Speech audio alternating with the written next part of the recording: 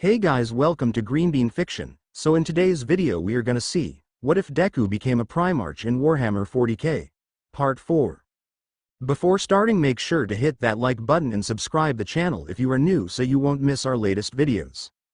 This story is Deathwatch of UA by Creed 19XX. The morning sun rises once again in a new Japan as Izuku slowly wakes up from the events of last night to see his beloved on top of him. Lifting her head up a little, he kisses her to wake her up as she slowly enjoys the morning kisses. Looking at each other's eyes, they never felt more in love and can't wait till we are wed. Izuku helps her once again after a night of fun as he carries her around all day doing chores, praying to his father and working on training with the class. As classes start again, they learn how they would make super moves and about the exams. For 2 weeks Class 1B works hard to get ready for the exams as Class 1A looks on jealousy knowing they won't be able to take the exams even with their protests. Either way, they always try to rush Class 1B out of the training grounds, so they get more training as the next top 10 heroes, but Aizawa always tells them to shut the hell up. He still wears his Phobos armor as it was comfortable as his hero costume and has helped him with his missions, completing them faster and finally getting the rest he needed. The day has come as Class 1B loaded the buses to head to the arena as Nezu decided to come along with his student Kota and Commissar Peter join in as well to see how their training went, as if any failed training will be hell for them when he gets their hands on them. Sadly, Sister Nida couldn't join as she was leading a campaign joining Brother Russ and Angren. Aizawa decided to join because he supports his nephew and his class and actually wants to see how they will handle the test and the Arriving at the center all night and midnight, we're there with little Hina as she dashes towards Izuku. Hina, big brother, jumps with power to hug him. Izuku, hi, gets tackle and falls back holding on to Hina to make sure she's safe.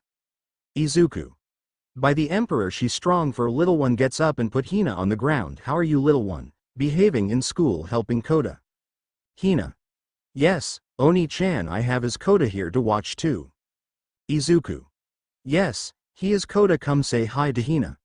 Kota came up and look at Hina waving towards her as she rushes him as well, hugging him tightly. It was a cute moment, especially when the parents were taking pictures as Abara started to send them to her parents to show the cute moment. Vlad King, alright class, this is where you prove to the fakes here that you all have what it takes to be real hero. Most of the people here won't make it past the next part of the test, but I know you all will, and I have my faith in you all. Vlad King, so, go out there and show them what UA is all about and what the Emperor and his people training has done for you all. Class 1B. Yes sir, Commissar Peter. And if any of you fail my expectations to get a license or make it past the next part, I will take you to Krieg myself and make you walk the radioactive field without protection. Do I make myself clear? Class 1B. Shaking in fear, yes Commissar Aizawa. Vlad, can I have your class? At least they listen and actually care about being heroes. But at least there one good thing about this. Vlad King. And that is, Aizawa, she not here, she won't be here to ask me that dumb question. Who not here, my sleeping prince? Aizawa looks stiff as he slowly turns around and see the one person he didn't want to see here, the person he hates more than anything in the known universe, the one and only pain in his ass, Miss Joke. Miss Joke. Hi eraser head, marry me. Aizawa. No Miss Joke. Ha ha ha, you're funny for real, marry me. As they continue their yes and no situation, Izuku knows how much Aizawa doesn't like Miss Joke, so he already had a plan for this as he looks at Kota and gave him a nod. Kota understood and went right up towards both of them. As they stop and look, Kota went towards Aizawa and asked to be picked up. Doing as he said, Kota turned and looked at Miss Joke. Kota. Dad, who is this lady and why does she bother you? Aizawa was confused at first in the look at Kota's eyes as he winks, giving him sign of to keep it going. But Miss Joke was shocked and surprised to see him with a kid. It made her drop her demeanor a little, or wondering. Class 1B was turn around holding in their giggles as All Might and Nomori was also hiding their chuckling. Aizawa. Well, son, this person uses to be a work partner for since our jobs were next to each other, but once I took the job at the school I stopped working with her. She also trying to get me to marry her even though we have your mother. Miss Joke. You aren't serious, though he was those two kids, points to Abara and Izuku. Aizawa. Putting Kota down and covering his ears, tactical ruse, bitch. Now I suggest you leave me and my kid alone before we have to get his mother involved. Both of them begin to walk away as the class makes their way towards the stadium to an empty room to gear up. Aizawa came up to Izuku and thanked him for that as Abara said she had a video ready in case with the help of Sister Nida to put her in her place. Koda agreed to be his son for the duration of the exams to keep Joke away, and in return the family will go to Disney World Japan for a day of fun. As the class went into their room, a warp gate was open as Izuku and his class stepped through gearing up for the test. Each member was put into their respective armor Bakugo in his new custom salamander armor which works perfectly for his quirk, the girls in their Sister of Battle armor ready to bring the Emperor justice. The boy wearing their Katachan armor and new dog tags they had delivered by Sly himself. Tetsu was about to make his armor till a priest stopped him and brought him near a station. As he forms him armor, the Mechanicum priest began their prayer as he was also attached with new and improved arms on his pack. Everyone stops and look at him, see him in his armor. Tetsu look at himself, seeing the mark of the iron hands on his pauldron showing that he has been accepted to their rank, and on the other a clear one when Izuku ready to put his legion mark on there. Awase was ready for his armor to be put on as the priest did their prayers. He steps into the platform and watches his armor be placed onto him slowly. He begins his prayer as he being put in his armor and thanks his teacher, Izuku and the Emperor for this opportunity. In the colors of the Deathwatch, Awase now shines as chaplain for the class as they bow to him to give him the respect of his rank as Izuku looks at them all happy for how far they have come. Taking his legion mark, he walks towards Tetsu putting the mark on his other pauldron to be the first Deathwatch Tech Priest of Earth. For Awase he gave him a custom mace for his rank as he swung it around, seeing it was light but heavy at the same time. He thanks Izuku as he grabs his banner and walks back through the warp gate. Entering the room again, they make their way towards the others so they may hear the announcements of how the test will go. Other schools saw them and was afraid in their eyes. They didn't know this class of UA was going to be here. As the director explained the rules and how many people were going to only pass the test, everyone was nervous and scared, except for the class as they gathered together to plan for event. The director left as the countdown began without anyone noticing. The test has officially begun as in the stands they watch. Miss Joke. Hey Aizawa, divorce that women and marry me. Aizawa. If you want to die, please continue, my wife won't hold back on you and kill you. Miss Joke. Haha, you're a jokester. But now did you Vlad told them about the crushing of UA? It's sad to see that your class will be taken out easily. Vlad laughed at her statement and her stupidity. It made Nezu laugh as well. All Might and Nomori look at Miss Joke as she was stupid. Vlad. I didn't tell them anything, they already knew what was going to happen and planned it out. Looking at the arena, she sees her class and other schools ready to attack. As they began their assault, Sen uses his quirk making a dun around the class, collecting all the balls that were thrown at them as Izuku and Reiko uses their psyker powers to hold the balls still as Shota use his quirk on each of them. Izuku. Unleash the Emperor Might on them, brothers and sisters. Izuku and Reiko let their power goes as the balls go at double their speed, hitting some of the other students, knocking them out of hitting them back far. Class 1B rush forward, heading to different areas, letting the slaughter begin. Izuku rushes towards one way as the girls split into two groups. The boys split into three groups heading towards different areas as everyone in the stand was shocked by what happened. Miss Joke. I don't understand what happened, they were supposed to be slaughtered right out the game. Vlad. Maybe Class 1A would have no offense Aizawa, but my class has been trained by a warrior with 10,000 years of experience, and the commissar right here, their training has been brutal, and they have learned how to handle a situation like this. Commissar Peter. Couldn't have said it better myself, the hours of drilling, artillery shell dodging, fire from tanks help them improve their strategies, thinking factors to an extreme letter, observe some of the guys of the group. Miss Joke looked down at the arena again as she spotted one of the groups. Jirota charged with a shield, taking the attacks like it was nothing before grabbing one of the contestants and slamming him before crushing him with the shield as Hiryu uses it as a springboard, covering his body with dragon scales and fighting off two others, beating them with brutality and ease. Tagaru came out from a different side as he slashes at people, scaring them as they were cut before a shield hit one of other people hiding, trying to get a sneak attack him. Jirota, Hiryu and Tagaru look at each other, tagging to be heard the announcement they were the first to pass. Inasa Yorashi, a student from their rival school from the west known as Shiketsu High School, was in an industrial area as he notices a group of people on the ground watching him and ready to aim at him. He began his attack. Using his attack, he began to quickly make a tornado cover the area, taking all the test balls, But he didn't notice the items that he also gathers were creating a shadow surrounding him. Hiding in the corner, Juzo, Kojira, Manga and Shihai were all gather. Juzo. So how shall we handle this? Shihai. The wind guy the first can get two thanks to the shadows. Juzo soften the ground to trap them and Kojira glue the tornado. Manga, you provide cover with your quirk as we all move up. Kojira. Very well Juzo, let us begin. Manga. Let me give us cover with some wind of my own, steps out and says whoosh. As a huge gust pick up, it threw Inasa off balance, a little distracting his as the other commenced their attack. Juzo began to soften the whole area as Kojira jump on a pair of stairs, shooting his glue into the tornado. It travels quickly where Inasa hands were caught together in it. Juzo, Magna and Kojira work on the contestants' trap in the glue, tagging them to pass as they waiting for Shihai to do it. Travel in the shadows of the debris Inasa pick up, he bounce in and out of it with speed and accuracy, reaching towards Inasa and axe kicking him towards the ground.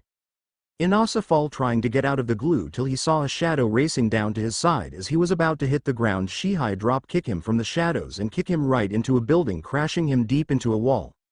Shihai walks slowly towards where he crashes with his knife ready, as in the stands someone was shouting, "Hey, you need to stop him before he kills him and eliminate that person, he trying to kill these students." Everyone in the stands look at that person. It was a teacher from Shiketsu saying these things, or Vlad was about to get up to go talk to him. Commissar Peter told him no, as he would handle it. Walking towards the men, he looks and brings the fear of not just Kami but all of Krieg itself. Silencing him, they all witness Shihai tap his buttons, eliminating him from the exam as their group has passed and went towards the rest center. For the girls, as the split Abara, Setsuna, Kanoko, Yui, went one way as they noticed they were being followed by a group from a different school. CI Academy was another school that was in the exams, as they believed they had trapped the girls and began their plan with their leader Seiko leading them. They believed victory was in reach. As they closed the door in the building and tried to seal it, Abara made a hand signal as Kanoko charged towards the door with her power sword, slicing it before kicking it, knocking down the girl who was wielding the door. As the girl was about to get up, Kinko grabbed her head and knee her face and was then kicked back by her. The other girl was slowly getting up until she had a mushroom thrown at her face, paralyzing her. Kanoko tagged her out as she saw another person taking them down with ease and tagging them out, passing. As the rest of the girls were in the building moving through it, Yui spotted someone from across as she was about to fire something. Yui. Abara, we got a sniper on the other building. She got support, I'm going after. Abara. Go on sister, do your thing. As she heard that the person shot something at them, but with Yui reaction time grabbed the item that was shot, not feeling any pain from the electric charge, and threw it right back towards the person while using her quirk on it to expand it. The said sniper saw her attack, tried to run and was grabbed by one of her classmates with tentacle arms, but the attack hit both and shocked them. Yui, using a jetpack to fly over, came down crashing into them, sending them through the floor as she continues her assault. The girls tried to defend themselves, but they were no match for Yui as she defeated them with ease and passing to the next round. Back in the main building, Psycho was shocked to see her master planning be ruined by this group, wondering why they aren't falling for the traps. That though would have to wait though, as Psycho didn't expect Abara and Setsuna bursting through the door she was protected by as she saw the other girls trap in Abara hair. Psycho. No, my planning, how it could fail so easily. I will not let you guys pass. Tries to attack them. Setsuna. Catches her arm. Nah, you just trash girl, no skill, only using others to your advantage, that's why you fail. Throws a right hook, knocking her out. Abara and Setsuna look at each other and eliminated the girls one by one, knowing their group had passed now and was wondering how the others were doing. To Reiko group with Pony and Itsuka, they had defeated a group of students from another school with ease as Reiko used her powers to hold them and Pony and Itsuka knocking them out with ease, getting their past. To the boys of the second group, ambushing some of the Ketsubutsu students with flashbangs, confusing them. Sen then used his quirk to create a dun around them so they couldn't escape, while Kosei, Shota, Toguru and Awase ran through the dome and beating the confused students up. Seeing all of them knock out, they tag them and pass. Tetsu, Bakugo and Tokiyami had a unique fight as they saw students from different schools turn into meatball-looking things. Looking up, they saw the culprit as someone from Shiketsu school. Tetsu making a quick scan of him informs Bakugo and Tokiyami his name and about his quirk, as Bakugo had one way to end this. Feeling the smirk under his helmet, they jump back as Bakugo launches canisters towards the student. While doing that, his hands signed telling the guys what to do as they understood and moved. Seiki. Typical from a hothead like you, thinking your firepower could do anything. Using his quirk, he caught the canister but noticed it was smoke coming out of them, confusing Seiji. The smoke covers the area. Using the cover, Tetsu threw grenades down as Tokiyami is in the shadows. Bakugo using his quirk jump in the air, aiming towards the ground, firing one of his new canisters. As it made it, was Seiji finally got out of the smoke and saw they disappeared till he was hit with multiple impacts. Bakugo smirked knowing his new canisters work as he witnesses Senjin fall over from the impact of small shell hitting him, knocking him out, and his quirk began to reverse, ready for the second part. Other contestants that were happy to be normal again look at Bakugo ready to attack as the grenades went out, shocking the group. Their screams signal a blinding attack from Tokiyami as he knocks each out so the boys can pass. For Izuku and his battle, it wasn't really a fair fight as the remaining Ketsubutsu students were basically being held by his psyker powers and being thrown around into debris, damaging them. One of the students known as Shindo struggled to get up, but Izuku put more pressure on him and kept him down. Though he uses his quirk on him, it didn't affect Izuku at all as he was tagged out with the others, making all Class 1B passing. In the stands, Miss Joke had a face of shocked seeing her class eliminated with ease as Kota and Aizawa was laughing. Vlad was proud of his class, though he looked over to the commissar looking at his watch. Commissar Peter. Looking at a stopwatch, 7 minutes flat, they could shave off the 2 minutes. Vlad. Oh, come on Commissar, they did passed in the end, but we will work speed. Commissar Peter. Very well, but yes, they all did excellent strategy-wise and power. Miss Joke. Well, looks like my class didn't make it, but I can still be a winner if you marry me. Aizawa. Denied, as I told you I'm happy with my kid and her, so back off. Miss Joke. Come on, I can make. What no one expects was a portal to appear and a blade near Joke neck. Slowly turning, he saw the woman in question with blood on her armor and blade. Sister Nida. I suggest you leave my husband and child alone before you become another stain on my blade. Commissar Peter. Sister, how is the battle for the world's going, killing many heretics? Sister Nadia.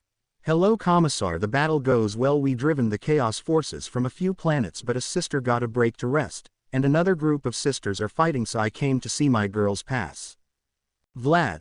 The please sister join us, sit next to your husband, turns and chuckles a little. As sister was told what happened, she was proud of her girls and Abara leading them. Looking at Aizawa, he silently said thank you as Kota did as well. As they grab some food, we go back to Izuku and his class as they prepare for the next part. Izuku. Abara. What are you thinking about love? Izuku. I believe I know what the next part of the exams will be, and I have a plan. The class gathers and some of the other examines gather too to seeing a natural leader in play. Izuku. Reiko, you and me will lift all the debris then for months pieces to look like a small fortress. Izuku. The injure will be inside the middle part where whoever has long-range quirks will help defend them on the wall with some of the sister. Abara. Pony, Yui, Setsuna, you three along with others will help the injure and protect them. You, Setsuna, Pony, yes mistress. Other examines, yes madam. Izuku. Good Tetsu and Awase, I'm bringing in something for you two to get in, you will hold the fortress gates and provide cover fire. Izuku. Mid-range quirk uses, you will be them on the second gate and in front protecting it. Awase. Tetsu. Yes, Lord Izuku. Other examines, sir, yes sir. Izuku. Everyone else will join me in the front holding the first line. Kendo Bakugo, take the left flank with some hitters. Kendo Bakugo. Yes lord. Izuku. Kanoko Tokiyami, take the right, hold them with your mushroom and take some heavy hitters with you. Kanoko Tokiyami. Yes, Lord Izuku. Izuku. Reiko, once you're done helping me, join Tetsu and Awase, and guys, you know your quirks well, join the lines where you see fit. Reiko, Class 1B boys. Yes sir. Izuku. Abara, you and me will hold the center with who left, together we shall face what comes our way. Abara. Yes, my love, let us prepare. As the room began to go into groups, some were hesitant, but Izuku talked to them and convinced them. The bell goes off as everyone gets ready to move and position themselves. The announcement came in as they were to recreate the Camino Ward incident. Though there were no people trapped during this time, they added people to help. When the bell goes off, Izuku and Reiko step forward looking at each other and using the power of the warp to lift all the rumble as the plan starts. In the stand, the teachers and staff were amazed by what was happening as they were seeing two people lift everything and everyone else was doing rescues, bringing them towards an area. Slowly they spotted Izuku and Reiko forming the scrap into a fortress as the boys and others helped bring pieces to place. Awase and Tetsu began to seal the pieces with the help of Kosei using his quirk to make the pieces stay in place. Awase weirded them as Tetsu made sure they were sealed perfectly. The mid-range uses got into place on top and in front of the gate as Izuku has call in his special items gifted to him by his family. While the girls were patching up the injured, others were as well learning from them to get a better understanding what to do in these types of situations. Vlad, I've never been prouder of my class. Working with you Commissar and sister was great influence for them. Aizawa, I wish my class had this way of learning and being heroes, but I bet you they would be stupid and do irrational things. Commissar Peter, I can make their life hell if you like for me Aizawa. Aizawa, it wouldn't work, they just don't understand. Keep working with Vlad class, the future heroes of Japan. Back in the arena, two warp portals opened near Izuku as two special Derdio dreadnoughts came through the warp gate station right near the gates of the makeshift fortress. Izuku, Tetsu get in them, the left one, it's from Ferris just for you Tech Marine of UA Deathwatch and of the Iron Hands. Awase the right one, my personal one my family gave me, take care of it and prepare to fire the rockets pods on them, we are giving the villains a special gift.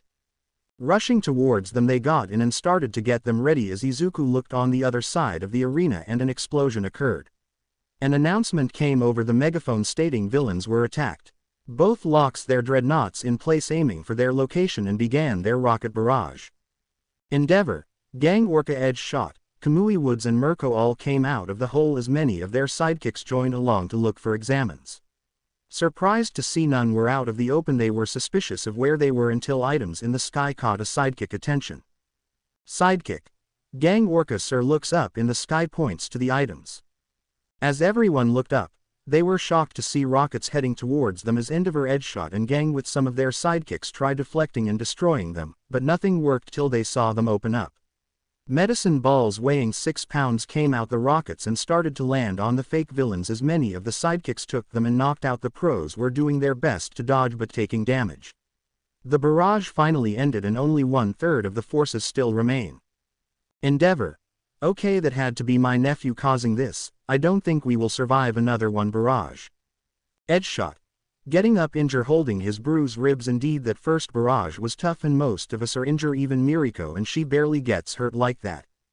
Mirko, struggling to get up cause her legs are bruised up, I'm fine, just caught off guard, her ears rise up, oh no.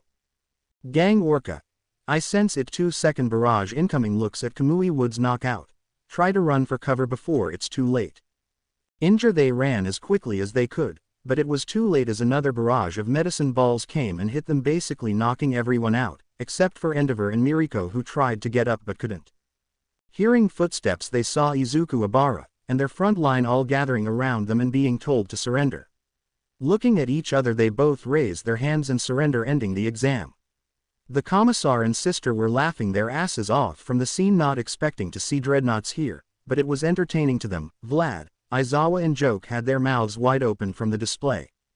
All Might and Nimari were surprised but impressed by the plan as it saved lives and protected them as well, while Hina and Kota celebrated their dad-brother victory. As the heroes were being gathered, the dreadnoughts were taken back to Mars as apothecaries came and helped heal the heroes injured and given them a small boost to wake them.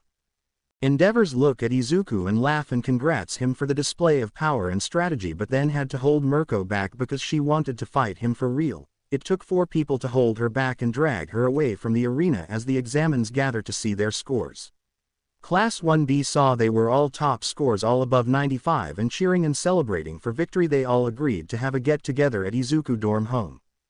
Vlad was in tears to see his class grown and allow the party, which he will join as Aizawa the commissar and Lady would join before she had to go back to the warfront.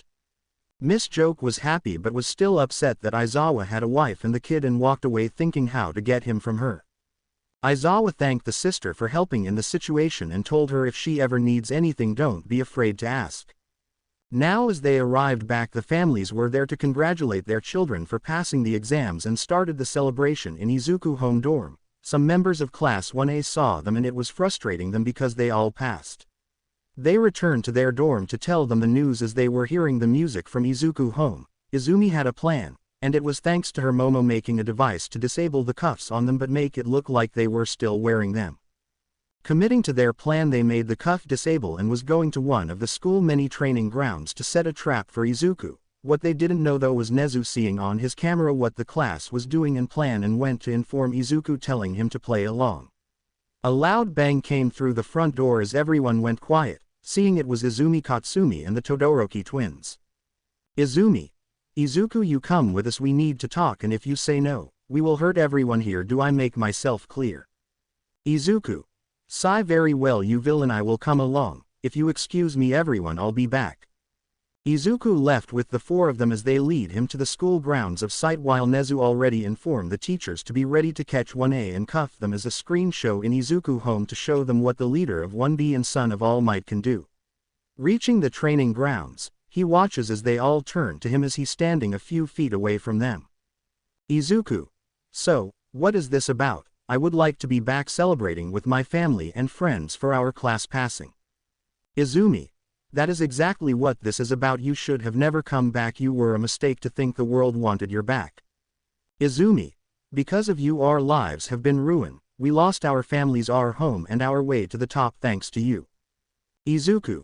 You could had just treated me like a normal person, instead you all decided to bully me. Not my fault. You failed to hide the fact you are villains. Shoto. We are not villains, we are real heroes, and when we do become, we will make sure that everyone is under our foot. Sakura.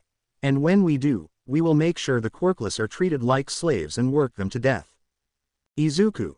They are not slaves, they are hardworking people like me and my class, and that is why they are being recruited for the militarum here on Earth. The commissar will have new recruits, and they are all willing to join so they can have a better life than what the country has given them. Izumi. No. They are a waste of space like you were, and now you are here. We will make sure you understand that, and once we are done, we will make sure you can never be a hero again and a slave to us. Katsumi. Sakura. And a breeder so we and the other girls can have many kids with you. Izumi. And now that you now Momo now. Momo from around the corner shoots a dart towards Izuku, hitting him the neck as three more came and hit him as well.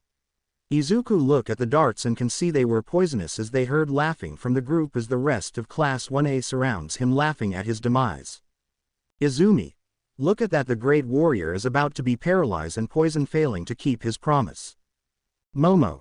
That poison dart frog should be affecting him as well as the red lionfish venom. We will have him under our control in a few minutes.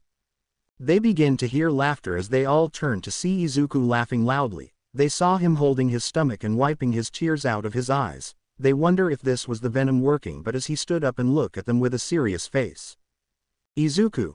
Man, if I was a normal person this would have worked on me, but being a Primarch and having 5 different gene seeds, there one thing I love about it. Izuku. Due to that toxins and poison barley work on me, so your attack means nothing. Momo. There no way that's possible, you are lying. Shoots more darts at him. Izuku takes them and laughs right at her for thinking it was going to work while pressing the hidden headset. Izuku. Uncle, did you get what you want? Nezu. Indeed, nephew, you have permission to take them out for capture. Izuku. Understood, uncle. Izuku. Looks like I'm ordered by uncle to capture you all for punishment due to him seeing and hearing everything. All of Class 1A had their eyes open wide as they were tricked by this peasant, and for that Katsuki launch right at him, launching multiple explosions at him. Izuku stood there tanking the damage as it tickles him a little. As she was to launch another attack, Izuku grabbed her arm and snapped it in two, making her scream in pain before punching her and breaking her jaw. Seeing this, all of Class 1A attack as Izuku spread his wing and flew up, dodging their attack. Izuku. Foolishness, all of you trying to attack me, I will take you all down. Uses warp gate to have his father hammer drop into his hands. Izuku. Father, I'll be using your weapon to take down these heretics for punishment. In Izuku dorm home, All Might told him through comms to go ahead as everyone was ready to watch the show. Izuku drew his power into the hammer before flying down and slamming the floor, sending a shockwave that made everyone fly back. Kirishima, Ojiro and Shoji got up first and charged towards Izuku as he charges back. Ojiro jumped into the air swinging his tail to strike him, but Izuku caught him and swung him around, smacking Shoji, throwing them into a building. Kirishima continued his charge and struck Izuku in his chest but felt his hand in full pain. Izuku looks down seeing the failed attempt as he grabs Kirishima by the head, slamming him into the ground. Though he hardened, the pain was too much, but Izuku wasn't done as he grabbed him, threw him into the air and smacked him with the Warhammer, sending him into the same building as it broke and fell on the three of them. Shiro and Shinso saw what happened and with Sato help they charge next as Shiro and Shinso use tape and their capture weapon to try to Izuku in place. Sato ate a ton of sugar to bulk up. Izuku taking the punches look at Sato unimpressed as he Spartan kick him away, crashing him into a guard rail. Izuku then pull on the tape and capture weapon, bringing both towards him as he rushes forward, clotheslining them. As they groan in pain, he grabs them and smashes their skulls together before throwing them towards Sato, breaking the guard rail, knocking them out. Ilda, tired of the rule-breaking, charge forward with his quirk ready to kick him, but Izuku dodged each attack with ease. Denki began to charge himself to unleash a power attack as Aoyama fired his laser to help Ilda. Izuku dodged the laser as he catches the kick from Ilda and put him in front of him as Denki launches his attack, shocking Ilda with 3 million volts. Ilda's screams filled the air as he was being shocked till Denki finally stopped and was in his dumb stance, but Izuku lifted up Ilda and slammed him on his knee, breaking his back, letting him go. He round kicks him toward Denki as the force of the impact destroy his ribcage. Looking at the rest of the class, they were shaking in fear. Izuku, if I was all of you, I would surrender now before things get worse. Izumi, now we will win this. Takes out a vial, this will help us for sure. Izuku saw the rest of the class take out the same vial as he notices it was the same thing Uraraka used during the sports festival. Before they could use it, Izuku brought it to them and smashed all of the vials on the floor. Seeing his anger rise, Izuku rushes towards Aoyama, who tried to run off the building he was on, but no hope as Izuku appear in front, smashing the Warhammer against his chest, using the momentum to swing him and smash him into the building, breaking it. Flying in the air, he looks at the girls and the rest of the idiots as he lands near them. Izumi and the other surround him as his eyes are close. Izumi looks at the other, nodding as Momo started to create an assault rifle to cover them. Katsuki started her attack with Shoto and Sakura using their fire and ice at the same time. Feeling the attacking coming, Izuku spread his wings with a huge gust of wind, canceling their attack. Seeing this, Shoto cover his arm in ice as he charges towards Izuku, launching a strike at him. Izuku took it without flinching at all as he grabs Shoto's arm, snapping it in two and kick his knee in, snapping it the wrong way. His scream of pain was stopped with a strong punch toward his jaw. Hearing the snap of it breaking, he fell back, hitting the ground, knockout. Everyone began to move back slowly, seeing that they were no match. Suddenly he was being pelted with gunfire by Momo. Looking at the direction, he begins to build up a small amount of warp energy in his hand as she fires an RPG towards him. Moving his body slightly to the left, the rocket went past him. As she tries to reload quickly, he fires. He launches his attack towards her as she is shocked. Her scream fills the air as the rest saw her twitch from the attack before falling over the building, landing hard on the ground. Looking at the few that remain, he lifts the Warhammer in the air. Izuku, it is time that I finish this fight as this has gone long enough. Izuku, you heretics will learn the true meaning of a Primarch. Izumi, stop him quickly, kill him before he finishes. Izumi and those that remain all rush towards him to stop him. But it seems to be too late as he swung his hammer, hitting the ground. They felt the ground shake before being engulfed by lightning. The screams of them filled the air as everyone in Izuku dorm was amazed by his power. He strikes the ground again, hitting them with more as they are now begging for mercy, but Izuku does not give. He must punish them for their transgressions. That was until the mic in the training grounds went off. Nezu, I think that is enough, nephew. They seem to learn their lesson. Izuku, stop mid-swing. Very well, uncle, I'm sorry about the damage, I can fix it up. Nezu, nonsense, we got bots for that. Come on back to your dorm so we may continue to celebrate. Nezu, medical bots will take these fakes to medical room where they'll be handcuffed. Using a warp gate, he arrives back at his dorm as his family cheering on the display for how the fight went. Abara went up hug him right whispering to take her tonight. Izuku blushed but went away as Hina and Koda tackle him into a hug saying how awesome and cool he was. Koda said he wants to be like him so he can protect everyone and for all those who are hurt. Hina went up to Abara asking her to train her when she older so she can do the same.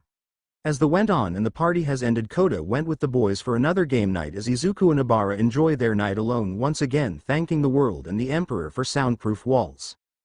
A few days have passed since the fight as Class 1B continues their lessons and getting ready for what to come's. Class 1A's story was different as they were to be on house arrest till they graduate with new cuffs that Izuku made and has safe proofs in anyone trying to temper them.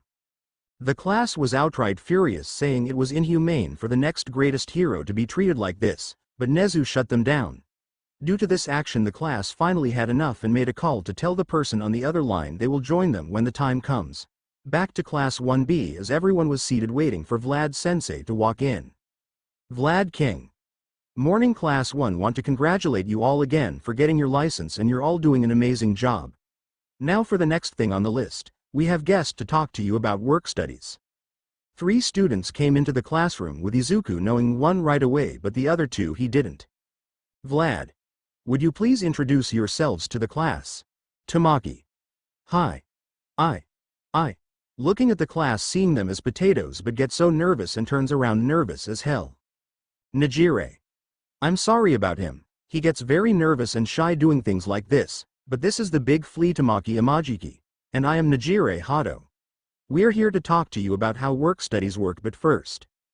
As Najire began to look at everyone and ask them questions about their quirks the class looks at her and was like really, she is being like this instead of talking to us. Mirio decided to step in and tell her to stop. Mirio. And I'm Mirio Tagata. We have heard amazing things about your class and was excited to meet you. Hello Izuku, how you been? Izuku. Fine Mirio, how is Uncle? Hope you haven't been causing him trouble. Mirio. He fine, he actually happy about your men walking around the streets, they've been working together solving crimes, but beside that I want to test your skills so I will face all of you in battle. Class 1B didn't have a shocked look as what they were expected. They gave the 3 an evil-looking grin, especially Izuku as Mirio noticed and got nervous. An hour later as the class reached the gym, they were ready to face the big 3 as Izuku stepped up in front of his class ready to give them orders. Mirio. Now then, time to show you guys power disappear into the ground. As the class waits, Izuku does hang signals informing the class the plan as they begin to execute it. The class begins to make a circle around each other covering each other back as Abara and Setsuna does their part. Setsuna breaks her body apart, so they have full coverage on the field as Abara and Tetsu begin their part. Tetsu using his mechanical arms stamps the ground around the circle with dampers to throw shockwaves into the ground, as Abara send her vines through the ground spreading it out through the field. Mirio seeing this rush to get out of the ground as the dampers shot a shockwave through the ground stunning him. Jumping out, Mirio was stunned for a few before he was punched by Awase with Shihai sending him towards the ground as Jirota tried to slam on him. Mirio quickly went beneath the ground again before but felt the pulse hitting him forcing him up again. Pony transform into her minotaur form grabbing Shota. Together she slams him towards the ground watching him bounce a little before being pelted with marbles with double the power in them. Mirio gets up slowly and looks at his classmates. Mirio. Hey guys, I might need your help with this. Najire. Alright, let go Tamaki. Tamaki nervous turns around saying he wants to go home but reluctantly joins taking out meat from his pocket. He eats it turning his lower half into a horse and charges towards the group. Eating another thing, tentacles grow on his arms ready to grab some students till he felt something sticky on one of his hoofs. Looking down he see a pile of mushrooms release some type of spore as glue was all over his legs. It was hard for Tamaki to move as he struggled and trip on his own legs making him fall to the floor. Bondo shot more glue towards Tamaki as Kanoko used more shrooms to paralyze him basically knocking him out. Najire was having trouble herself as Izuku had sent Bakugo, Tokiyami and Reiko after her. She was dodging exposing and canister going towards her flight path while Reiko shot Psyker Blast at her. She was getting tired fast till a canister hit her making her land into multiple bouncing her around. Reiko shot warp lighting from her hand shocking her making her fall to the ground right when she was about to recover. Tokiyami strikes her. Tokiyami. Abyssal strike slashes her. sending her crashing into the ground hard as Bakugo shot extra canister exploding the area she was in. All three of them landing, they saw her knock out and turn towards the center, seeing Izuku ready to fight Mirio. Thanks to Ibara and Tetsu, Mirio has been injured by almost everyone except for Izuku as he begins to charge towards Mirio. Mirio, still confused and dazed, saw him coming and tried to dodge, but he wasn't fast enough as he punches him in his chest. Mirio gasped for air as was surprised by his speed while taking a roundhouse kick towards his face, sending him towards the wall. Seeing his friends knock out, he surrenders. The class cheers for their victory and teamwork as they heard clapping behind them, all going pale as the commissar was there. Seeing fear in the students, he begins to clap and saying very good job on them. All still hesitated to know the wrong move will make their punishment worst. Commissar Peter. Very nicely done, but you spend over 5 minutes on this battle. I will not accept this. We will be working on speed starting tomorrow at 4 AM, but for now congrats. Now Vlad, you may continue on their lesson. I need to fuel the tank for tomorrow. Vlad and the class all look scared, knowing one thing's tomorrow was going to be where maybe they will join the Emperor's side, while Izuku was laughing seeing this but stop when Ibara punched him on the side. With the lesson over and the big three recovering enough, they were able to explain work studies towards the class as Tamaki came up to Awase, Tetsu and Shishida, inviting them to Fat Gum Agency. Najire invited Ibara, Kanoko and Setsuna to Ryoko Agency. The rest asked if there was a way to go back to training in the other universe. Commissar Peter walked right back in and told them yes, but they will be going to a new battlefield where they may not make it. They boys all look at each other and agree as they would call their folks and tell them. Commissar agrees and make preparations for their trip. The girls wanted to head back to continue training with Sister Nadia, and Vlad agree, asking the commissar to help him as well, which he agrees. Mirio got up and walked to Izuku and offer him to come to his uncle. Izuku agree, and so their next step towards being heroes begins as something in Izuku's mind is telling him he will gain something important soon and he will bring the gates of hell to someone.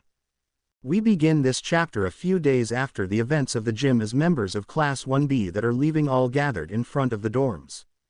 Their parents were there giving them hugs and kisses, wishing them luck and to stay alive, as well as snacks to share with the men to where they are heading. Ibara gave command of the girls to Itsuka as they are leaving to join Sister Nadia on the field to train, while Izuku told the boys to listen to the commissar. They will be under no circumstances to disrespect him at all. What was interesting was that the number 2 hero now came swooping in and landed in the schoolyard as Tokiyami went next to him.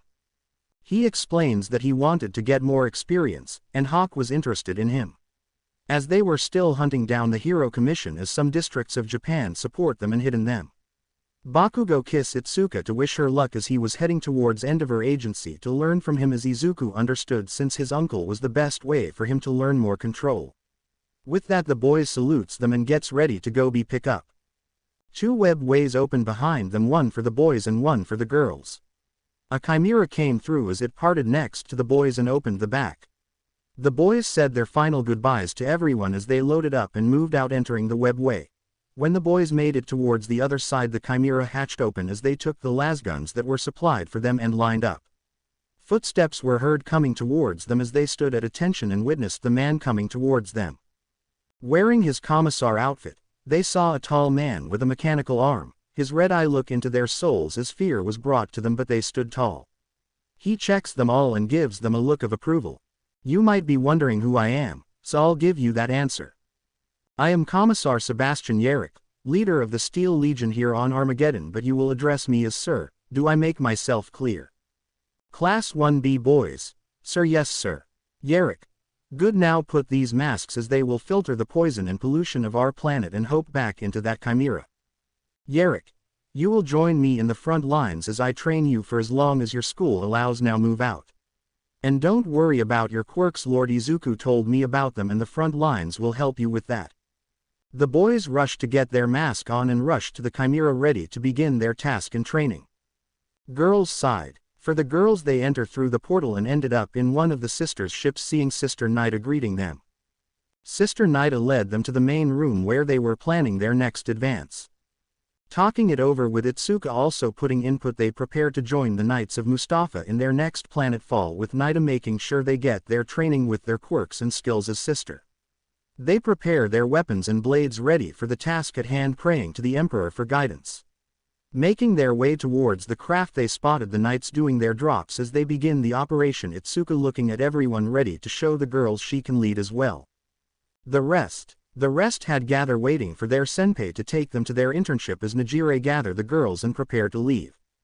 Abara gave Izuku a kiss before she headed off with the rest as Tamaki came next to lead the rest of the guys towards Fat Gum Agency.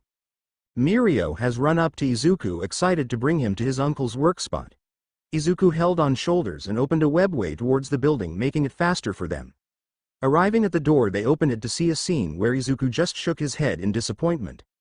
Bubble Girl was tied up on a machine being tickled as Night Eye was reminding her what this agency stood for before turning around see Izuku and Mirio. Izuku. Size same old uncle, never change uncle. Night Eye. Sorry you had to see this, Izuku, but your aunt here forgot about the motto of the company. Izuku. Should I come back at a different time so you can continue or not? Night Eye. No, you're right on time. Mirio, take her to the other room with Centipeder so she can rest while I talk to Izuku. Mirio helps carries Bubble Girl while spotting a small blush on her face, which Izuku did notice. Izuku walks in with Night Eye talking about what's been happening in the last few months. Night Eye explains how they were working on the case about how the Yakuza group known as the Shi Hasaikai are trying to make a comeback and how it's rumored they were working with the League of Villains. Izuku was worried as the Yakuza were supposed to be extinct due to how quirks affected everyday life, so hearing this he was ready to face the challenges ahead. His uncle took out the form and pressed his stamp on it, signing him up for the agency, and was informed to come back a few days later. Izuku thanked him and told he will be ready and asked the guardsmen to help collect info to bring to him. Few days later, a few days have passed as the internship was in full swing in the Warhammer universe. The boys were doing well and holding their own against the orc menace. Jiroda and Togura were helping lead the charge, both taking down multiple orc bosses with their quirk and skill alone. Rin and the other were using their quirk well, giving the Steel Legion a better holdout against the mighty Wog. Some though they're Xenos that had been killed, but Yarick put the men in place and informed them if any are harm, he will execute them. But for now, the training and fighting been helping them to be the best of the best, so when they return, they will never hesitate in any situation. For the girls, they were in the brutal fighting alongside the knights, hand to hand using their quirks and weapons. They were making a reputation for themselves against the heretics. Slowly they were winning against the forces of chaos, driving them back. At one point when Itsuka was fighting, she would have been killed from an attacker from behind if it wasn't for Angren saving her at the last moment and killed the attackers. Back to back the sister and knights fought as one, showing no mercy to the heretics. Pony and Reiko were a big help as they were taking the fight to the heretics and chaos forces. Pony held her own using her horn cannon to tear through the lines and slice traitors with her axes. Her turning into a minotaur shocked the sister at first, but seeing her fight on the battleground, they were happy that she joined the sisterhood. Reiko was using her psyker powers, destroying the demons, sending them back to warp. A warp gate opened during the battle as Thousand Sun reinforcement joined the fray with Magnus leading them. Student and Master joined together once again and help in the battle, vanquishing the demon hordes. Itsuka shows what a great leader she was becoming, helping with planning to form a scout party to send ahead, showing the sister what a commander can do. Itsuka was happy with the praise but also thanked her fellow sister and her class as they were working hard training their quirks in battle to help Abara raise the next generation of sisters. After battle they were able to help the medics take care of the injured and help them as well get them back to camp. The guardsmen saw them as angels even though they're not from their universe. They were happy to see new angels be born in a different world. MHA world, the internships have been going well for our future hero. On Abara first night she had stopped too with gigantification quirks from fighting. Turning into her Celestine form, they were awed by her calming nature as they shrunk back to normal. Thinking they were going to be arrested, their heads were cut off as Setsuna and Kanoko came and burned their bodies with flamers. Ryuko was shocked by the display as the crowd were cheering for what they did. They were screaming out for the Imperium for their actions, but Ryuko was upset as this was not the hero way, leaving the cleanup to guardsmen. They counting on patrol, helping everyone they can from the smallest problems to finishing off villains. Returning to base, Ryuko let out her disappointment towards the girls, but Abara stopped her with her blade near her neck. Abara stood up for what her and her sisters did, and they were allowed a thanks to the International Hero Commission given them special license too.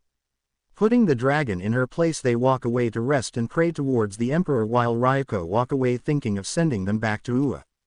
Najire had a different opinion as she saw what they were doing as a blessing for Japan and was planning to talk to them later on of joining their sisterhood. Tokiyami was having a good time with his as he and Light, Dark Shadow was keeping up with Hawk while in flight. They had a really good night as they found an underground base where 2 members of the old Hero Commission were.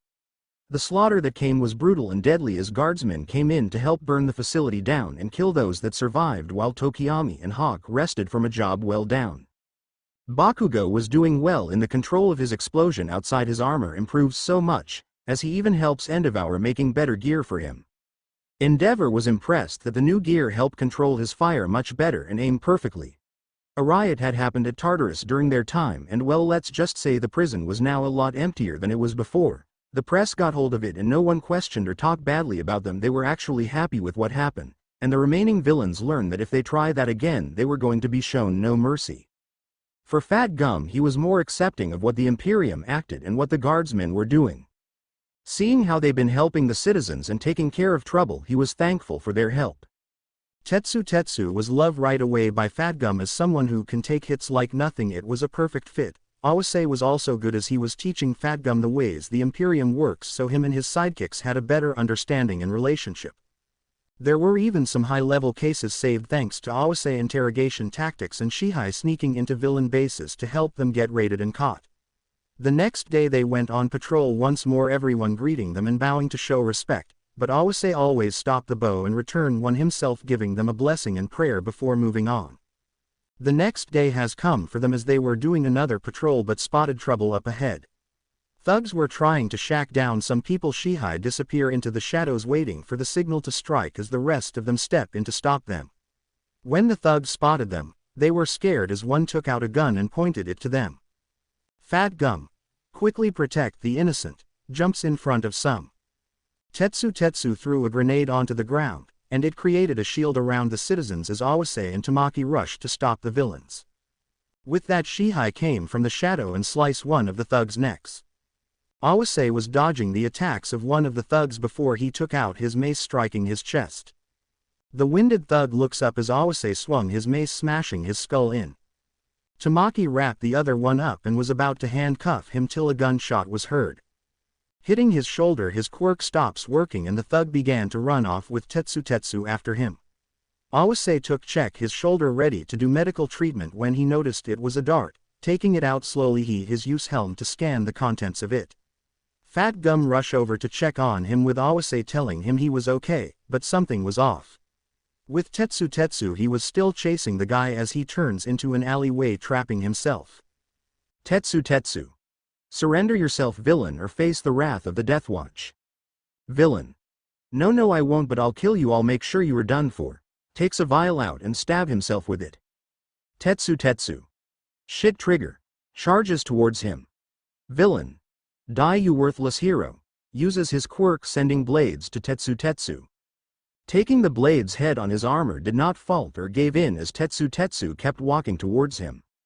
The villain seeing this became nervous as he pushes himself more, but it was for naught as his arms were grabbed. Lifting him in the air, a loud snap was hard as the villain's arms were snapped like a twig and twisted in way by 2 mechanical claws on Tetsu back. The pain was too much for the villain as he blacks out and was cuddling being dragged towards Fat Gum. Seeing the villain caught, people cheer for and praise them, but the group was worried for Tamaki. Awase. Brother, scan this with your gear. If my scan was right then we have a bigger problem. Tetsu. Very well, but first Tamaki, are you okay? What happened to your quirk? Tamaki. I honestly don't know. When whatever hit my shoulder it made my quirk stop and I still can't use it. Fat Gum. What you mean you can't use it? Tamaki. It feels like I never had one. The group was worried as Tetsu began his scan using his visor. Seeing the contents of what the bullet was made of, he grew furious as he was holding the will to crush what was in his hand. Awase came to him and got the info from one visor to his reading what Tetsu saw as he grips his mace, walking to the capture villain and grabbing his head. Awase. Where did you get this? Answer me or I will crush your skull with my mace. Villain. Please, I don't know, I don't kn. Feeling more applied pressure on his head, feeling the skull being crushed. Awase. Do not lie to me, you heretic. I will ask again, where did you get this from? Keeps putting pressure on his skull, crushing it a little. Villain. Aw stop please, I swear to Cammy I do. Feeling his skull about to cave his as he scratches and tries to get the grip loosen. Ah okay I brought it off from a guy in an alley. Villain. He said it would be a game changer, screaming in pain. It was a way for the Yakuza to come back in power, screaming louder from the pain. Awase. Thank you for the info, heretic, for that you may live. Awase takes a few steps away from before stopping, taking his fist swinging and hitting the villain straight in the head, killing him with a might blow. The villain falls down dead from the strike as the crowd cheers for what happened as Awase walked towards to report what the scan shows to Fat Gum. To say Fat Gum was furious about this, he told the both of them to head back to the office and start the paperwork as he takes Tamaki to the hospital and send a message to someone. They oblige as they begin their walk back while getting in contact with Izuku through a Vox channel to give him the details of the situation. While this was happening, Izuku at his internship was ready to go on another patrol with everyone. They decided to split up with Lemillion and Izuku in one team and Bubble Girl and Night Eye on another team. As they separate, they begin their patrols in the city with many people giving greetings to Izuku and his guardsmen saluting him and giving him reports about the area. A few hours go by as they continue their patrol around the area. Walking past an alleyway, Izuku felt a little bump on his leg. Looking down, he see a little girl about the same age as his son, but was worried seeing the cuts and the rags on her. Kneeling to the little girl, she seems afraid as he was about to do something towards her, but instead Izuku pat her head and lifted her up slowly. Looking at her through her visor, his specs were scanning her, trying to figure out who she was, but with nothing coming up he begins to speak. Izuku. Hello little one, how is you? Where did you come from? I'm sorry mister, please don't hurt me. Izuku. Why would I hurt a little snowball like you? Pats her head. Please don't send me back, don't give me back to the person. Izuku. Who little one, who you don't want me to give you back to? Please don't send me back, please, I don't want to be hurt again. Hearing this, Izuku hard drop as it reminded him of himself when he was this age. Looking at the girl, he put his hand on top of her head and rubs it, calming her down. But a voice came from around the corner in the alleyway. Eri, come out where you were hiding. As both Izuku and Lemillion look up, they spotted the person the voice came from, as Eri was shaking in his arms due to fear. Overhaul leader of the Shi Hasaikai looks to see Lemillion, but he froze in fear seeing the one person he didn't want to encounter. Looking up at the 7'2" figure, he was nervous and sweating bullets, especially seeing the little girl in his arms. Overhaul. Oh, it seems you have found my daughter, I'm glad. Nervous as hell. Izuku. I see. Bloodlust pointed towards Overhaul. Tell me why she has dirty rags on and these bandages all over her arms. Overhaul. Oh well, we were doing laundry, and you know how kids are, they injure easily. Shaking in fear. Izuku didn't like this at all. Seeing the sign of clear abuse, he was ready to fight him, but seeing him remove his glove, Eri spotted it and began to squirm out of his arms to go to him. Before he let her go, he secretly put a small tracker on her as she rushes back towards him. Lemillion look at Izuku and could tell that Overhaul will pay, as Overhaul wish them a good day and rush out of there, Eri in his hands. Heading back to meet with his uncle, he gave the report about what happened and to say his uncle was upset because they couldn't save the girl. Returning back to office, Night Eye and Izuku talk about the incident until Night Eye phone went off and Izuku Vox went off. Bo excusing themselves to take their calls. Izuku. This is Izuku, please speak. Awase. Lord Izuku, we have a situation and the heretics involved deserve to be eliminated permanently. Izuku. First, are you three all right, and second, explain Chaplain. Awase. We are finding my lord, but we have discovered that a group been selling quirk erasing bullets. Izuku. This is bad, thank you for the heads up, send me the info immediately. Awase. Very well my lord, but there one more thing, the bullets components you will not like. Izuku. Meaning, Awase. I'll send you the info in that. As the information came to Izuku, he looks it over on his Vox, he looks it over, reading it carefully as his bloodlust escape. To say Izuku was furious was an understatement. He was as angry as the time he fought Horus. Calming down, he asked his uncle if they will be a meeting about this soon, which he responded yes, in a few days Fat Gum and others will join us. Izuku nodded and began his trip back home so he may get in contact with his father to call in a special group and check on his classmates. Getting back to the dorms, he sees his beloved and Kota waiting for him. Giving them hugs, he asked them to follow them to his workshop, which Kota loves to go since he was learning a little of the forge. Walking there he spotted the pink-hair girl that hates him for what he is doing as she tried to get close to the workshop, but the turrets open fire on her, chasing her away. Walking towards the building, the turrets scan him and accept him and his family to go in.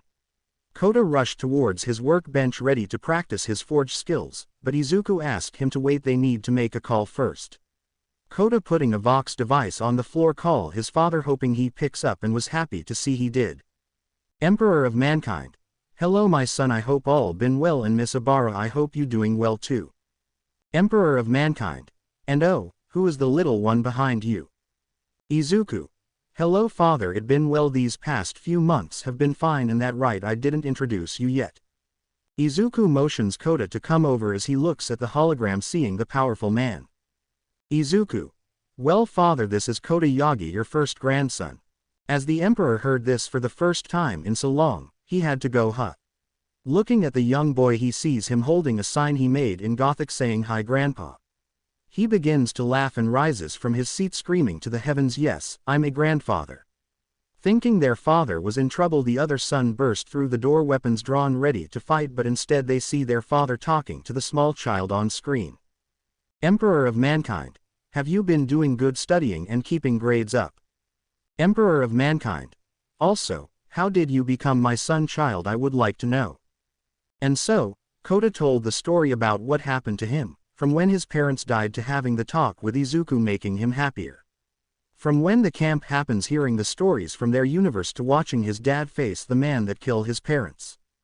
Emperor of Mankind. Where is this muscular? I would like to have words with him. Izuku. Dead father Kota first kill was him avenging his family ice pick in the eye, puling if out with a flamer to burn him to nothing. Sadly after that his aunt disown him, but my fiancé kicks her ass, and we adopted him. Emperor of Mankind. Good, I am glad you took him in, and welcome to the family Kota. I am your second grandfather, and these are you uncles who are somehow fighting now to see who will get you the best gift. In the background, though tired from their campaign, they're all fighting with each other, saying who will get him the best gift, as they all decided to rush out to finish the campaign, to rush back to their worlds to get gifts for Kota. The only one who weren't fighting was Corvus and Conrad, as they were enjoying the show eating popcorn. Emperor of Mankind. Anyway, beside them being dumb like that, I can tell you didn't just call to tell me this, son. Izuku. You're right father. Corvus and Conrad, are you there? I need to ask you for something. Corvus. We're here brother. Conrad. What can we assist you with? Izuku. If they aren't assigned to a task, I would like to request Oni squad assistance. This made the room quiet as everyone looked at each other, knowing that Oni squad was massacred enemies' stronghold and even entire cities due to their brutality. They were chosen from the best of both legions and trained harder than any space marine was able to handle. From the training that Izuku gave the starting group, only 1% had returned and formed Deathwatch Oni squad. Records are redacted, but Izuku able to see them with 100% accuracy and completion rate. They were always sent to deal damage first against traitor worlds, with no one ever being lost. Corvus. May we know why you like the squad to be active in their assistance? Conrad. As you know, they are one of the most feared group in the universe. Izuku. I believe I will need them because I couldn't save a little child today, and from the sign of what she was wearing and the wrap on her leg I felt she was being abused. But at what Tech Marine Tetsu and Chaplain Awase sent me, that made me furious beyond imagination. Izuku insert the chip into the Vox as his father two brothers saw the information from what Awase and Tetsu discovery to save the brothers were furious as they both activated their thunderclaws. But both fell down on their knees as they felt the Emperor bloodlust as he stood up and looked at the picture of overhaul. Emperor of Mankind. Conrad, Corvus, I want the squad ready to be sent in 48 hours to eliminate them all. Corvus, Conrad. Yes father, we will get them started right away. Both rush out the room heading to their legions. Emperor of Mankind. Son, no mercy is to be shown to him or his group, all must suffer. Do I make myself clear? Izuku. Yes, Father, none will survive the onslaught that will head towards them. Emperor of Mankind. Good, now son, I'll let you be with your family as I get ready to lead the battle in the next sector. They will arrive in 2 days with probably the gifts the family will give them. Turns Vox off. Izuku turns around and see Kota angry. They would do that to a little girl, but Izuku also notice a small blush on his face, cause in his eyes she was cute, but to his fiancé's eyes they were burning with fire as she wanted to punish him for doing that to a little girl.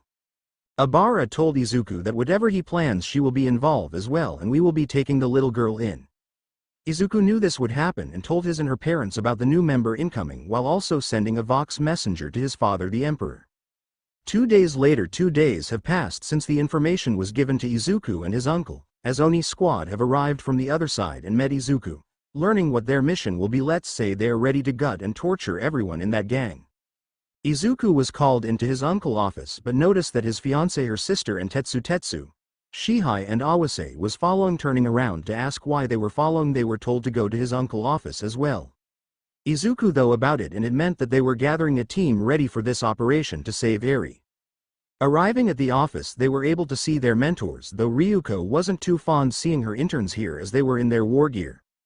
Fat Gum rushed and hugged 3 of his interns as afterwards they went to check on Tamaki, seeing if he was okay and the antidote that Tetsu created was working. After confirming that he was okay they took their seats with Fat Gum offering food. On the other side of the table was Ryuko and her interns with other heroes as well. One hero looked angry at the group due to the fact the hero commission in his eyes was the best thing for Japan and they needed to get rid of the weak for the strong to survive. Night-Eye. Thank you all for coming today. This is an important meeting due to the threat it may cause for future heroes. Night-Eye. For months now, we have been following a group known as Shi Hisakai who are in some connections to crimes. Night-Eye. Sadly, we couldn't link those crimes to them because they weren't enough evidence until now. Fat Gum, please explain. Fat Gum. A few days ago, we encountered thugs trying to shake down people. We intervened with the situation which resulted in the villain's death. What you mean deaths? They should have been captured. Fat Gum. I let my interns do what they must to protect the people. Rocklock, so shut it. Fat Gum. Anyway, one pulls out a gun and shot at Tamaki here and his quirk stopped working. Tamaki. I'm fine though now thanks to your tech priest Izuku making an antidote for it. I can use my quirk. Shows off horse leg. Izuku. Praise the Omnissiah that it is working. Good job Tetsu. Night-Eye. Indeed, excellent work. Now to the big part. We have a breakthrough, although it's a sad one that might have decided overhaul fate. Night-Eye shows a picture of Eri. Night-Eye. This is Eren. According to the accounts of Izuku and Mirio she is seen as Overhaul daughter, but she isn't. Night-Eye. There seems to no records of her being in the care of Overhaul, but sadly we found out something. Abara. I suggest you be near your fiancé for this. Abara goes and sit on Izuku lap getting comfy, as Night-Eye show results of test. Fat Gum. There was a bullet recover after Tetsu and Awase caught and interrogated the villain. Fat Gum. Tetsu scanned the bullet and the contents of it and was furious. Please my intern show us what you saw. Tetsu came up and put a Vox box down, inserting a chip in it to show what the contents were. Showing that it was DNA from a quirk-less person but also DNA from another person, more specifically Eri. The room felt a cold chill, one with pure hatred and anger as they looked towards Izuku. His psyker energy was flowing around him as he was ready to unleash hell on Overhaul, but Abara grabbed his hand to help calm him, even though deep down inside she wanted to burn him alive and watch him melt slowly. Night-Eye. I am sad to say that she is being used for these experiments and we now have an opportunity to go and save her. Ryuko. How shall we plan this? We will need sidekick and other hero support. Night-Eye. That is one way, or we can do it another way. Izuku, go ahead and plan it out. Izuku stood up, walking to the front of the room, looking at his classmates. They all stood ready to hear his plan. Izuku. Firstly, we must move quickly. The longer we dwell, the longer she is being punished and in pain. Izuku. I have called a specialist team from my time to join me. Together with my classmates we will sneak in and kill them all, retrieve Eren and destroy their lab equipment so no one can suffer again. Rocklock. That is stupid ideas, and we are heroes, we don't kill. Beside, if she has an amazing power like that the Hero Commission can use her. Right there and then Rocklock made a horrible mistake as a jagged blade with dried blood was near his neck. No one move as inch the person look all demonic and bloody. Izuku put his hands up and the person back off, still looking at Rocklock with bloodlust. Izuku. Choose your words next time or I'll let him cut your neck open and watch you bleed slowly to death. Now for the plan, let me explain. Izuku explained how they will be 3 teams. 1 team will handle the perimeter of the compound they located Eri Tracker in, that will be led by Kimiko with Ryuko support and some heroes. Setsuna would use her quirk to scout out to locate all the gangsters there for the slaughter, while Shihai would lurk in the shadows killing high-value targets that get in their way. Fat Gum and his interns will join me in my Oni squad rushing into the compound heading toward her location. Izuku. When you find that lab, destroy every single piece of info. There are no excuses. Do I make myself clear? Tetsu. Yes, Lord Izuku. Izuku. Awase, you will stay up top with the other heroes. Clear every villain. No mercy is to be shown to these heretics. Slay all of them in the name of the Emperor. You will have half the squad with you while the other half comes with us. Awase. Very well, Lord Izuku. We shall cleanse the land with the holy fire and make sure they all feel the Emperor wrath. Izuku continued to explain the plan as he will move with his men to the lower levels, killing everyone on the way to overhaul. Once Eri will be spotted, she will be evacuated quickly so Izuku and his men can continue the slaughter. As everyone seen the plan, some were throwing up by the plan, some were horrifying. The plan was going like this, while his uncle and Fatgum saw the brilliance in the plan. Rocklock stood up and looked at disgust by what was discussed and slammed his fist onto the table. Rocklock. I will not be joining in this. We are heroes. We are to arrest them, not kill them. Ryuko. I have to agree with him. I can't commit to this if we are going to kill them all. Night Eye. Then if you can't join, leave. Times are changing. People are seeing getting rid of them is better than keeping them. Rocklock. It wouldn't be like this if the Hero Commission was around. Sadly, we got this villain here that took them away. As he said that his body was frozen and it was being crushed slowly. Everyone looks to see Izuku using his powers. Izuku. If you think the Hero Commission would care to save her, then you are wrong. They will use her for their own experiments and cause you think that. Let's see how you feel when it's your own child in that little girl's shoes. Izuku uses his power to warp his mind, showing him all the things that are done to his own child. The clawing, the needles, everything torture possible to a child. Rocklock was seeing it, but to his own. Stopping his attack, Rocklock fell knee first, breathing hard, looking at Izuku cold and soulless eyes. Izuku. Leave and spend time with your family. Never show yourself in front of me again or I'll kill you. Izuku. Will you join Ryuko or will you not? Ryuko. I'm sorry, I will not. I'm a hero. If you want to arrest them, I'll join, but killing them I will not participate, are my interns. Abara. Sorry, but we agree that we will help, and if we have to quit working with you, we shall. I will not let a child go through that torture and watch a coward like you let it happen while you gather fakes to your cause. Ryuko was hurt and offended by what she said, but her and Rocklock left. Looking back, she didn't see Najire with her and saw that she was going to stay and join the raid. Seeing the girl that she helps become a great hero turn her back on her and decided that the deaths of the gang was the right thing. In Ryuko haste, she began to make calls to set up a raid on the compound to arrest everyone. Back in the room, the rest of the people were discussing the time of the attack and were able to meet Captain Kid of the Oni squad. As they look over the plan, they were ready to strike, but Izuku said wait till evening to strike. Evening. Evening came. A rain was pouring from the sky this night as thunder had struck the air, but in the distance the lighting shows a group of people waiting on top of a building. Izuku and the Oni squad all waiting for the return of Shihai before they struck. Luckily, before the raid began, the people around the area were taken mysteriously, but it was Izuku who secretly evacuated them and put void shields in the surrounding area. No escape for them. The plan was about to begin. Alternatively, a little due to certain heroes no joining, but luckily some guardsmen volunteered to join and help secure the perimeter with Team 1. Izuku calls Shihai to come back, and as he appears from the shadows, he brought 2 of Overhaul elite members of the right precepts of Death Mimic and Chronostasis. Both look up in fear, seeing the person in full armor looking down on them with a cold, soulless stare. Before they could speak, Izuku drove his thunderclaws into the necks as he watches them struggle to get them out before slashing upwards, taking their spine out with their head. Everyone looks at Izuku as he made a symbol to prepare to attack as Izuku contacted Fatgum and his team to ready to move in. Multiple small disc dropped by Setsuna as she positions herself went off as a large number of the Yakuza appear, being led by Rikiya Katsukame. Looking around, he was wondering what the intrusion was about till it was too late. Head cut clean off as the last image he saw was his men surrounded. The men, shocked about what was going on, didn't see Izuku forces land near them as the slaughter began. Limbs were flying, heads were snapped, blades pierced through bodies. The doors to the compound were open as the rest came on and helped with the slaughter, making their way in. Awase and Kanoko worked together to catch any that escaped as guardsmen were setting up their positions. Awase had seen something on his visor and went towards the source, seeing who it was. Tamaki was fighting 3 of the principle of death, dodging an attack with no luck. Heavily injured, he looked at all of them still standing ready to strike till they stop hearing something.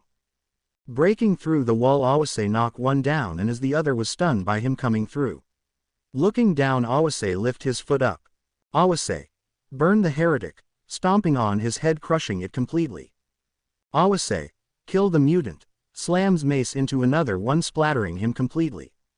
Awase, purged the unclean.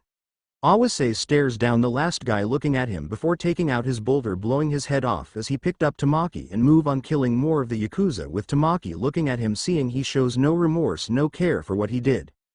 Kinko begin to grow mushroom in some of the members' throat, watching them struggle before guardsmen finish them off and position themselves in case any try to run.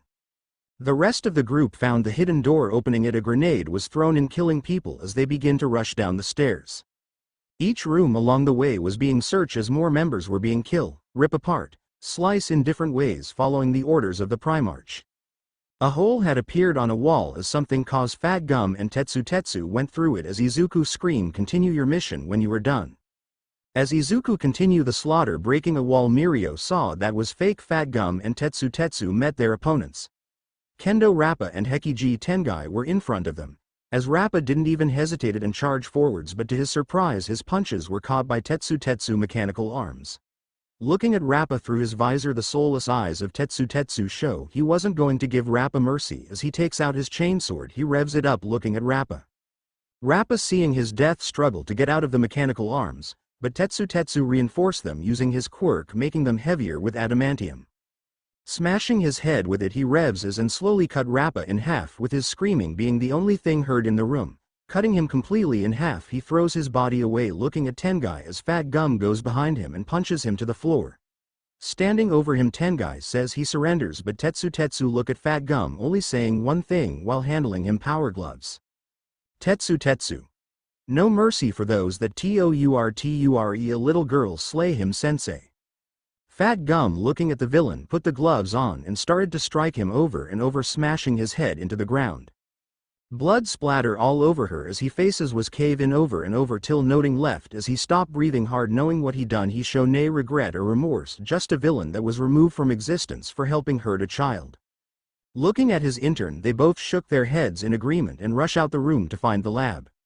Minute later, after more people were killed along the way, they reach the lab and Tetsu attaches a cable to it, downloading and deleting the data. Fat Gum outside was guarding, killing more members trying to stop him till he was reinforced by 2 members of Oni squad. Once the download was done, he sprays Promethean fuel all over as he lights it on fire, burning the lab. With their task done, they go to regroup with the squads upstairs and kill more members of the Yakuza on the way. In another part, Eri was hearing the commotion from inside her room. She was worried that Overhaul was about to come and take her away and start hurting her and killing her again, so she tries to hide in the corner as best she could. Hearing scream from outside her door, she uses her blanket to try to cover herself while her door was being ripped off its hinges. Stepping into the room and turning on the light, which fail. The person uses a high-power flashlight to help light the room and saw who she was looking for. Stepping up to the little girl who was tremble in the corner, the person spoke. "Abara. Little one, do not be afraid, for I am here to save you. Slowly get close." Eri comes out of the blanket. "Really, you are here to save me?" Abara: "Indeed, little one." Picks her up. "Me and my men will protect you on our way out, and I'll make sure you are safe." Eri, in tears, hug Abara tightly as Abara begin to feel her motherly instincts kick in more and begin to rush out the compound. Abara: "Night Eye, Eri is in our hands. Me and my escort are making our way out. Have Apothecary Nathaniel so he can check on her." Night Eye: "Very well, we got a bed ready for her. Ill update all teams." Night Eye: "All teams, the child has been retrieved. Finish the rest of these monsters to complete the mission." Izuku, hearing this, was happy to see Eri rescue as he crushes the skull of a member in his hand. Spotting Overhaul as he tries to run, Izuku begin his chase with Mirio right beside.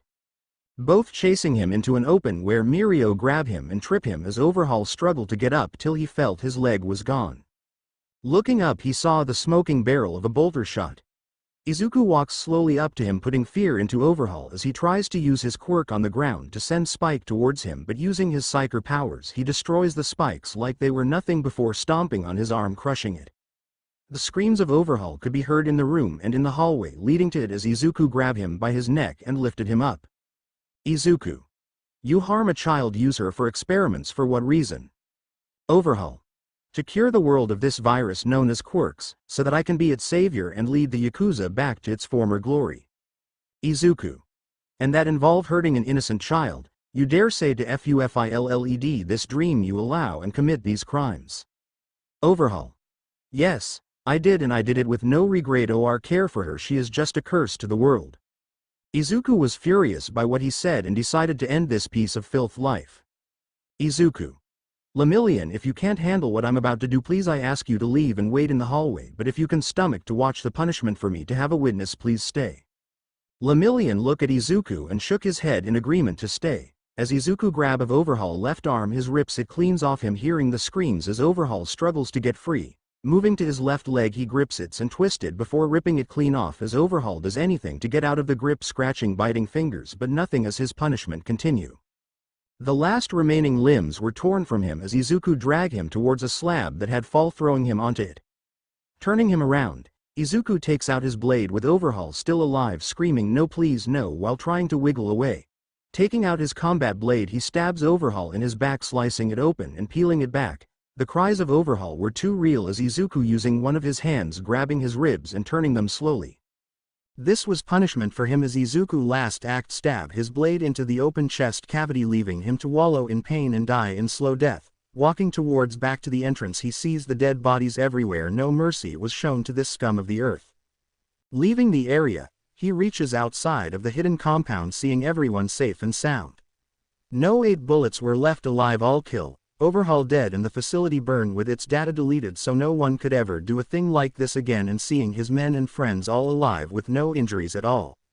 The rain continues to fall, washing the blood off their armor as they begin to pull back, with Night Eye saying mission complete as they begin to withdraw and let the corpse rot away.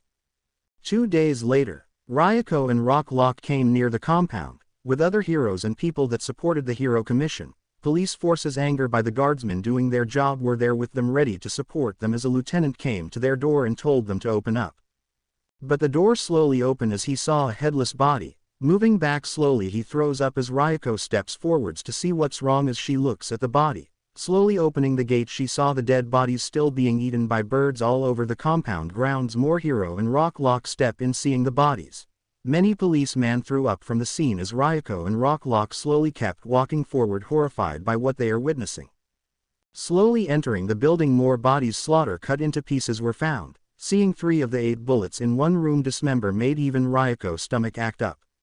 Rock Lock, seeing the hidden entrance, told a team to follow as they went searching below, but it wasn't any prettier. The walls cover in blood from the dead members, body parts spread through the halls, not a single sign of lift around as Ryuko rushed to find the little girl as Rock Lock looked for survivors.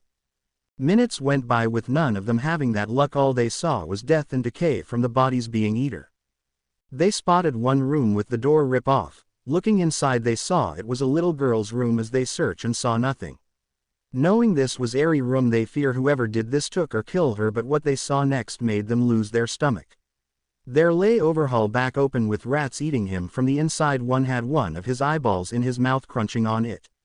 Ryuko and Rock Lock vomited and ran out of there, telling the officers to find out who did this. Meanwhile in UA we see the Izuku and Abara in Nezu office with Kota sitting on a chair and now Eri in their arms.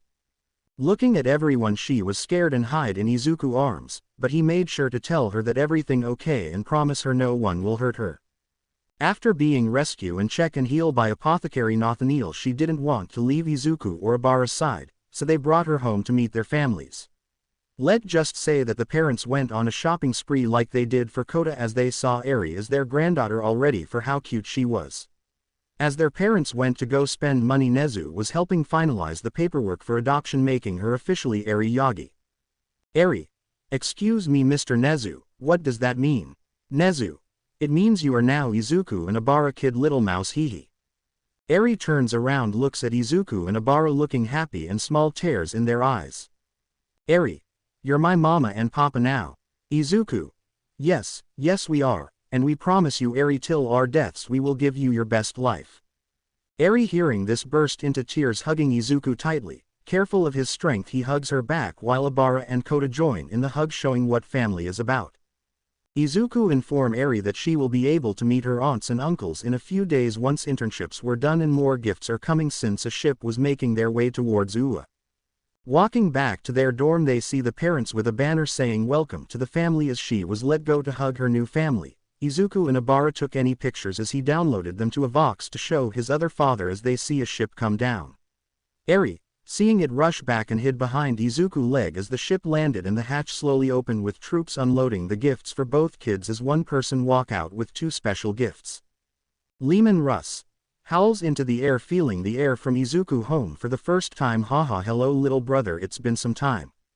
Last time on Deathwatch on UA we see a ship with the gifts from the Imperium land in UA bring out gifts for the 2 new family members as one person step out of the ship looking at Izuku. Izuku wolf brother from the other universe has come to pay a visit. Izuku, Russ, how are you brother, walks to him and offers hand. Russ, I'm well brother, the campaign is almost over, a few worlds remain and your classmates have been helping really well. Apologize for the delay on the gifts. When we found out the raid, we got gifts for her too. Looks down, hello there. Eri looks up at the tall man who is as tall as her new daddy, but she hides behind Izuku's leg all nervous from the new person. Izuku chuckles a little and carefully lifts up Eri to introduce her to him. Izuku, Eri, this is one of your many uncles from my other family, his name is Lehman Russ, or Russ for short. Eri, nervous, hi, uncle. Russ hides in Izuku's chest. Russ, ah, the pup is nervous, it's okay little one, I'm one of your dad's brothers, and I have gifts for you and your new brother, whistles. From the craft 3 creatures came from it running. Izuku seeing what it was pass Eri to Obara and quickly got ready. As one of the creatures jump on his, they started to play wrestle on the grass as Izuku was on his back being licked in the face. Izuku, Freya stop that, Tickles laughs. The family look and saw a big wolf stopping and being hugged and petted by Izuku as the wolf lay down enjoying it. Izuku, Freya, it's good to see you, I'm glad you are doing well with the wolves. Come kids, this is my pet wolf Freya. Eri and Kota move slowly to Freya as they put their hands out. Freya sniffed them and licked their hands before going to each of them, licking their face, making them giggle before they hug her and started to pet her. Izuku, I'm glad to see you guys been taking care of her, but who are the other 2 pups behind her? They look new. Russ, ah well, those are my gift to your kids, they are Freya pups. Izuku, ah my sweet girl, as a mom I'm so happy, and wait, you said they are going to my kids, do you got saddles for them? Russ looks at Izuku and smile, knowing what he wanted to do, but first the kids went to the pups and pick each one. A new bound was made as Freya barked and was happy to know her kids have a new home, while Izuku went over to the boxes to check the gifts with Obara. Seeing the many things as books, toys, for both. Some needed to be waited to give to them, such as power swords and claws that Rogel, Corvus and Conrad sent. Books were sent by Magnus, Gilliman and Ferris on many different topics. Vulcan sent 2 small flamers for the kids to use, which Obara said not right now, but also smithing gear for them to work the forge. The Emperor box was grand as he sent the finest of outfit, beds for them, even toys that they can play for hours. Looking more, he see official outfits for them when they visit their world, and even small costumes so they can look like their parents in battle, which made Kota and Eri happy. Eri was the happiest, seeing that she won't be treated like she was with Overhaul, as she smiles brightly, making everyone cover their eyes a bit. Russ, that is the cutest thing ever. Eri, your pup will protect you like Freya does to my men on the field, and if you need anything from your uncles or grandfather, don't be afraid to ask. Eri looks up to Russ and asks to be held, getting grabbed by him. Thank you, Uncle Wolfie. Russ was known as the executioner, the one to deal with heretics with brutality and not a single ounce of mercy, but with this one sentence he was completely defeated by the cuteness of his new niece. Putting her down, he falls back on his back and faints, while Eri was worried and tried to wake him up, saying Uncle Wolfie over and over. Izuku seeing this laugh his ass off as Freya went to him and started to lick his face to try to wake him up. Izuku, don't worry Eri, your cuteness has actually won a battle against him, this is the funniest thing I seen, still laughing and taking pictures. As Russ got back up, he lifted up Eri and put her on his shoulders saying that he will the best uncle, but what he didn't know was when he fell his vox was on and all the others heard it and started to scream through it saying he was not. A few hours passed by as the pups were playing with the kids with Freya's supervision as Izuku and Obara caught up with Russ and everything that has happened. Seeing that their classmates were excellent in the other world and getting their training in made them both excited. As Russ was about to leave, he wasn't going to return. He wanted to see what Izuku world Izuku had all about, so told him to head to the Scandinavia countries, showing him a map where to start. Russ thanked him and took a fighter that was left in the hangar and flew right out to the area. Obara. Love, did you send him their cause of their Viking history? Izuku. Yeep, now then we better get these supplies back to our home and show our parents, and get Freya and her pups setting in. Servitors from the craft came down and began to lift the boxes and walk towards the help as Izuku put saddles on the pups and put Kota and Eri on them as they rush forward racing towards the dorm. Obara brought out her Celestine wings and flew right next to them to make sure they didn't get hurt while Izuku and Freya watch and join in helping to bring the stuff down. Few days later, as the family was still getting used to being one, each brother took the time to come and visit Izuku just to see Eri, as with each one fainting from being called a nickname and the love she was giving them. Even Angron, who was scared and nervous seeing her, was defeated by her cuteness and charm, as she could see they were the same from the scars, as Angron told her that scars aren't always a bad thing, it means you survive. Hearing that, Eri hugged him tightly, tearing and saying he her favorite uncle, making him smile for the first time in his life. Izuku was filming the interaction, seeing his little girl more happier knowing someone beside her dad understand her as Angron and her play for a while. Now with everyone knowing who her favorite is, Angron vowed to be on call in case she ever needs help and gave her a special necklace with a button, so he knows. Now as school is about to begin again, the families of the class arrive as everyone got to meet Eri and die from her cuteness, seeing her in a beautiful dress from her the Emperor tailors but combine it with a tiara shoe from her grandmother. Everyone took pictures of her as two portals had opened, with one bringing a chimera in and the other one bringing the sisters' battle tank which had an organ on it. Stepping out of the chimera, they see the boys all a buff up and batter up with new scars and cuts but with smiles on their face till they went straight face stood at attention. Commissar Yarrick. Lord Izuku, your men are all here and accounted for, and I would recommend 2 of them for battle honors and a new rank of lieutenant. Izuku. If you believe so, go ahead, Yarrick. You know I can't say no to your old man. Chuckles but feel pain on his side from Yarrick punching him. Commissar Peter. You knew that would happen to you, my lord, the number of times I seen you get punched by him. Izuku. Totally worth it, gets hit again. Commissar Yarrick. Anyway, Jirota, Toguru step forward. Both steps forward looking at the commissar as he comes close to both of them. Commissar Yarrick. Both of you show great courage in Armageddon, fighting the orc menace, taking down number of orc bosses, weakening them, and even helping me fight their war boss. Besides the trophies you took from their boss, I hereby promote both of you to rank of lieutenant. Commissar Yarrick. Continue to lead these boys, they are fine soldiers, and warriors, they will make fine hero. Salutes them. Both boys salute as they turn, and they were saluted by the rest of the boys as Yarrick gave a data disc giving a full report on how the boys were and how their training was. The parents clap for their promotion, even little Eri did before she hid behind her parents again.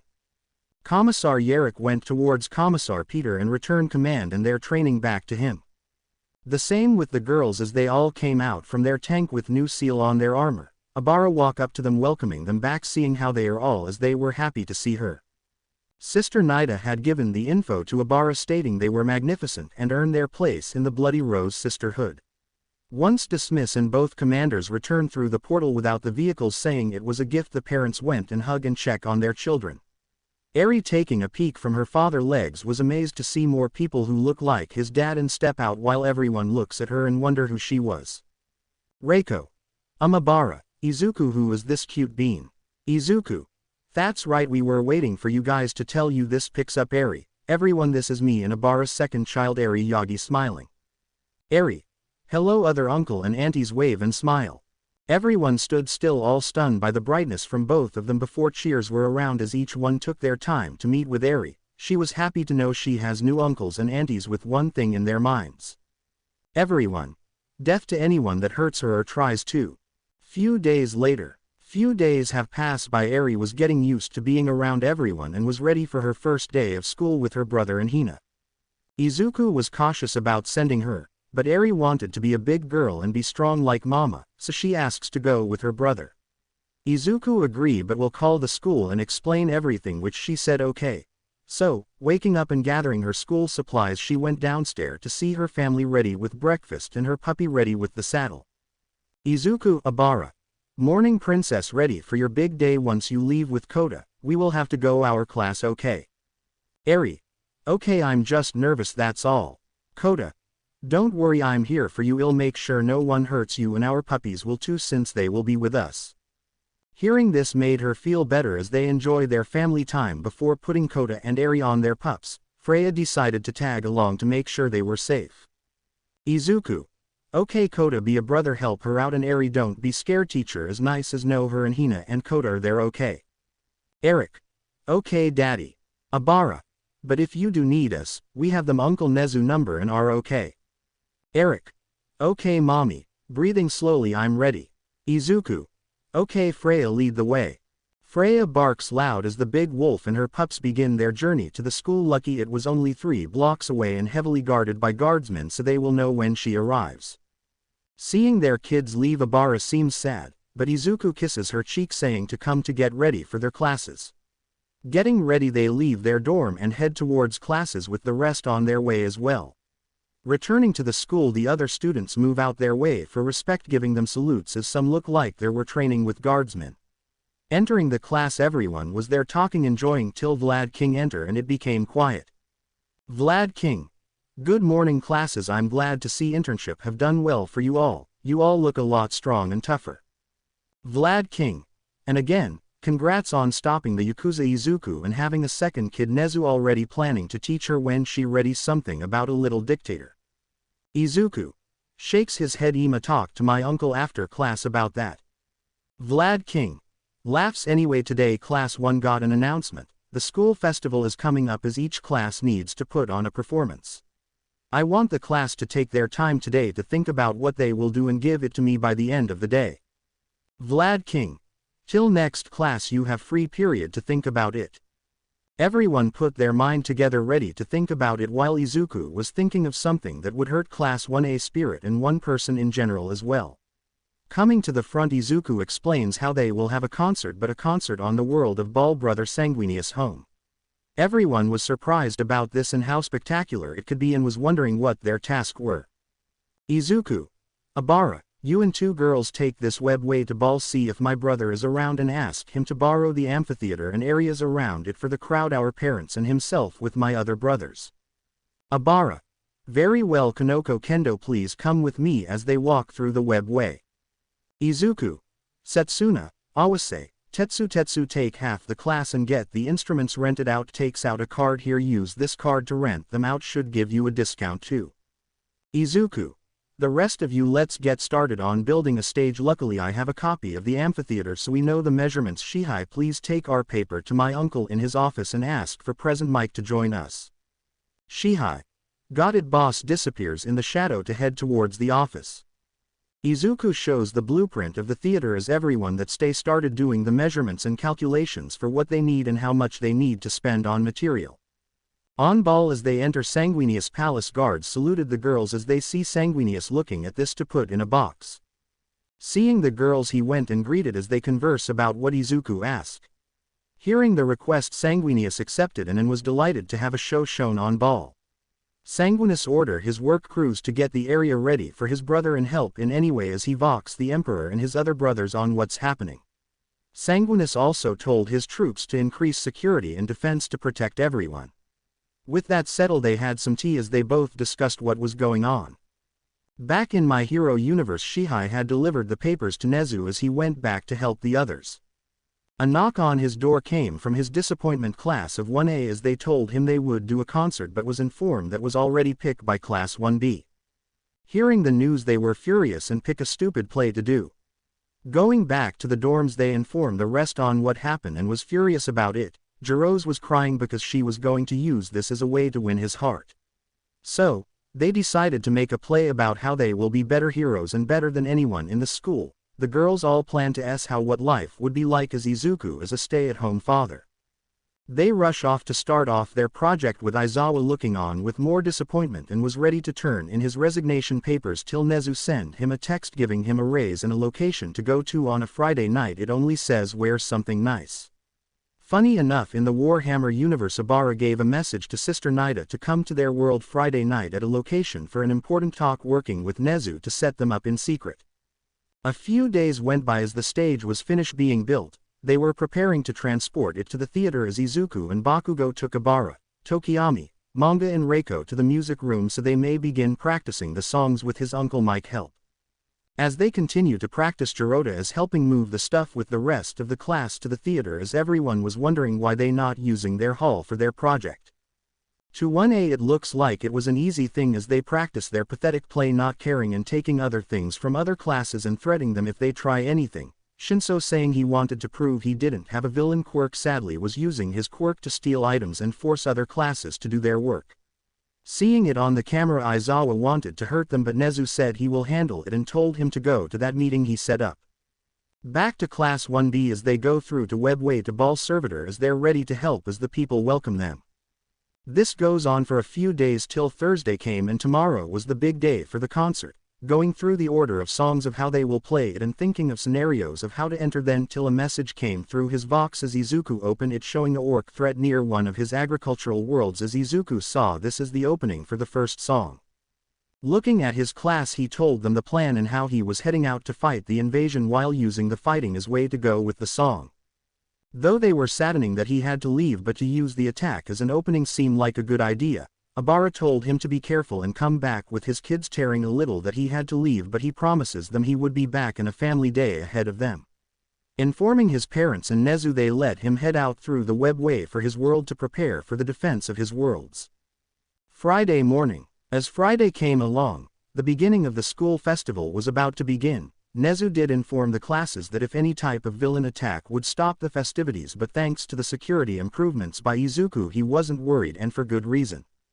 Not even a few yards away were two bodies shot to pieces by the turrets. The criminals Gentle Criminal and La Brava were taken out before they even got to the grounds, and small bots with flamers are now burning their bodies to nothing. Now with Nezu opening the school, parents of the student and heroes all came to have fun and enjoy the day. The food was amazing, the games were fun as we see a group of 4 finally arriving. It was the Yagis. Eri and Kota were ahead of their grandparents as they were excited to see the show and see their father and mother again, even though it'd been a day. As they got grabbed by their grandkids, they all rush in to have fun before the show starts, stopping from time to time due to guardsmen that were helping with security saluted them. They had a fun surprise seeing that Russ had returned from his trip in Scandinavia, enjoying his time arm wrestling heroes, with Miriko always coming back because she wanted to beat him badly. Russ found her interesting cause of her never giving up spirit and remember what Izuku told him one time to take a shot on things and see where it goes. As the family watched the kids cheer for their Uncle Russ as he smiles at them beating Miriko again like it was nothing. Furious, she sees him walking away to hug the kids and say hello to All Might and Midnight, joining them in their journey around the school grounds. After seeing the exhibits and what other classes had put up, they were ready for the main events as they went with a few people to see Class 1A performance, but was very disappointed like everyone else, and so they left without even finishing it. Class 1A saw all their hard work go to waste as everyone just left feeling disappointed, angry and just wondering why they were in the school in the first place. They destroy their set and equipment just wondering what the pathetic Class 1B was planning, and so they went to there ready to boo and probably sabotage their performance. The line for Class 1B performance was long. As their door opened, 2 guardsmen came through and asked them to carefully enter and follow the signs that will be shown. Everyone began to move peacefully as people were shocked that they were not inside the building they were led into. They were at an amazing theater they never seen. Guardsmen and servitors were helping guide people to seating as the Yagis were led to the VIP sections where they were met with the other Primarchs and the Emperor himself. Eri, excited, ran towards everyone as each of the Emperor's sons hugged her gently, and then Kota as well, since he was excited to meet his other grandpa as well as Eri was too. The Emperor laughs with pride seeing how energetic they were with All Might and Midnight having talks with his sons. Sir Night Eye, Mirio, and the staff joined them as well, each one having a conversation with one of his sons, finding common interest. Representatives from the Eldar and Tau came to pay their respects to the Emperor and his son, meet the family of Izuku and enjoy the show, while Trazen came to film this for his collection. Lastly, to join them was Hina and Abara, parents with her custodes guard, seeing he was always there to protect her except for when she was in school, but was thankful to come because he saw her rush over towards them. Seeing her rush to hug all the brothers' leg and the Emperor hands as he brought her up to for head pats. Abara parents join in with the convos, learning about what they have been up to and checking on grades from their daughter. Class 1A was jealous seeing what they were about play and really wanted to do something about it, but with so many guards they stay put ready to see the horrible show. Coming towards the mic on the theater, Vlad King tapped the mic, getting everyone attention as guards were ready to defend. There was a wide area in the front of the stage area due to a regiment of new guardsmen from different planets being invited to come. As tech priests begin to broadcast the event through the galaxy for the remaining Craft world and Eldar world with the Tau world and other allies to watch. The guardsmen that were defending were ready to watch as it was all calm on the fronts except for Izuku sector, which they have been massacring the orcs back to one planet. Vlad King. Hello everyone, welcomes to the festival, I hope you are having a good time. Now without delay, Class 1B performance. As the lights dims, everyone was excited and ready as a vox was shown on the screen, seeing Izuku in a camp with his sons kneeling, walking back and forth. He begins his words. Credit goes to 40K and gaming tributes on YouTube. Songs is by Disturbed. Also, for this, think of all the enemies as orcs instead of the Chaos Forces. Thank you. Izuku. What is your duty? His men. To the Emperor will. Izuku. What is the Emperor will? His men. That we fight and die. Izuku. What is death? His men. It is our duty. Izuku. What is your duty? His men. To the Emperor will. Izuku. What is the Emperor will? His men. That we fight and die. Izuku. What is death? His men. It is our duty. Izuku. What is your duty? His men. To the Emperor will. Izuku. What is the Emperor will? His men. That we fight and die. Izuku. What is death? His men. It is our duty. As he opens a web way, him and his men begin to enter it, slowly hearing the alarm on the world as they rush to protect the innocent lives, with Izuku walking in front using his power to shield the others. Izuku. Your fight is with me, Xenos. On the screen another that appear, it show a squad of Izuku men holding the line against the orc menace. Izuku. Another mission. The powers have called me away. Another time to carry the colors again. My motivation. An oath I've sworn to defend. Izuku. To win the honor of coming back home again. No explanation will matter after we begin. Unlock the dark destroyer that's buried within. My true vocation and now my unfortunate friend. You will discover a warrior unable to win. Izuku. I'll have you know. That I've become. As the screen stopped showing as fireworks shot into the sky from the stage as the band was playing and began to sing. On stage was Abara on mic and guitar, Bakugo on drums, Reiko on electric piano, Tokiyami on bass and Magna on electric guitar as well. Band. Indestructible. Determination that is incorruptible. From the other side. A terror to behold. Annihilation will be unavoidable. Every broken enemy will know that their opponent had to be invincible. Take a last look around while you're alive. I'm an indestructible master of war. The Vox turns back on as it now shows Izuku fighting with his son against the orc menace, with a few shots of each of his men killing them before it split screen, seeing another one of his son's squads with armor support taking on orc base. Izuku. Another reason. Another cause for me to fight. Another fuse uncovered now for me to light. My dedication to all that I've sworn to protect. I carry out my orders without a regret. Izuku. My declaration embedded deep under the skin. A permanent reminder of how it began. No hesitation when I am commanded to strike. You need to know that you're in for the fight of your life. Izuku. You will be shown how I've become. Band. Indestructible. Determination that is incorruptible. From the other side. A terror to behold. Annihilation will be unavoidable. Every broken enemy will know that their opponent had to be invincible. Take a last look around while you're alive. I'm an indestructible master of war. As the screen show a big brawl of orc and the Deathwatch with Izuku's sons winning, the crowd was cheering for the victory as another screen pop out watching how a squad was surrounded but they held their banner and fought the trap. Izuku. Band. I'm indestructible. Determination that is incorruptible. From the other side, a terror to behold. Annihilation will be unavoidable. Izuku banned. Every broken enemy will know that their opponent had to be invincible. Take a last look around while you're alive. I am indestructible, indestructible. The last clip show was Izuku Webway on top of a hive city gate fighting the orcs with guardsmen and the sons he had with him, fighting back, killing them and throwing their core over it, finally ending the battle for the world and total victory. Izuku banned. Indestructible.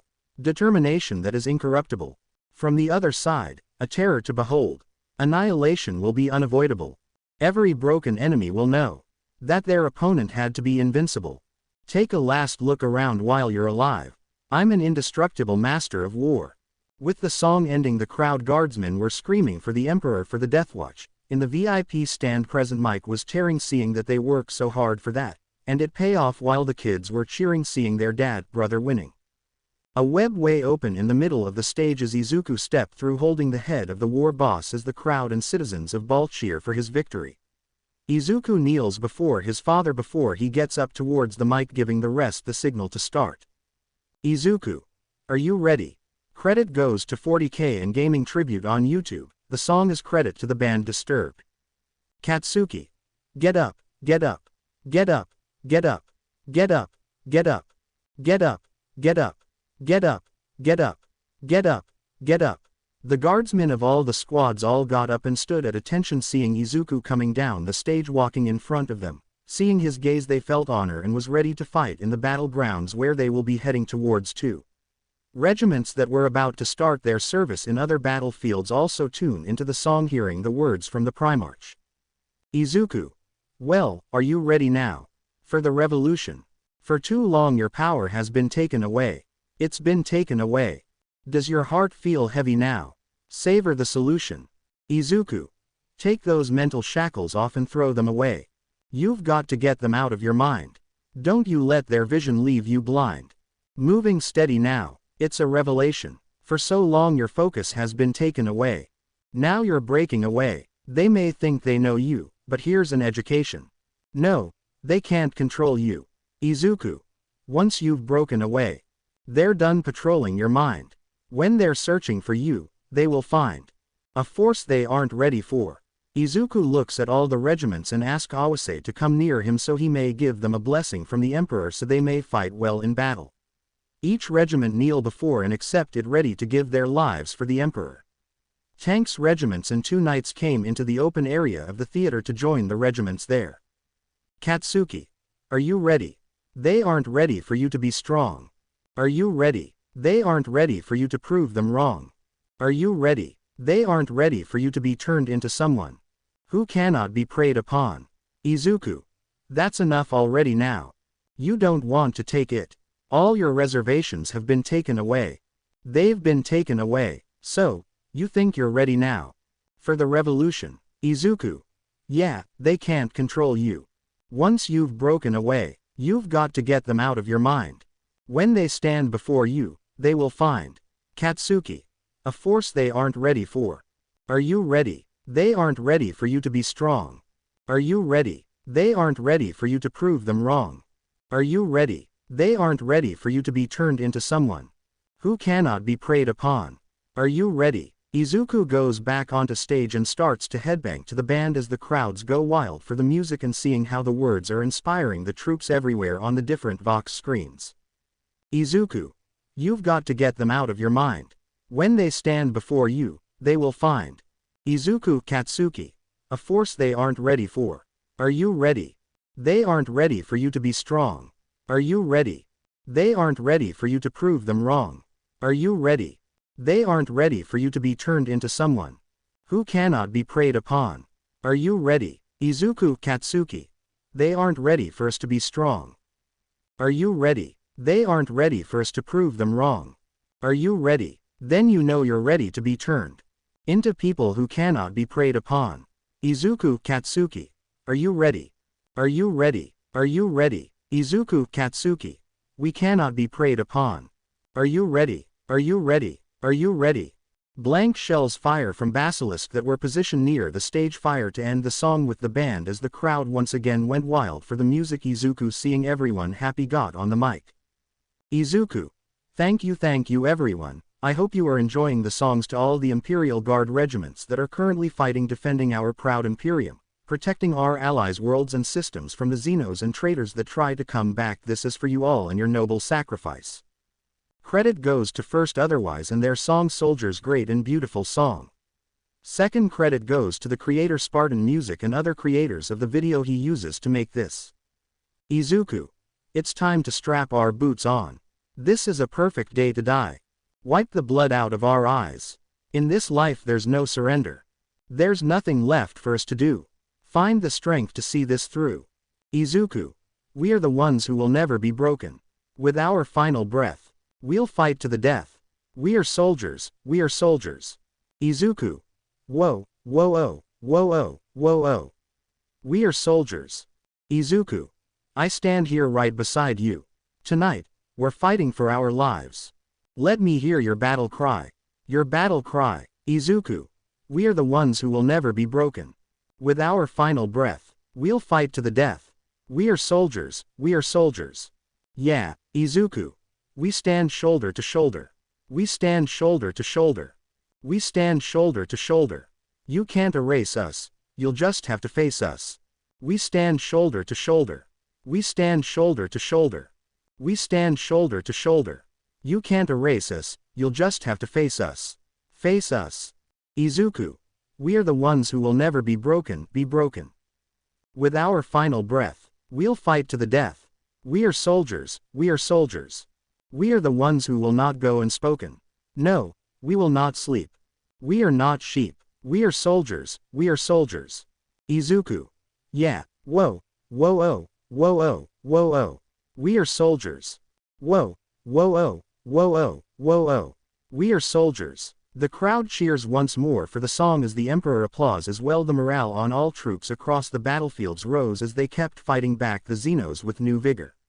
Izuku looks at the Emperor and his father, giving them a signal which they only knew as they both excused themselves for a talk. Everyone looks and didn't question it as they left. Izuku. Now we come to our last song. This one is special. This goes to all the sons of not just the militarum, but to the angels that protect to my father during the time of the siege of Terra.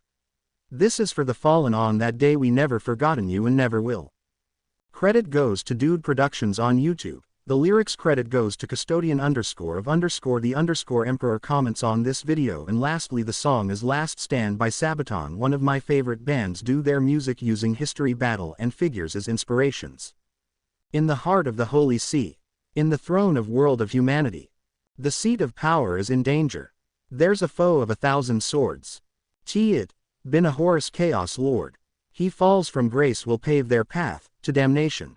Then the 189. In the service of Terra.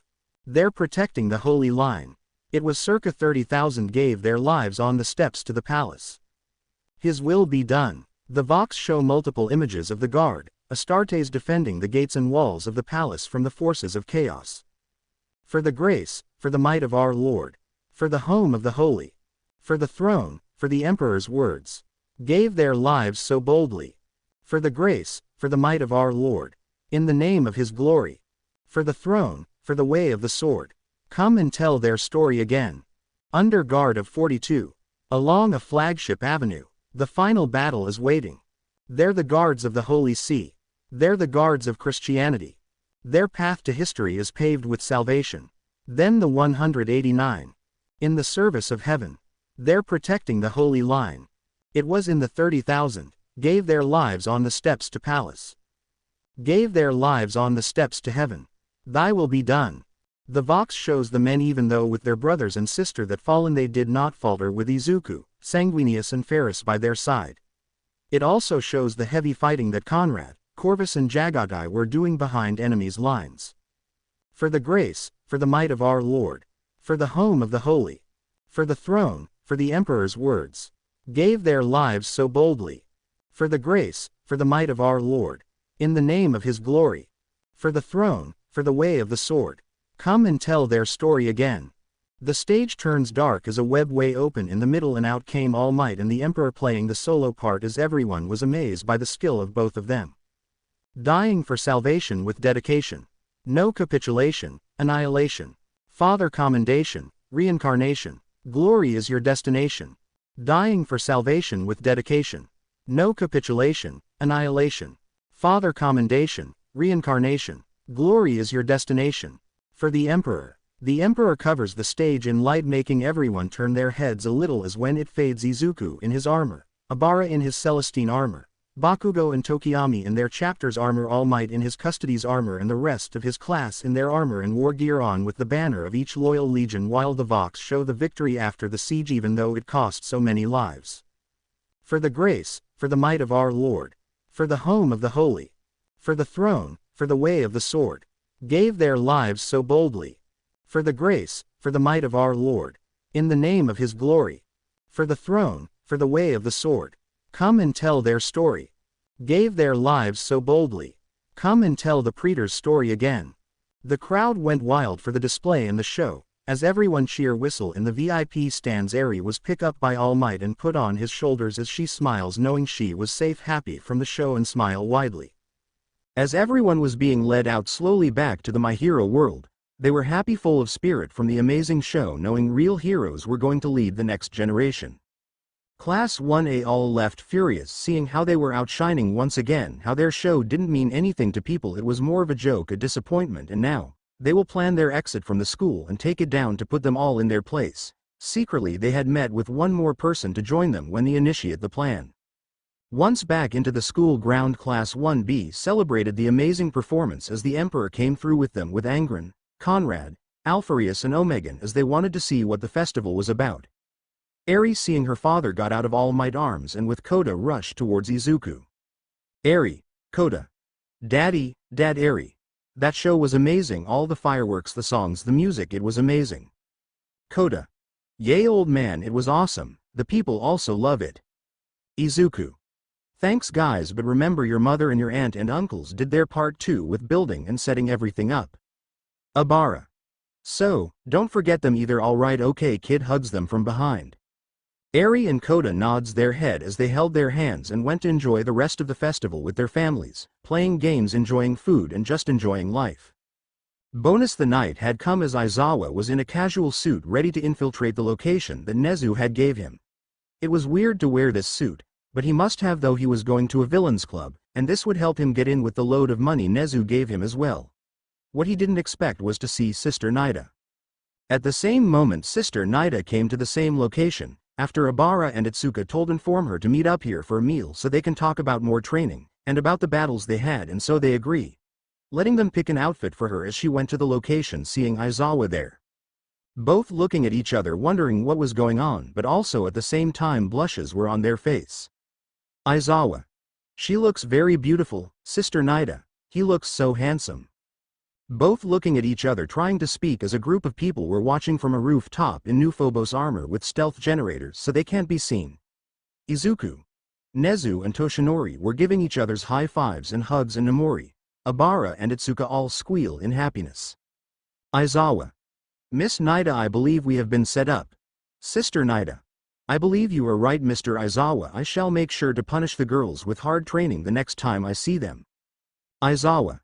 And I will get back Nezu, he thinks I don't know where he hides his tea, but I do, but looks away since it's such a beautiful night and we are here. Would you like to join me for a meal? Put his hand out. Sister Nida. Looking at his handsome face she reaches out and grabs it, pulling him a little close to her. I will be delighted to. Both were smiling as they enter the restaurant to enjoy their time together, but they didn't notice one more person spotted them, a green hair woman who dropped their bags on the ground, heartbroken and wanting revenge. After the festival, Nezu gave the school 1 month off so that they can plan the second half of the second semester. Everyone was happy except for Class 1A, as they were seen as the joke of the festival. They now plan their escape from the school so they can get their revenge, not knowing a server skull was hiding and listening to their entire conversation. Izumi. I'm fucking tired of this, they keep getting the attention, everything from us, it's time to go with the plan. Katsumi. Finally, we get to kill them, so what will we do? Izumi. I have contact Shigaraki and he is providing us with bombs that he requires. I know we will do a class battle, and during that time we will blow them up in each battle trying to kill these worthless freaks. Momo. I can make something to cover it, so everything looks like an accident. Izumi. That's good, Momo, so everyone gets their stuff ready. We are about to save Japan from these worthless nobodies. Sakura. Then once we get everything under our control, we can have our husband be our slave. Shoot. After me and the boys get out punches in, he deserves them. Suyu. As long you don't hit face, that's all that matters. As they continue to talk about their plans, the skull records everything and sends a live feed towards Nezu and the staff in his office. Seeing this, Nezu was angered but thought of a way to get them back in the class battle. Aizawa agreed to go along with what Nezu planned, as he thought of a punishment for them as well, but was also checking his phone. Everyone in the staff room was curious, as he never acted this way before. It clicks in Midnight in Nezu's head. Midnight, using her whip, snatch his phone as Nezu hop off his seat to look along with her, but had a scared reaction. It was a picture of Lady Nida using a flamer on his secret tea stash. Looking up, they see the smug face hidden behind him drinking his coffee. Aizawa using his scarf to grab his phone back and send a message to her for lunch, getting a reply back. Aizawa excused himself to head to the date while looking back and thanking them both for his new girlfriend, but as he walks out, he didn't notice poor Nezu crying in the corner for his tea being burnt. To Class 1B, as they continue their training, Izuku had ordered them to extra training as punishment from his uncle. Even though he enjoy his date, his uncle asked Commissar Peter to punish them, which he comply. As we see the class trying to pull a Torox vehicle as they are struggling, while Izuku is pulling the basilisk they use at the training camp, with his kids cheering on the sideline for the class. Seeing both of them in mini Commissar outfit made Commissar Peter smile in his mask as he's shouting for them to move faster, with the two mimicking his actions. Aizawa begins to walk by as he takes a picture as Izuku screams into the heavens, "Worth it." Finally, as both groups finish their task, they had to do a 10-mile run. As they did, Eri and Koda went to feed the wolves, who found an area in the woods to enjoy their time. As the days go by, their training became tougher and tougher. While Aizawa was enjoying it, with Sister Nida came and stopped by to enjoy the punishment as well. School was now back as Vlad King came into the class, seeing his students all dead tired from what they went through. Vlad King. Hello. Class, seems your punishment was fun. Izuku. Sir, please don't make fun of us, you were going to be there too till you change your mind. Vlad King. Indeed, and glad I did already get that training regimen with him, don't need to make me retire early. But anyway, with classes resuming, we are going to have the annual class battle. Vlad King. In 1 week, we shall go against Class 1A, but before I continue, Izuku, can you make a void shield around the class and door? Izuku was confused about the question, but did as the sensei said and place a void shield generator on the ground and covers the classroom, so no one gets in. Vlad King. Thank you. No, I must inform you that Izumi and her gang are planning an attack on the school during the battle. Vlad King. Thanks to one of Izuku Servo's skulls, he was able to record their conversation, which leads me to say this. Vlad King. By my order, and Nezu, when facing them, act normal, but during the last match we will try to capture them. Is that understood? Class 1B. Sir, yes sir. Vlad King. Good, now then we will pretend we didn't talk about this, and now let us get back to our lessons. We have a lot to learn for this half of the year. With school underway again, their lessons were increased to a higher difficulty due to how advanced they were in their studies, but to the school surprise it seems like cakewalk to them as they answer quickly and correctly. Nezu, watching from the cameras, were laughing his ass off, spilling some of his tea as he had to really get to work making a lesson for all of them, while Vlad King was watching, enjoying it as well. The day on as each class was very easier, making the teachers wonder what they were going to teach them. As for their hero class, they were to train against Izuku and Ibara, doing their best to beat them, but they never could, as both always train in secret, battling each other. As the day ended, Izuku and Ibara always waited near the gate as they see their kids race each other and Freya to get to them first. Ibara and Izuku took pictures and a video as Freya came in and jumped on Izuku, winning against her kids as they both tied. As the family laugh at the scene and enjoy life for the rest of the day. A week has gone by, and it was time for the class battle, and let's just say it was disappointing. As each team faced each other, it was obvious which side was superior, with almost all of 1A injured greatly, but they still kept that smug look, saying they were battle. As the finale battle was going on, Nezu pressed a button on his vest to indicate the guardsmen to move in to capture the class, as Izuku and his team was beating Izumi and her team with ease. With them being captured and embarrassed again, they started their plan. Meeting back with everyone to go through what happened, Izumi pressed a button her phone to let Kurogiri know to attack as a portal opened behind Class 1A. Nomus rush out to attack the school, but Class 1B got into defensive formation and fired their weapons on them, killing many as more rush out. 1A had all but rush except a few as Momo turned around to fire a rocket to distract them as Izuku got in front and took the hit, shielding everyone. With her entering the portal, Izumi was the last to enter, with her pressing the trigger thinking the bombs went off. They never did, as they left none of the bombs they planted went off thanks to Izuku and his guardsmen finding and disabling them. As guardsmen rushed into the area, they were too late to catch them, but they went to secure the area around while Izuku went to Nezu. Izuku. Uncle, looks like we will have to put a statement about this. Nezu. Indeed, nephew, and I would like you to join me in this. Izuku.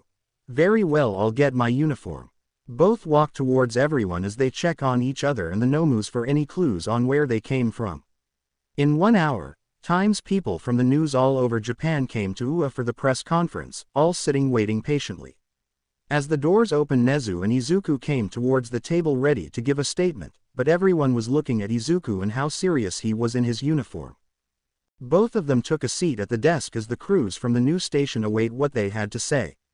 Izuku got up to the podium, checking the mic before speaking. Izuku. Good evening, everyone. We apologize for taking your time, but we will make this short and easy. Izuku. As of this afternoon, Class 1A of UA School of Heroism are now labeled as villains, due to them attempting to bomb the school provided by Shigaraki and League of Villains. Izuku. Due to this, after talking to Japan Prime Minister and the International Hero Commission, we have put a high alert on them as fugitives who are to be captured or killed on sight, and now, we will take some questions. Everyone in the room went wild but understood the situation. Question after question went towards them. Meanwhile, the fugitives were running for their lives until a portal once again opened for them, now leading them to the underground base of Shigaraki and the Meta Liberation Army.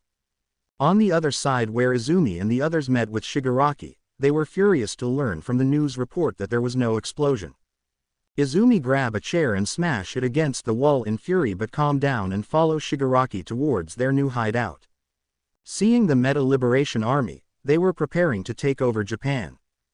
Destro, former leader of the Meta Liberation Army, now said OMG Shigaraki was helping gather more supplies for the upcoming invasion. He was also teaching new recruiter how to use firearms as he amasses a large supply of weapons and army vehicles due to forces of Izuku forces being all over and fearing they would have to battle them. They had also begun to build small fortifications around the area to prepare for a hero raid as they were expecting one. Izumi. I see a lot of work's been done, this is good, but we need a distraction to get them off our trail. Shigaraki. Leave that to me, hope you don't mind end of or death. Shoot. Good riddance, he supported that waste of space, so what do you have in mind? Shigaraki. This is what I had in mind. A bigger, slimmer Nomu appear, seeing it had more intelligence and knowledge than other Nomus. He looks around studying them, waiting for his orders. Shigaraki. Nomu, go and kill Endeavor, no mercy. Hen, this will stand for high-end Nomu. Hen. Yes, master. Shigaraki. As it leaves and begins to grow wings to fly towards the location that it senses its power, but it wasn't Endeavor. He found Izuku was actually visiting his uncle during this time, talking about the threat of the Liberation Army. He was in the building with Hawk and Dabi, as well as they were discussing what the army was doing. Hawk. So, this is what I know so far. They have a bunch of ammo supplies and armor here, and here points to the map. They are building fortification around the hospital and building a second like to protect the other cities since they finished the inner. Izuku. I've seen a Cadian child make better fortifications than this. This would be a cakewalk for me and handful of my sons, but the problem I see is numbers. Izuku. Even we Astartes can be overwhelmed by numbers. Dabi.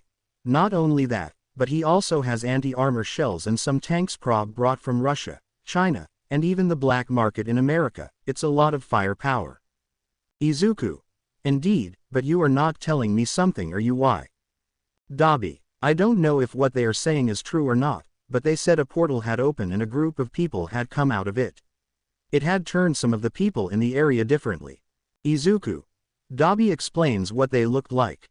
Dabi. I have a picture here. As Dabi shows the picture, Izuku got up right away and got on his Vox right away.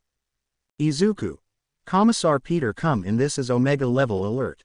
Commissar Peter. My lord, what is the emergency? Where are we being deployed? Izuku. We need to be prepared to attack the Liberation Army. Chaos supports of Nurgle have arrived, we must be prepared to face them. Commissar Peter. Sir, I'll have Flamers units ready, and the regiment prepare for battle. We still have the 2nd Regiment ready as well with the knights, and one more thing your father sent. Izuku. Good, I want everything prepare and ready in 3 days' times, and I'll call father to send one group that will help us greatly. Commissar Peter. Very well my lord, I'll start preparations. Endeavor. Dabi and Hawk look at Izuku, seeing him worried face as he makes a quick call to his father, putting the Vox on the table. Emperor of Mankind. Hello, my son, and his uncle NG, pleasant to see you both, but your face has me concerned. Izuku, what is wrong? And to the new guest, I'm his other world father, nice to meet you both. Izuku.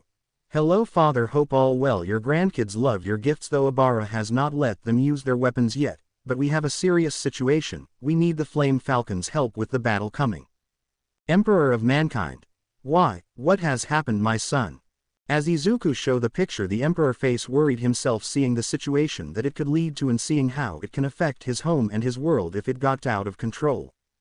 Emperor of Mankind. Very well, approve, I will also send more troops as well, seeing how dire this situation will be, you will need as much assistance you need. Izuku.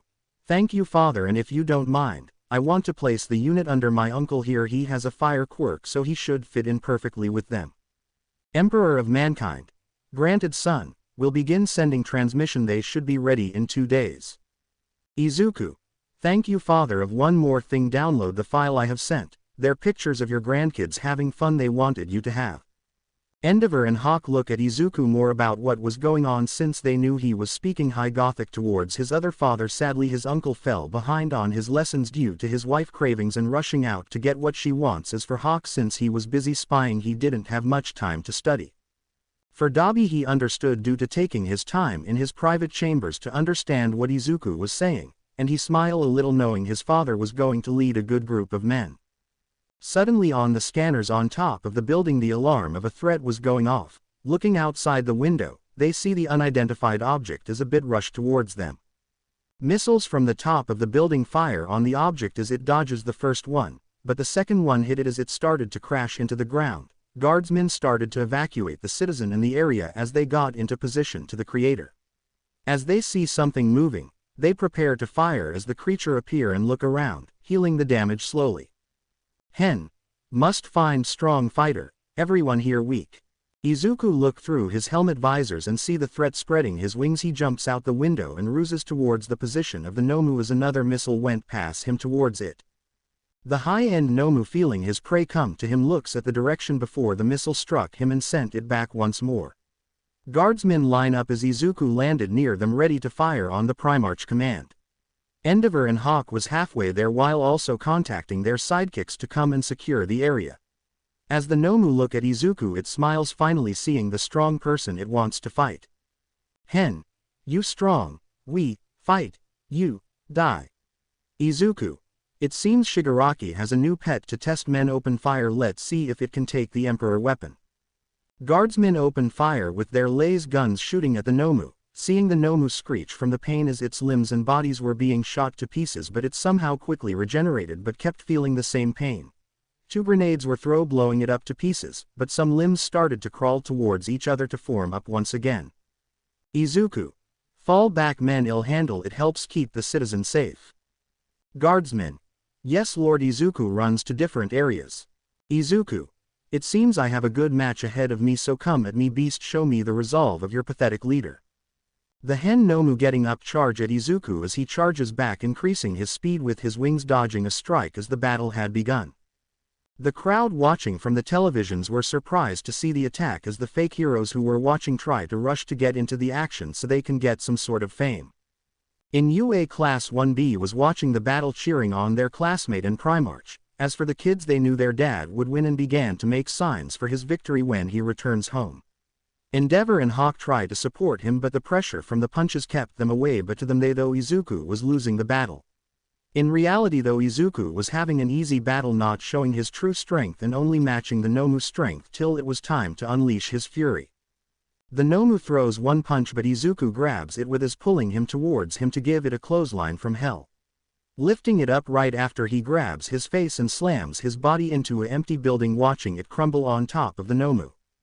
Jumping back, he opens a portal and grabs his halberd, ready for what is to come from the Nomu. As the Nomu dug its way out, it sends an attack towards Izuku, trying to claw him from long range, but Izuku sidesteps and cut it, burning it away with his halberd as the Nomu moved back, starting to feel overwhelmed. Izuku charges at it, slicing his other arm before grabbing him and throwing him down the road. As the Nomu starts to regenerate, Izuku didn't give it a chance, grabbing it and started to brutally punch it. With one final punch he sends the Nomu away. With its arms regenerated, it grabs a car, but Izuku didn't give it the chance and smash his fist through it, punching it square in the face, sending it back. Watching it get thrown into a wall of a construction site, Izuku didn't give it a chance as he charged toward it and uses one of his power fists to punch it through the site and down another street. The Nomu recovers from the attack but is now scared, as he sees the red visors of Izuku in his helmet looking at him, ready to kill. Screeching loudly, it charges once more to Izuku, finally regrowing its arms and turning its fingers into claws to strike Izuku. Walking slowly, Izuku looked and saw it and let it attack him, watching the Nomu claws break. The Nomu looks down at its claws but didn't see Izuku pull back his punch and begin to launch fury of punches on it. The brutal attacks were cracking, destroying the reinforced bones of the Nomu like child plays. Cameras from the helicopters were watching this as everyone in Japan could feel it through their screens. Izumi and Shigaraki were furious seeing the Nomu being treated like a toy, as they thought it would have a chance against the Primarch, but that was all down the drain. Even in his secret lab, Dr. Garaki was shocked by the power of the kid he said was quirkless all those years ago. The Nomu, being pushed back hard, tried to take a chance to strike back, but Izuku speed dodged it and hit it with a mean uppercut, destroying its face. The Nomu fell but Izuku grabbed it, slamming it a few times before throwing it the air and knee it straight into the air while pressing his comms. Izuku, uncle, I'm going to fly above it, hit it with your prominence burn, then you'll finish it. Endeavor. Alright, and let's see if these upgrades from Bakugo will help. Endeavor flies right under where the Nomu was launched as he begins to build up the heat in his body, aiming right into the sky, while Hawk was moving quickly, slashing the Nomu with his feathers, using them to keep it in place. Endeavor. Prominence burn. As the blast hit the Nomu, the power from it was more than anyone ever saw. The new suit and how it was flowing out, adding power to it as the Nomu was hit, burning. Izuku was above, using his powers to take the flame and building it around his halberd as he begins his rapid descent to finish the fight. Izuku. Imperium slashes the Nomu as the slash connects. A kanji appear in the sky as large as a building, showing the Nomu screaming and burning to ashes. Izuku, landing near Endeavor, raised his arm in victory as the crowd was cheering for the spectacular display of power, and the way the guardsmen were making sure everyone was protected and safe. As the fake heroes arrived, they tried to act as if they were looking for survivors, but none was there since they'd been evacuated. The crowd booed at them, throwing insults at them. Feeling the crowd animality towards them, they begins to use their quirks to attack them till guardsmen fired their lasguns, killing them on the spot. More fakes arrived, seeing their dead friends charge towards the guardsmen but were stopped by a wall of fire thanks to Endeavor. Seeing the rage in his eyes, they stepped back and ran from the area. Izuku. Impressive firepower, uncle, looks like age hasn't affected you at all, chuckles. Endeavor. Very funny, nephew, it's thanks to Bakugo for this upgrade. Izuku. It seems Vulcan lesson taught him well, but come, we have to finish clearing the area and finish our meeting. Endeavor and Izuku check on the people, seeing if any were injured or dead. Luckily none were. Returning to his agency, they began the most dangerous part of being a hero: paperwork. Hours of paperwork had to be done, from writing a report to the International Hero Commission and local one as well, to Izuku writing paperwork to bring rebuilding the damage area, but in the end they did it and got out right before dinner to enjoy the rest of the night and pick up their convo in a few days. 3 days later, 3 days have passed since the battle took place. On the second day, the Flame Falcons landed in UA, meeting with Izuku and learning about why they were called. Listening to the Primarch, they were ready to purge the heretics. Endeavor and Rei came to UA to meet the unit and get to know them so they can be ready for the upcoming threat, while Izuku and Ibara brought some gifts to Rei for her child on the way. Enjoying their time, the sky darkens as they look up and see reinforcement had arrived for the battle as Izuku excuses himself to get to work and organize everything. Izuku with Koda and Eri even helping lead the units to their stations to rest it as everyone saluted them as the guardsmen, though Eri was cued in her little version of a commissar outfit. Koda was helping with artillery movement since working with Uncle Peter helps him learn where to place them and prep them. Izuku made sure the guardsmen and commanders were placed in one of the training zones where his uncle set up rooms as he told the commanders to meet with him in the morning. Meeting in a room provided by Nezu, the commanders, the International Hero Commissioner, All Might, Endeavor and Night Eye were there as well ready to go under the plan for what will happen. Izuku. Thank you everyone for coming. It's time to strike at this Meta Liberation Army before they get too big and before the cultists there try to bring something through to our side. Izuku. If you look on the screen here pops open a screen showing the fortifications on Jakku City and seeing the fortifications around it. Izuku. It's been heavily fortified to withstand a small siege by Japanese forces, but to me and my man this looked like a cakewalk till we got a closer look thanks to Hawk and Dobby. Izuku. They have heavy anti-infantry weapons on the post looking towards the fields. Walls are very thick and capable of holding even against your fire, uncle. Izuku. Commissar Peter the First. No, the Death Corps of Krieg is here, but are they still the same from before I met them? Commissar Peter. They are, my lord. They are ready to charge towards and die for you and the Emperor. Endeavor. Is it really necessary for their death, though they are people and humans still? Izuku. I know, uncle, but it's in their culture. They were bred for attrition. They fought a siege that lasted 17 years with nothing but their bodies, tanks and artillery. If I know any unit that will get us into the city, it's them. Endeavor. Very well, nephew, just the cost of life will be great. I am just worried. Izuku. I know, uncle, trust me. Still I got a task for you, uncle. You will lead the Flame Falcons and attack Jakku Hospital. Izuku. Seeing how these pox walkers are around, they may have used some and combine it with the Nomu, making it dangerous, so I want you to burn the whole hospital to the ground. Endeavor. Very well, I'll lead your battle sons to victory, nephew. Izuku. Father, I want you to take the left flank with part of the regiment. Uncle Nezu, you will take the right flank. Izuku. Commissar Peter, take the southern flank, make sure none leave alive. As for you, Hawk, I got a special squad for you. They're known as the Elysian Drop Troops. I want you to mark an area where they can land, and they will head towards the unground areas you pointed out. Izuku. Uncle Aizawa, you will join them as well since you are excellent with stealth. I'll provide a special filter for you that will negate the effects of the cultist. Aizawa. Very well, I'm glad that I did some airdrop training years ago. Hawk. Got you, Izuku. I have a few places they drop into ambush troops there. Izuku. I'll be taking the last of the regiment in the center attack and try to get pressure of all of you. Izuku. Artillery will be placed behind. We will have trenches to cover us before we go over and charge. Vlad sensei, I want lead the artillery with the rest of the commanders. Don't stop firing till we tell you. Vlad King. Got you, Izuku. Izuku. With this we should be set to go and win this battle with ease with the firepower we brought. Izuku. Though we are outnumbered 2-1, thanks to the Emperor, 2 knights and a titan join us to even the odds. Izuku. They will land once the area is set up for the battle. Nezu.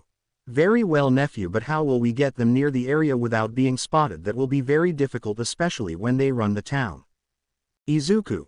I already got a team working on that. They are placing a device I created about 1,000 years ago. It helps me with a battle against chaos forces. It will hide our presence, but when the enemy looks out, they will see everything normal. Nezu. Interesting, you got to show me the blueprints one day over tea.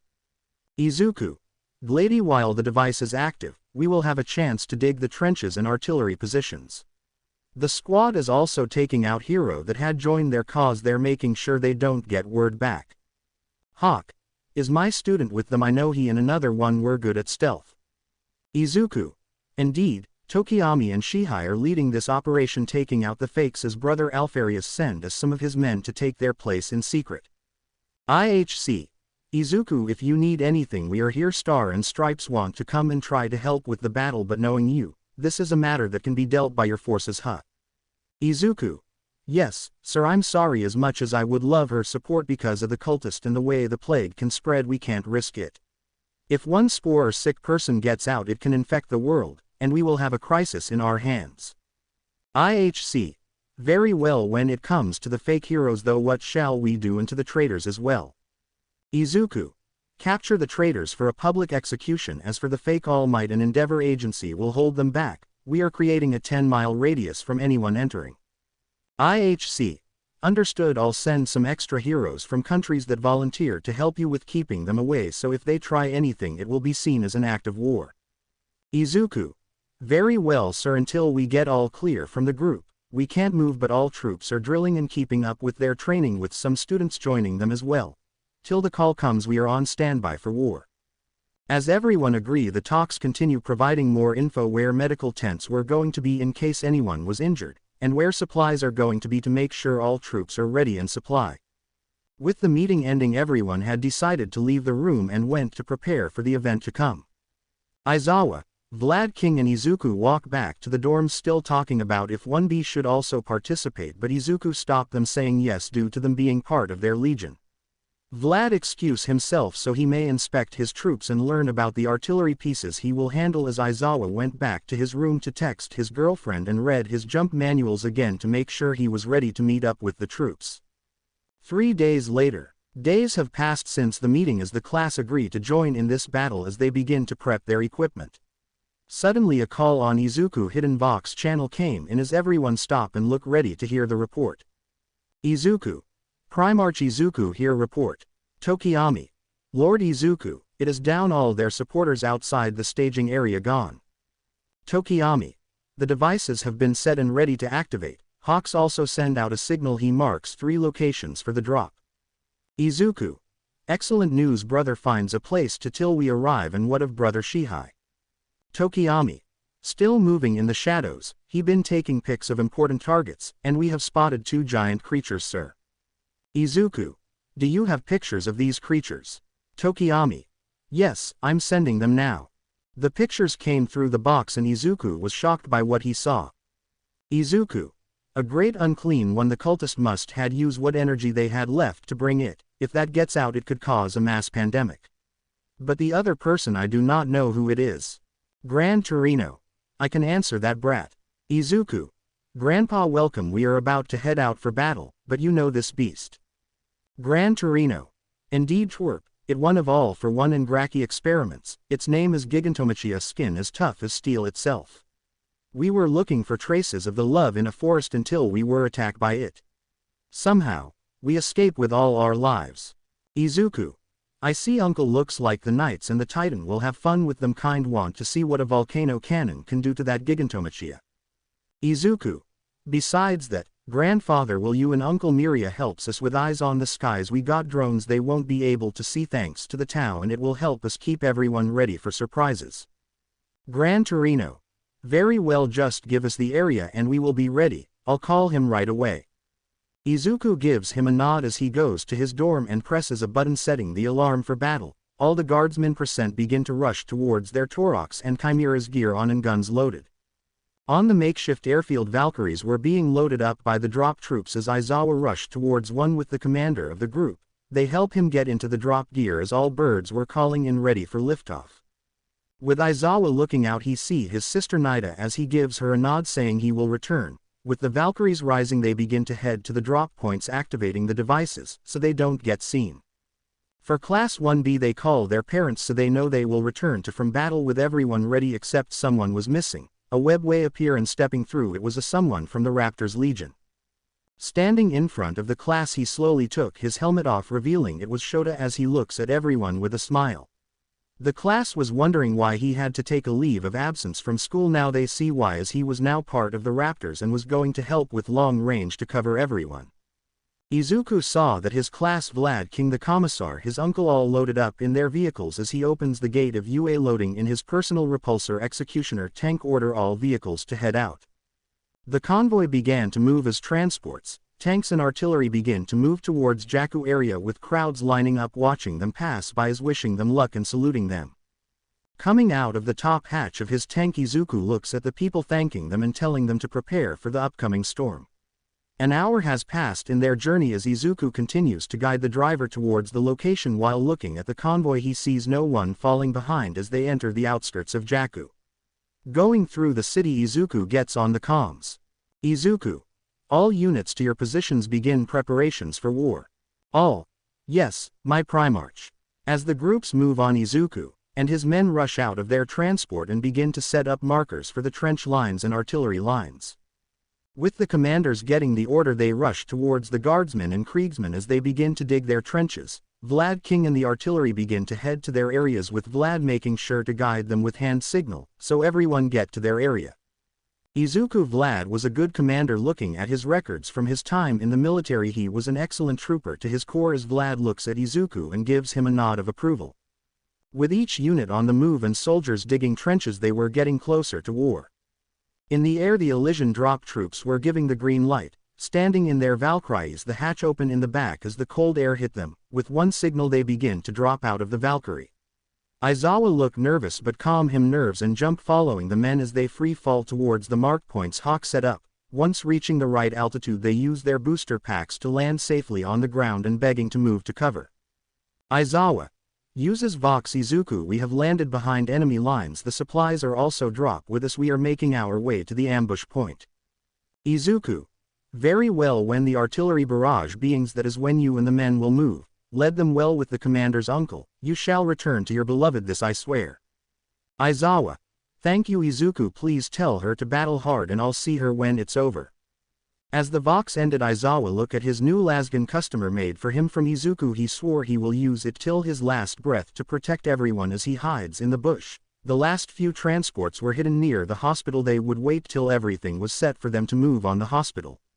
Endeavor was getting used to being in the new armor from the Flame Falcons as they made him an honor brother for the raid. He felt honor and told them he would not disgrace their chapter. 4 hours later, the trenches were done, and the tanks and artillery were in place. All commanders had check-in ready to start the battle. Izuku, Father, Uncle Nezu and Commissar Peter and Vlad King are all troops ready for combat. All. Yes, Izuku, Lord. Izuku. Uncle Miria and Old Man are communications ready. Gran Torino. Yes, you twerp, and just because you are a super solider don't make me get your only weakness out here. Izuku. Come on Gramps, don't bring Grandma out. Gran Torino. Good, but we got a message from UA. Your mother said more reinforcement are also here and will act a ray guard, but also reports on the town over was showing small resistance to the heroes. Izuku. Split the force when they arrive in half. Gramps send half our way and the other to defend. My sons are about to drop. Once we begin to attack, I'll send some towards your area. Gran Torino. Very well Brad, good luck, stays safe out there. Izuku. Abara, my love, is you, the medics and sister ready to fight and heal. Abara. We are, my love, it's time to burn these heretics for the Emperor and protect our future. Izuku. Lead them well, my love, no mercy for these heretics. Izuku. Uncle Enji, you can begin your advance towards the hospital when my speech is over. Remembering all the patients there are, most likely plague, burn them all to end their suffering. Endeavor.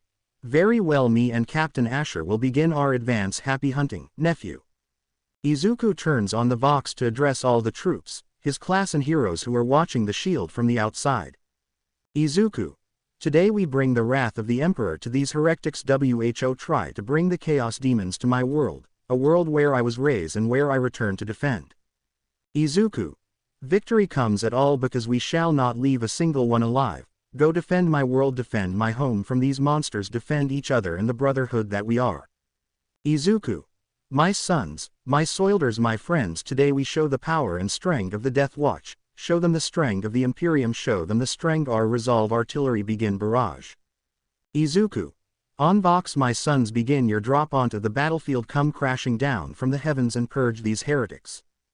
In space, as the transport open their hatches as drop pods begin the process to drop, as 4 huge pods had already left carrying the knights. Izuku tank squad of Mastodon tanks and the last one for the first time in the Imperium history, an assembled Titan will drop onto the surface of the world. A few bombers along with Izuku personal fire Raptor craft were heading down towards Jakku, as the Raptor and bombers were being covered by a few fighters in case the enemy had some, or if another source try to help them. Whirlwinds and Basilisk all turned their guns to their firing coordinates, loading up shells and missile as the guardsmen were taking cover and preparing to cover their ears for the display. Tetsu asked Izuku if he could say a prayer to the Omnissiah before the first shot was fired as Izuku agreed. Tetsu. We ask the OMNISSIAH to guide the weapons of the Imperium of the Mechanicus to guide their shots true to help us defeat our enemies' guns prepare for firing.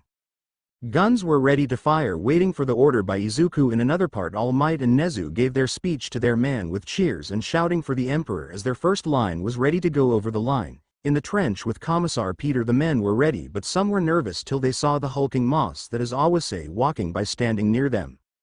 Awase. Do not fret, young warriors of the Imperium, for it's you who will bring glory for this day. Awase. The Emperor will guide you in this battle, men. Our life force is a gift from him, and we shall use it to serve him, to fight for him, to die for him. Awase.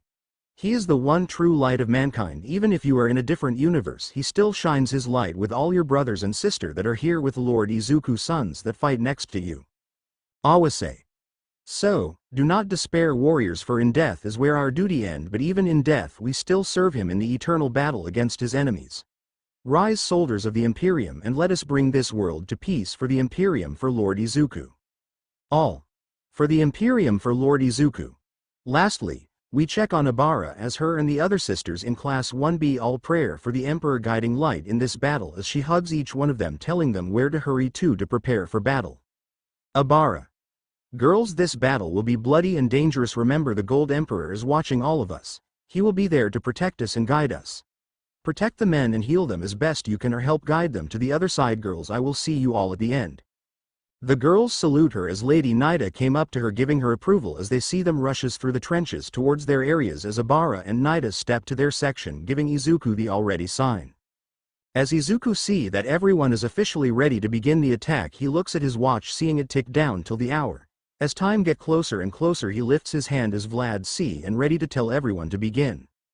As the last second hit, Izuku hands goes down and the devices that were covering them turn off, as Vlad scream out fire as rockets and artillery shell begins to launch heading towards Jakku. On the walls, as the enemy looks to see clear lands the city busy, they were shocked to see the sky split. Slowly looking at it lower, they notice the area had changed. Looking in the field now, they see the massive war machine of the Imperium of Izuku army as they had a shocked face. Trying to run towards the alarm, it was too late as the sounds of artillery shells and missile being launched was seen in the air. Knowing what was to come, they ran for cover as they now see that war had begun and they may not make it out alive. The tower in Jakku was high and mighty where the love was located at. Seeing the city itself was Destro, who was currently helping the League and enjoying the alliance. But knowing one of them was amazing at spy work, they were surprised to see the sky split slowly disappearing, but seeing how the entire city, how they were trapped by a massive force brought to fight them. Looking through their screens all over, their men were showing fear as they rushed toward a button to alert everyone, but the sounds of artillery stopped them in their tracks, seeing shells and missiles being launched in the air ready to make an impact. Bracing for the impact, the shells begin to land, hitting the areas around their tower. Multiple explosions go off all over the city, making them rush towards cover screaming for their lives. The walls were taking impact as well, some being heavily damaged as part of it not being hit at all. Destro looked out to his city, seeing many parts on fire as his forces were rushing towards their defensive points as they dodge another barrage of artillery, saving who they could while leaving others they couldn't. In the skies, bombers were dropping on the points where the spotted ammo depots were as they being bombed. Huge explosion went out, killing everyone in a few blocks radius due to the blast. Destro.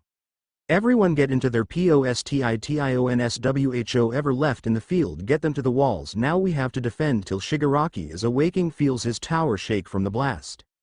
Destro. And get those damn cultists to the front and the people underground loaded with the right weapons. Hurry, we have to hold them off. Skeptic. Sir, I'm trying to get a signal out, but there seems to be signal jammers. I need to rush to the communications room. Here's explosion. As they look, they see a bomb buried deep into the ground, letting a huge explosion go off, destroying a large area of the base. There, that was destroyed was most of the communication and parts of the tanks and where some of their members were. Hearing the explosion, the men outside were cheering, ready to charge towards the line as they begin to get into the line ready for the signal. The bombardment continues on for 4 hours as the other two teams began their movement to attack as Endeavor and his group ran forward towards the weakened lines, thanks to them moving towards the main battle. Him and the Marines rushed towards the line firing their bolters and Endeavor shooting his fire all over burning the people that were on the line protecting the hospital. Endeavor rushed into the hospital with some of the men as everyone stop and look, but in that instant the Flame Falcons shot their flamers burning the injured, the sick and the nurse as they were revealed to be infected with Nurgle curse. Seeing this, Endeavor activated the filter in his helmet and separated his ground into one to clear all rooms purging it, and the second would join him charging towards the hidden lab or Dr. Garaki. Seeing the doctor in the hall, he rushes towards him ready to kill him as he saw the old man running. Catching him, he looks but see that he was dying slowly till a rumble from beneath startled him. Jumping back a huge branch, Nomu Endeavor launch a huge fire blast towards it, melting it and killing it as the blast knocked down a hidden door, but from it a bunch of noises were heard. The Fire Falcons brought two shield bearers up as they begin to walk down the hall, seeing Nomus appear from the doors as they use bolter and flamer on them. Endeavor rushed forward with some of the men killing the Nomus as the Flame Falcons burst into flames, showing off their gifts from the Emperor, fighting through to Garaki hidden facility. Garaki. No, my hard work, you know how long it takes to create them, must release high-end Nomus. Garaki. Shigaraki process is almost done, we need to teleport to his location. Johnny. His teleporting Nomu was about to act till it was burned to a crisp by Endeavor. Endeavor. There you are, doctor, now tell us where he is. Garaki, fearing for his life, told him everything, how close there are and what protection there is. Endeavor thanked him before snapping his neck and throwing his body to the pile of charred Nomus that were piling up. Order some of the men to stay and take care of the base with explosives. He rushed out with the rest to the other side to stop Shigaraki from being reborn. Aizawa squad with the barrage going off. Aizawa and the rest of the drop troops moved forward, shooting the sentries that were ahead. Seeing an entrance to the underground, one of the commands order rockets to be ready. What one scout spot from a cliff, saying it was a ruse as they have a trench line behind it. Aizawa didn't want to waste any life as he called Izuku to inform him. Izuku. Uncle, how is your situation going? Aizawa. We just made it to the back entrance, but it seems they fortified it. A scout report a deep trench line. Aizawa. Can you send Bakugo over? If he can hit that line with one good attack, we can rush in. Izuku. Very well, uncle, I'll send him now. Set up the small mortars you have with you, time your attack perfectly. Aizawa. Got you, nephew. Aizawa explains the situation as some of the troops with small mortars set up ready to go. Bakugo reached the area and saw the line, understanding why Aizawa needed help as he uses his quick to fly over, opening parts of his armor, dropping canisters on the enemy. Them looking up fired their guns using their quirks to try to take Bakugo down, but nothing affected him in his armor as he snaps his fingers. Explosion went off on the line. Hearing that, Aizawa ordered the mortars to fire as he told the men to fix bayonets. Waiting for the mortars to hit, he screamed charge as they used their jetpack to head towards the line. Whatever villains were still alive were met with Lasgan's fire as some tried to defend themselves with gunfire. Bakugo, still in the air, used his AP shot on some areas, cleaning machine gun nest and sniper. Next he spotted. Out of nowhere, Bakugo was grabbed and was being dragged to the ground. Looking down, he saw it was Zero, but looked like he was on trigger. Landing, he saw how Mina, Denki, Kirishima, and Jiru had surrounded him. All seemed to be effective by trigger as he dodged an explosion by no other than his former sister. Katsumi. Well, looks like my idiot brother all by himself. Now we get to hurt and break him. Kirishima. Time to break your spine for getting in our way from killing Izuku. Jiru. And you letting my husband get engaged to that slut. Bakugo looks at the situation in his visor. He scans the area as Aizawa and his men were further away, making their way to the second line. A huge smirk appear on his face. Bakugo. Hey brother, 5 idiots are here from class 1A, you want them capture or kill? Izuku. Alive brother, did Aizawa and the men get through?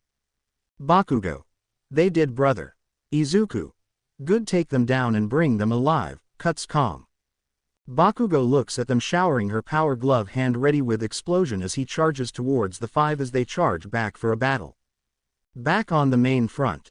As the artillery and air strikes continue, Commissar Peter walked to the main bunker to report to Izuku. Commissar Peter. Sir, the first line is ready to charge, though we do spot the enemy trying to fill the gaps. Commissar Peter. But we have weakened them significantly. Also, with your permission, I would like to join the first line. Izuku. Are you sure, Peter? Looking at it, their heavy guns in some parts are still online. Izuku. And I can't lose a great commander like you. Commissar Peter. I am sure my lord, besides I train someone in my place thinking of how he trains Kota. Commissar Peter. Your son will lead the men well when it's time, I believe in him. Izuku with a heavy heart look at his commissar who fought with him so long since Kadia put out his hand. Peter gave one back thanking him for the years of battle as he left the bunker heading to the line. As the guns continue to fire, some hit the heavy guns as the men ready themselves. Seeing it was close to time, Peter ordered all the first line to fix bayonets. Looking at the time, Peter blew a whistle informing the whole first line to charge. The men storm out of the trenches charging for the enemy position as hundreds from each like charge forward to make an entrance. They weren't the only ones, tanks joined them, beside them firing cannon and lasguns to ease the losses.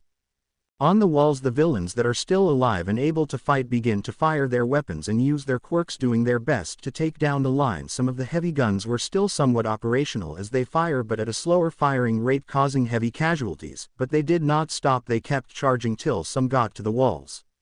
Some stronger villains jumped down and fought the Kriegsmen in close combat as they had killed one of two. The numbers were on the Kriegsmen as they jumped the heavy hitter, stabbing them before setting up melta charges. Tanks using all the guns cover the men as rockets after rockets hit them. Some had luck hitting and destroying their tracks, disabling them. But Commissar Peter line was the first to be ready to blow as the others were still working their way towards the wall entrances. Giving the signal, a huge piece of the fortifications walls were breached as Commissar told the men to charge. Firing a flare to signal they were in, Izuku saw the process but also saw the cost to breach it as he stepped forward, men rising to line up behind him as he takes out his halberds. Izuku. For the Emperor, for Japan, charge into the city, leave none alive, runs FOWARD. Start at minute 250. That's the perfect example of what was happening. Everyone scream a battle cried as they charge forward as the other walls were breached. The other line began to charge as they enter through the fortifications. Kriegsmen were fighting the plague walkers, stabbing, shooting and burning them, splitting up to groups. Izuku lead one down the middle where most were gather, killing his men. Izuku jump in the air, slamming his halberds on the ground before swinging it in a circle, killing some before charging towards a large group. Abara sighed as they breached through. Her and her sister began the purge, burning the heretics that attacked them. Shooting their flamers, multiple groups of player walking scream as their flesh burn, with guardsmen running towards their side to cover the flank. As the girls moving forward, hearing the multiple screams of dying men and heretics, they were attacked by the girls of 1A except for Izumi. Sakura. Well, if it isn't the bitch that took our slave. Now it's time for us to get our revenge on you. Ochako. We will kill you and take your head for all to see. Suyu. Then we will the rest make all your boyfriends our slaves. Mina. I can't wait to have a taste of Bakugo, and Izuku licks her lips. Abara and Itsuka look at each other as she hands signals then to press the attack as they will handle this. The girls understood as they lead the guardsmen into deeper parts of the city as Abara turn into her Celestine form, taking out the blade, aiming it at them. Itsuka presses a button on her gauntlet as a drop pod lands near her, stepping back to enter it, reveal her in a Paragon War suit. Looking at the design, it was custom made for her with spiked gauntlets that expanded with her quirk. Dual melta guns were also equipped to her as on her shoulder grenade launcher were there. Abara. Paragon War suit suits you well, sister. Itsuka. Thank you, sister. Now let's reach them, not to mess with our men or class. Charging toward. As the girls' battle began, one was about to finish as Endeavor and his team were nearing the secret base. A private from the Flame Falcons took down the door as they begin to rush in.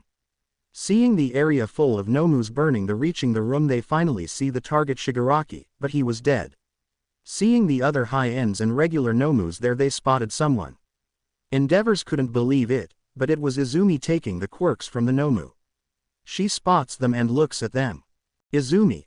Hello uncle, it's time for me to get my vengeance, and I'll start with you, launching a quirk to the ground. As the huge blast went off, the hospital Nomu tanks and everyone near the air was destroyed. Endeavors and his team were pushed back, but thanks to their armor they made it through. Izumi was proud of what she did as then she said loudly. Izumi.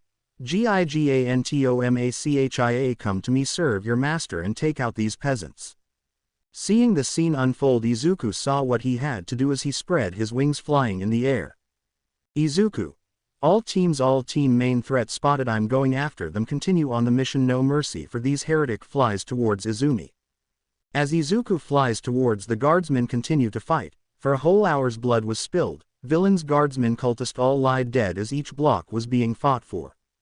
The skies begin to darken as everyone look up, but the guardsmen knew who it was. Seeing drop pods being to land through the city and near the other lines, they open as the Deathwatch Legion begin their supported attack. As the pods open, enemies were dropping like flies as the powerful bolters were doing their job. Villains did their best to fight, but before they even attacked they were killed. Most of the villains begin to retreat where the main base was. Medics rush and begin to work on saving the lives of the injured guardsmen, doing their best to get them back into the fight as Izuku's sons organize themselves with the guard to push forward. Back to Bakugo battle. In the forest area as Aizawa group move on to the compound, Bakugo had battled her sister and her companions. To say the fight was boring to him as he had blasted Jiro, making her death and injure in a tree. Kirishima ribs were broken as he was exploded and now lays in a small crater. Denki had a pile of trees on his as when he tries to attack Bakugo from behind, but he dodges and shot him with a control explosion, shooting him towards where Jiro's was, shocking both of them. Leaving Katsumi by herself already injured, she was breathing hard cause her quirk wasn't working on his brother. Katsumi. Why can't I beat you? I'm the better of both of us, so why blasting explosions at him? But he doesn't move, just absorbing the attacks. Katsuki.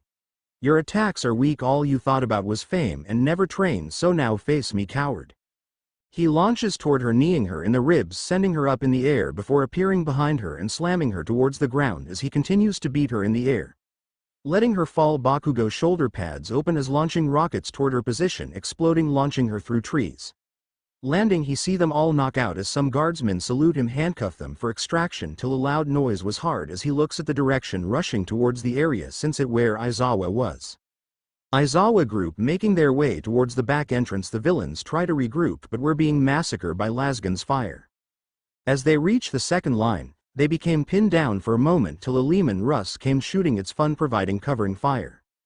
More villains rush out, but the smell of stench was in the air. Coming from the entrance, plague bearers of Nergal appear, soos popping from their skin, flesh falling off as they walk forward slowly. Aizawa order the flamers up as they begin to burn them as villains try to support them but being killed by the guardsmen. The smell of burning corpse fill the air, but the men stay strong. Aizawa rushes in using his new lighting knives Izuku made for him to slice through a few of them and villains that try to get him from behind, but his men had cover him till a large rumbling occur. Aizawa moves back, seeing the giant creature known as Gigantomachia breaking though from the underground as the Great Unclean One follows, ringing a bell as it kills the sacrifice of villains that were too weak to open two great rifts, brining in two more Great Unclean Ones. Bakugo arrives, finally seeing the situation, and begin to get on comms. Bakugo. Izuku, 3 Great Uncleans 1 are here, they're heading towards the city with that creature your grandfather spotted. Izuku. This is bad, we are going to near all the firepower for those 3, I'm calling in the big guns to move in. Izuku. My knights bring in the Emperor firepower, stop those unclean ones from killing. Mastodons move forwards, bring the wrath of the Emperor towards them and save our men as well. As 2 knights that had landed here the call them of their Primarch, they begin to march firing their cannons at the Great Unclean Ones, but music was being heard from the air. The guardsmen knew who it was, but the enemy was scared. Crashing down in the middle of them another knight, but this one was different, all blue and yellow as Izuku saw from where he was, knowing who it was as a music got loud. A guardsman cheer saying only one thing. Random guardsman, the Bosnian knight. Breaking through the broken parts of the wall, mastodons appear, opening their hatches for more men to come out and rush towards the enemy. As they did, medics grab injured men to bring them out, but they made sure to fire their guns at the Great Uncleans One, damaging them before the knights strike them with their weapons, pushing them back. All Might in his line push forward, but seeing the huge creatures ask half his armor forces to divert and support them as he rushes forward. Large chunks of debris were sent to him, but he punches them away, seeing it was Inko and some of the heroes that supported the commission. Inko. Hello All Might, I'm here to finally end your pathetic time as a hero, as the commission lend me these prisoners from Tartarus, now attack everyone, kill them all. As she charges towards All Might, he stood in front of his men telling them to move forward as they listen. Pulling his arm back, the armor of the Custodes combined with his strong enhance his punch, screaming Detroit Smash, launching a huge attack towards the villains, knocking the back, launching them in the air. Some guardsmen kneel, shooting the ones in the air, killing them before moving on future to handle the plague bearers. Inko was sent flying out of the area as she was then hit with one of the knight's fist, breaking her body, launching her out of the shield into another city. Nezu forces moved forward. Seeing the situation, he sent armor vehicles towards the area as they begin to support the knights as they fought the unclean ones. The ground shaking with each strike the knights are doing, firing their guns on the creatures of Nurgle, but they fought back but didn't do much damage. The Bosnian knight fought hard, fighting back the great unclean one before revving his chain blade and slicing it head off before firing a cannon at another one. It stomps on the enemy soldier, clearing a way for Aizawa and his men. Izuku arrived to see his uncle holding off Izumi with the men as Izuku punch her away towards a down building. Izuku.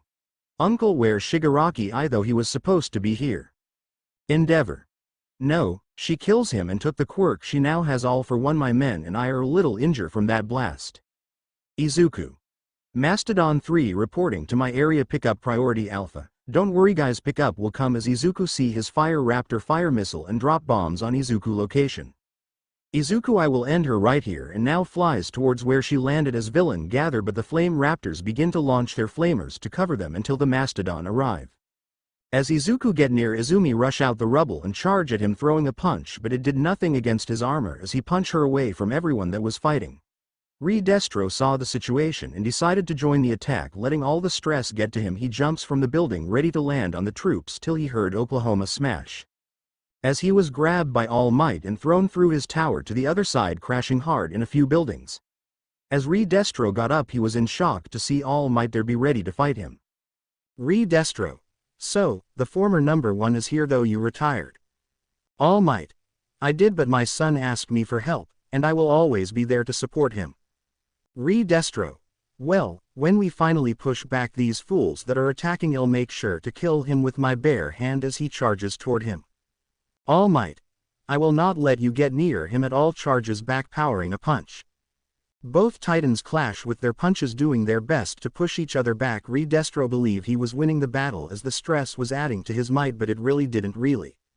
The armor of the custodies was too strong for Destro to really have an effect as he was hurting himself more, but All Might be tired of this back and forth charade as he powers up and punch him right in the gut, kicking him away into a few buildings.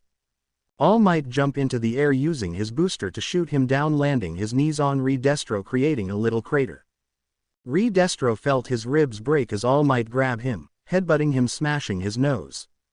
Seeing Destro was dizzy from blood and the damage, as he tries to punch All Might but hurt his hand against his helmet, as he screams for mercy to take him in.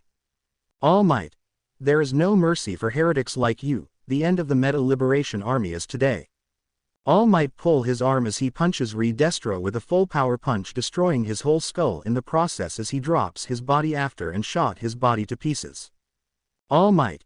Izuku, just know Destro has been taken care of. I'm pushing forwards with the men to keep eradicating the Meta army. Izuku.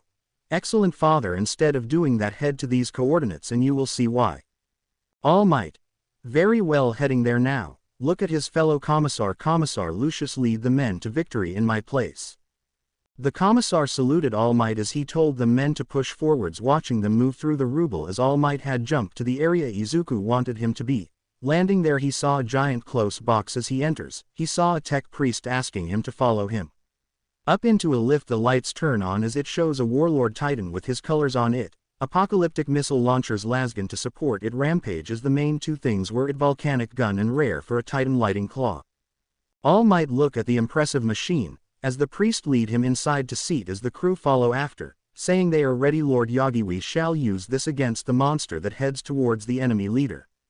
As All Might sat in the seat, the titan turns on as the box it was in open, stepping out, volcano gun charging to fire as All Might order missile launch. As the missile fire through the launchers, multiple areas were hit, killing hundreds as some landed near the tower, destroying it. The earth shakes from the explosions as it begins walking towards Gigantomachia last location. The troops cheer for the Titan as it lasgun fire on enemy positions, making the path clearer for Izuku troops, while the knights finish off the great unclean ones before making their way towards the front to support. The Bosnian knight follow the Titan to provide support, firing its small guns on Gigantomachia, trying to get its attention. A Bara Kendo fight. For Kendo and Abara the fight was sadly easy, the girls really were no challenge to them. Toru was easily picked off as she tried to sneak attack them. Ochako tried to rush in, but once again Kendo grabbed her and slammed her around a few times before combining her shirt and quirk power to launch her into some destroyed buildings as they crashed upon her.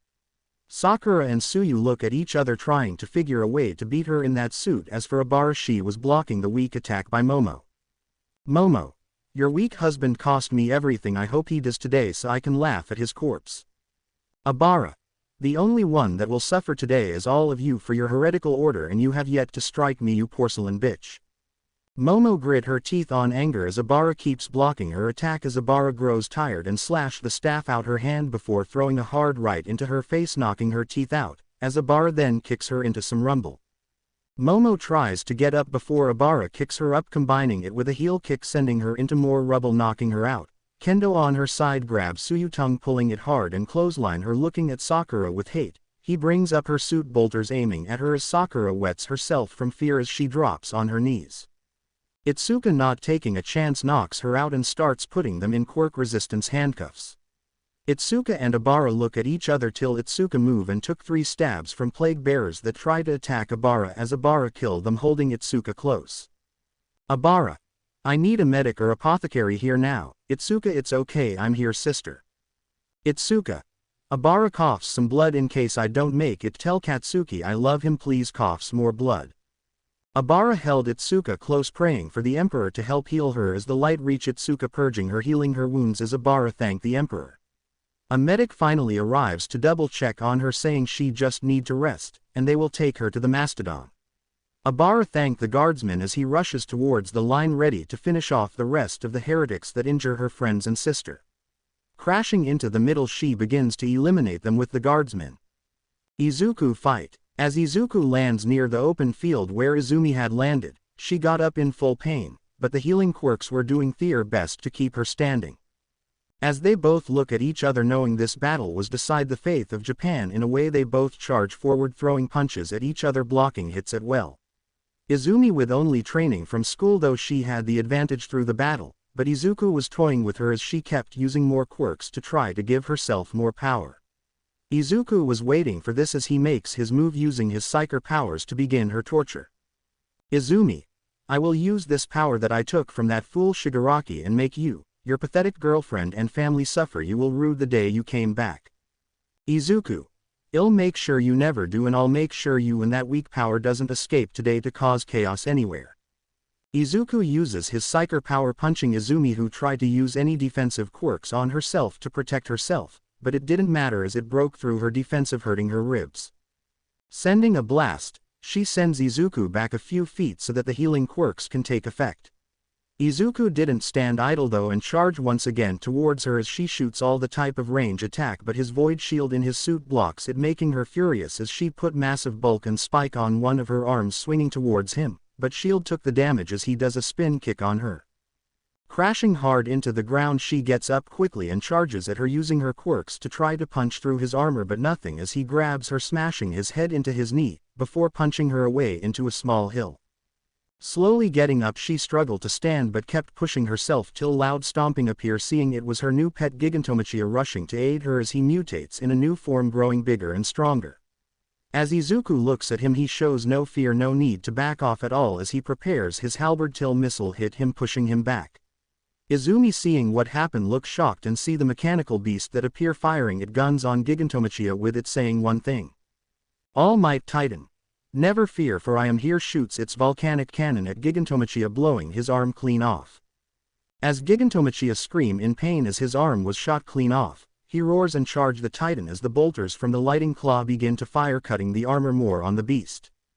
All Might use his fighting experience toy with him, using the lighting claws to cut his other arm off as Gigantomachia screams in pain.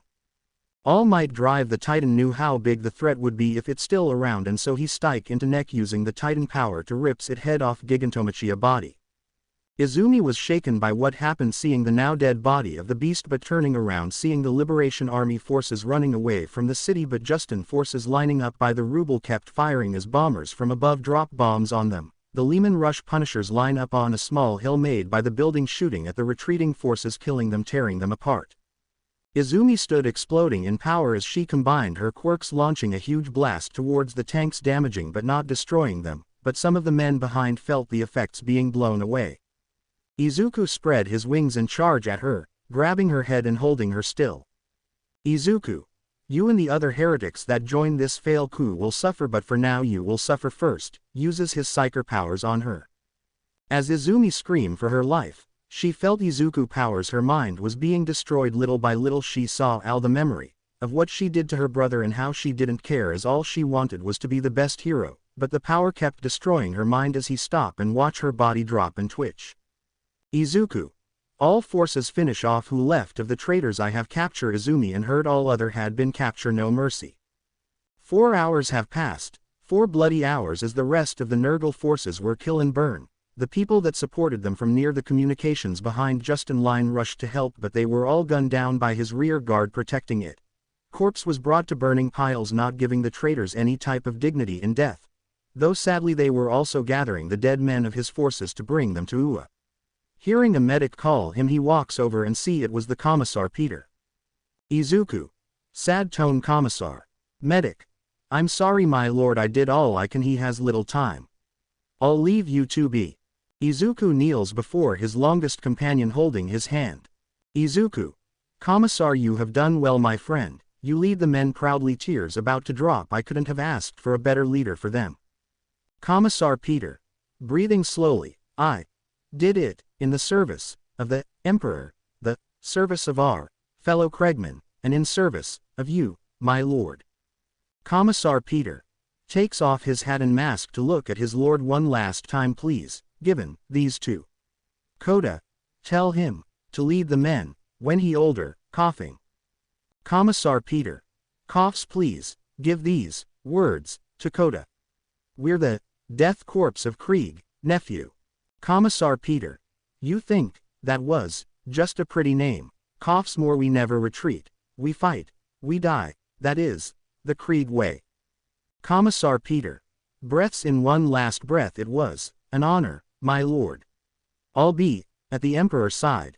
As he passes away, Izuku put his head down as some of his other men that had fought alongside with him. Commissar Peter, son of the planet Krieg, survivor of Cadia and the Tyranid War's duty finally has ended. As Izuku picks up him slowly, he carries him to a transport so they may bring him back to UA, where they will lay him there with the rest of the men. As everyone was loaded, the knights took the lead, walking back to UA slowly as the Titan and the Bosnian knight was in the rear protecting the convo.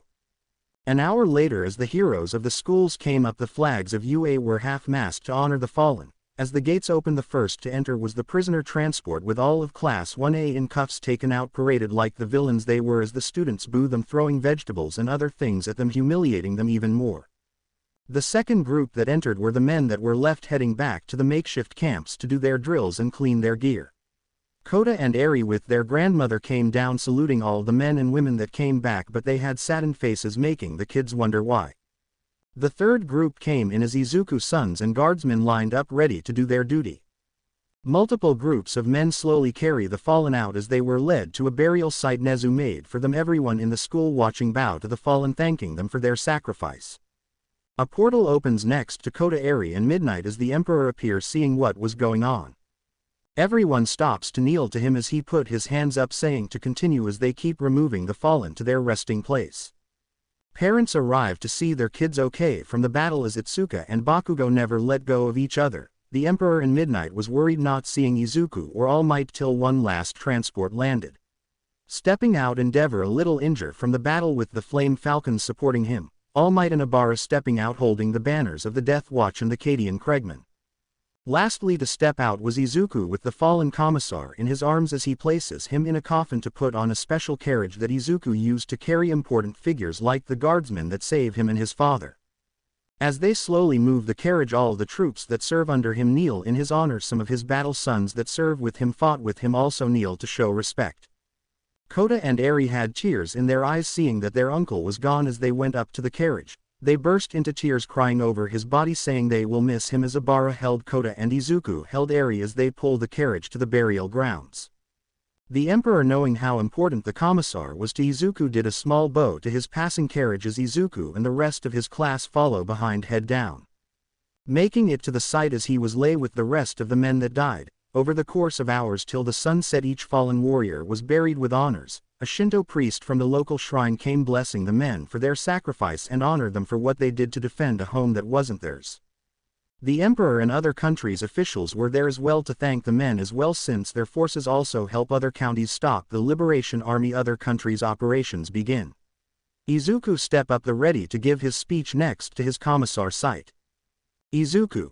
Today was a day we will not forget, a day where we had defeated one of the many threats that came to Japan. Izuku. They gave their lives fighting the enemies of the not just Japan society, but the world's as well.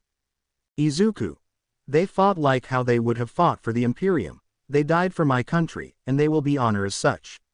Their duty has finally ended, and they will also be thankful for it as he slowly helps lay the commissar to rest in front of the men. As the representatives from other countries leave flowers for his coffin, Kota and Eri were letting their tears run as they promise him that they will become great commissars in the future and lead the unit. As in the background a military salute or artillery goes off. Kota and Eri step to the side with Kota looking at the hat and mask, asking Abara to help him clean it so he may wear it, which Abara agree. Lastly, Justin using his powers lowers his commissar power sword on top of his coffin as they slowly put dirt on him, saluting him one last time. 3 days later. 3 days has passed since the massacre of Deku as the fake hero commission that is still around lead an army of heroes loyal to them, with Rock Lock Ryoko leading them to Deku to see that it was completely destroyed. They send everyone to start looking for survivors, anyone that can tell them what happened here, as the fake heroes moves looking through the destroyed city. Sadly, though they didn't not find anyone, they only found the burnt remains of the fallen liberation forces. In the towns over they checked to get witnesses, but they also spotted the town fully killed off as they spotted some of their fake hero comrades burned to a crisp. Ryoko. This can't keep happening, all son might face justice for this transgression. Rock Lock. Yes, he is a warmonger, and this transgressing cannot continue. I think it's time for your plan, Commissioner. Fake hero commissioner. Indeed. Let us head back to our base. It's time to unleash the prisoner that will help us defeat this freak and take control of Japan for ourselves. They left the area with the fake heroes, not knowing that someone has been watching them. It was Class 1B newest Raptor Shota as he watches them leave before moving away from the area and contacting Izuku. Shota. Izuku, come in, brother. Izuku. Shota, how was the scouting mission? Any more signs of members? Shota. No, and the ones that somehow were alive have been taken care of, but we have a situation about to unfold. Izuku. Return to base quickly then. Shota. Yes. Lord Izuku gets on his bike and races off.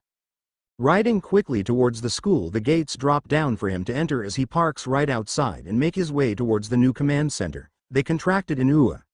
Walking in the building, he salutes Izuku and begins to give his report about how the fake hero commission was about to make a dangerous move that may affect all of Japan.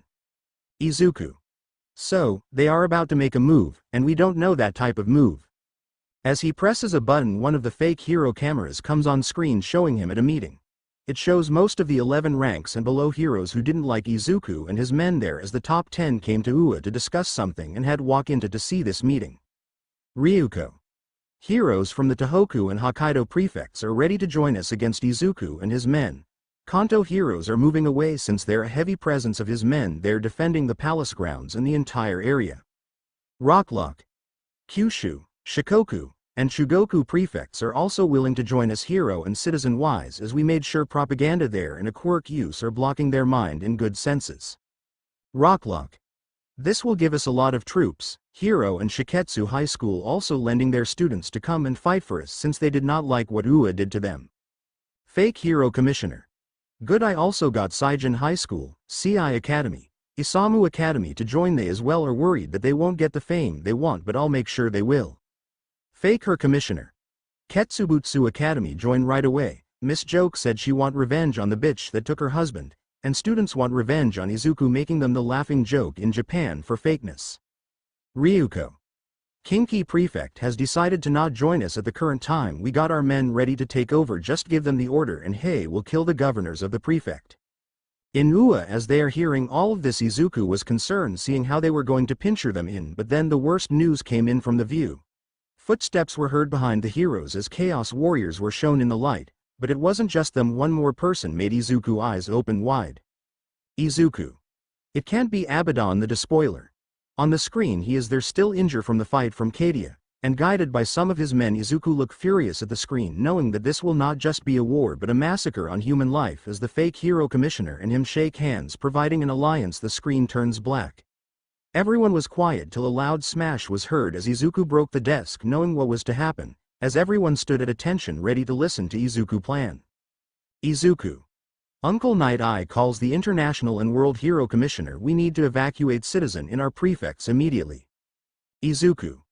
Uncle Nezu, we need to set up the school defense system right this instance. Protect our prefects that are siding with us. Just trace your hand around the prefect and it will set up the defense wall. Izuku. I must contact my father. If the Black Legion is here, it means they will bring everything upon us, and we will need everything we can. Even with the force I have now, it won't be able to hold back the tide. Izuku. Abara, ill contact Sister Nida as well. See if we can get sisters to come get the girls ready and prep for this is a battle which outcome we will not know about. Izuku. Vlad King the First will need your help with the artillery again to help defend the areas in the prefects we are protecting. Izuku. Aizawa, take some of my scouts. See, try to get their locations to where they move so Vlad can get accurate hits. Izuku. Father, can you lead the Titans and the Knights here to defend the walls till the reinforcement comes? Mother, I need you to stay here in the school as the last defense for the citizen we bring here to evacuate. All. Yes. Lord Izuku, nephew, son. He was about to look at his commissar, but remember he no longer there till he felt his shirt being tugged. Looking down he saw Eri in her commissar outfit and Koda in his wearing Peter's hat and mask. Koda. Dad, until they come ill help get them ready with Eri. Uncle had taught us what to do. Eri. That's right Daddy. Uncle show us how to set them up for a defensive situation like this. It was tears spilling his last lesson with us. Koda. Tearing himself but sucks it in. We need to honor him please Dad. Both kids pleading as Izuku look at Abara with a worried look. Agreed to honor their uncle. Izuku kneels down hugging them. Izuku. Very well, you will help me lead them until a new one is trained to lead the unite, okay? Koda, Eri. Both saluting their father. Yes sir. Both kids and everyone started to rush out leaving Abara and Izuku there alone. They both give each other determined look at the hug knowing it was time to end this chaos and bring Japan to a new age. As Izuku order showed out to scout more as the school was getting busy setting up everything. The Titans and Knights being refitted and repair from any damage they sustained, tanks being repaired quickly and rearmed for the upcoming battle. Making his way to his prayer room so he can contact his father, he saw the kids riding their wolves, getting the men into shape and drilling hard, getting them ready for battle once more. They look like they wanted to honor the death of their commissar as the other one leading their groups follow Eri and Koda order. Reaching his home, he was attacked by the pink-haired girl known as Mei Hatsume. She kept trying to strike him with a knife, screaming the support industry is ruined because of him, trying to finally rid of him. Izuku dodged her attack as he grabs her wrist, grabbing her by the face and punching her outside his home. Going up to her he summons his bolter as Tokiyami saw the situation, lifting her up, punching her down as Izuku finished the job shooting her. Looking at his brother Tokiyami, he thanks him and inform him to go help the other be ready and inform Nezu and Power Loader about the situation as he nods and walks away. Entering the home, he gets to his prayer room, taking the device from there and brings it to the living room, right when Abara and his kids come in as well. Izuku activates the device as his father answers from the other side. Emperor of Mankind. My son, this is a quick response after a few days. What is wrong? Izuku. Father, this may be my last time able to call you. Abaddon has entered my world. We have found out he is teaming with the corrupt heroes to take us out. Izuku. Though the last battle did a number on our forces, we will still hold till the last men and women as we evacuate the people unless we get help in any way. Izuku. If not, we have already accepted our fate, fighting till the land men and women. I will say this to you, thank you for being the best faster and grandfather to me and the kids. Eri. Your gifts brought us happiness and fun. Grandpa, I will be helping Papa fight. I hope you are proud of me. Koda. Wearing his uncle mask and hat. Yes Grandpa, we know the risk, though it may cost us our lives. We will do this. Abara. Yes, Father, if this is the end, I thank you for accepting me and the kids. We will never forget you. Izuku puts a data disk as it transfers data to his father, showing pictures of the family, their lives and video of their adventure so that he would not forget them if this was the last time. Izuku: thank you father for everything, I will not go down fighting, I will fight till the end. Emperor of Mankind: my son, you will not fall, I will make sure personally you do not fall this day. Hangs up. Emperor of Mankind: Trajan Valores, come to my chambers now. As the Custodes chief rush into the room followed by two of his guards, they kneel in front of the emperor as he explains the situation to him. Trajan though on what to do as he brought out a box, opening it to reveal the one code in the Codex Astartes that is not to be called unless needed, as all of the Imperium will need to help and support. Emperor of Mankind: activate Last Wall Protocol for the Death Watch. The Last Will Protocol, one that isn't called upon unless Holy Terra itself threaten, yet the Emperor has called the use of it for his son Legion. As Trajan Valores look upon the Emperor, he asks for confirmation before he sets the alarm off. The Emperor nodded as he rushes towards the communication center to inform his other sons on the situation. Arrive, everyone bow to him as he asks them to get in contact with his sons immediately as they rush to do so. Emperor of Mankind: my sons, can you all hear me? This is of great urgency. Gilliman: father, what is wrong? Rogel: is Terra under attack? Vulcan: you look worried father, what happened? Emperor of Mankind: my sons, the Last Will Protocol has been activated for Izuku Legion. Silence stood on the communication room and on the Vox box with his sons and the ones that were coming in. Angron: I'm sorry father, did I hear that right? Sanguinus: this can't be true, father, that would mean. Corvus: Izuku is grave danger where he may not escape. Magnus: what has caused the protocol to be activated? Emperor of Mankind: Abaddon has returned and arrived in his universe. Emperor of Mankind: his entire force of what he was to muster is there and being helped by the fake heroes. My Emperor is true, has our Primarch called the Last Will Protocol. Emperor of Mankind: yes, he has maybe known who is speaking. Forgive me my Emperor. Titus: Demetrian Titus, new chapter master of the Deathwatch Legion. My Emperor. Titus: my Emperor and my lords, we would like to begin moving out while you gather what force you can. Titus: we shall leave 10,000 here to help defend the Imperium and its allies while the other 20,000 move out to support our lord. Emperor of Mankind: go with haste chapter master, my son needs all the help. As the transmission ended, Titus's rushed towards the war room, pressing activating the Last Will Protocol in their sector. As the alarms went off on all planets, the Krieg Canadians, the House of Yagi, the Forge World of Eriadu, alarms went off alerting the Mechanicus of the Last Will Order. They began to organize their Skitarii forces to rush and join the fleet before they leave, as well as activating their Castellan robot units to prepare them for transport. In the Night of Mustafa have received the alarm as Angron look on wondering what was happening. Angron: what this alarm, what is going on? Jochira: chapter master Jochira: yes, my lord, the Last Will Protocol has gone off for the Death Watch. It means Izuku will commit his last stand. Chapter master Jochira: it was a deal we made with Primarch Izuku to defend the sector with the Death Watch to the last man. It means that a huge threat has come to his world. Angron: he gave me a second chance to live, now let me repay him. Assemble the entire legion, we are going to Earth to help him. Chapter master Jochira: at once my Primarch runs off. Angron stood there as he contacted his father, who was in conversation with his other brothers already. Back to the Vox call. Emperor of Mankind: my sons, I will now send a galaxy-wide message to all planets and chapters to see if anyone is willing to send forces that won't interrupt their defense of the Imperium. Angron: father, just know me and my knights are already getting ready to join the battle and have begun quick preparations.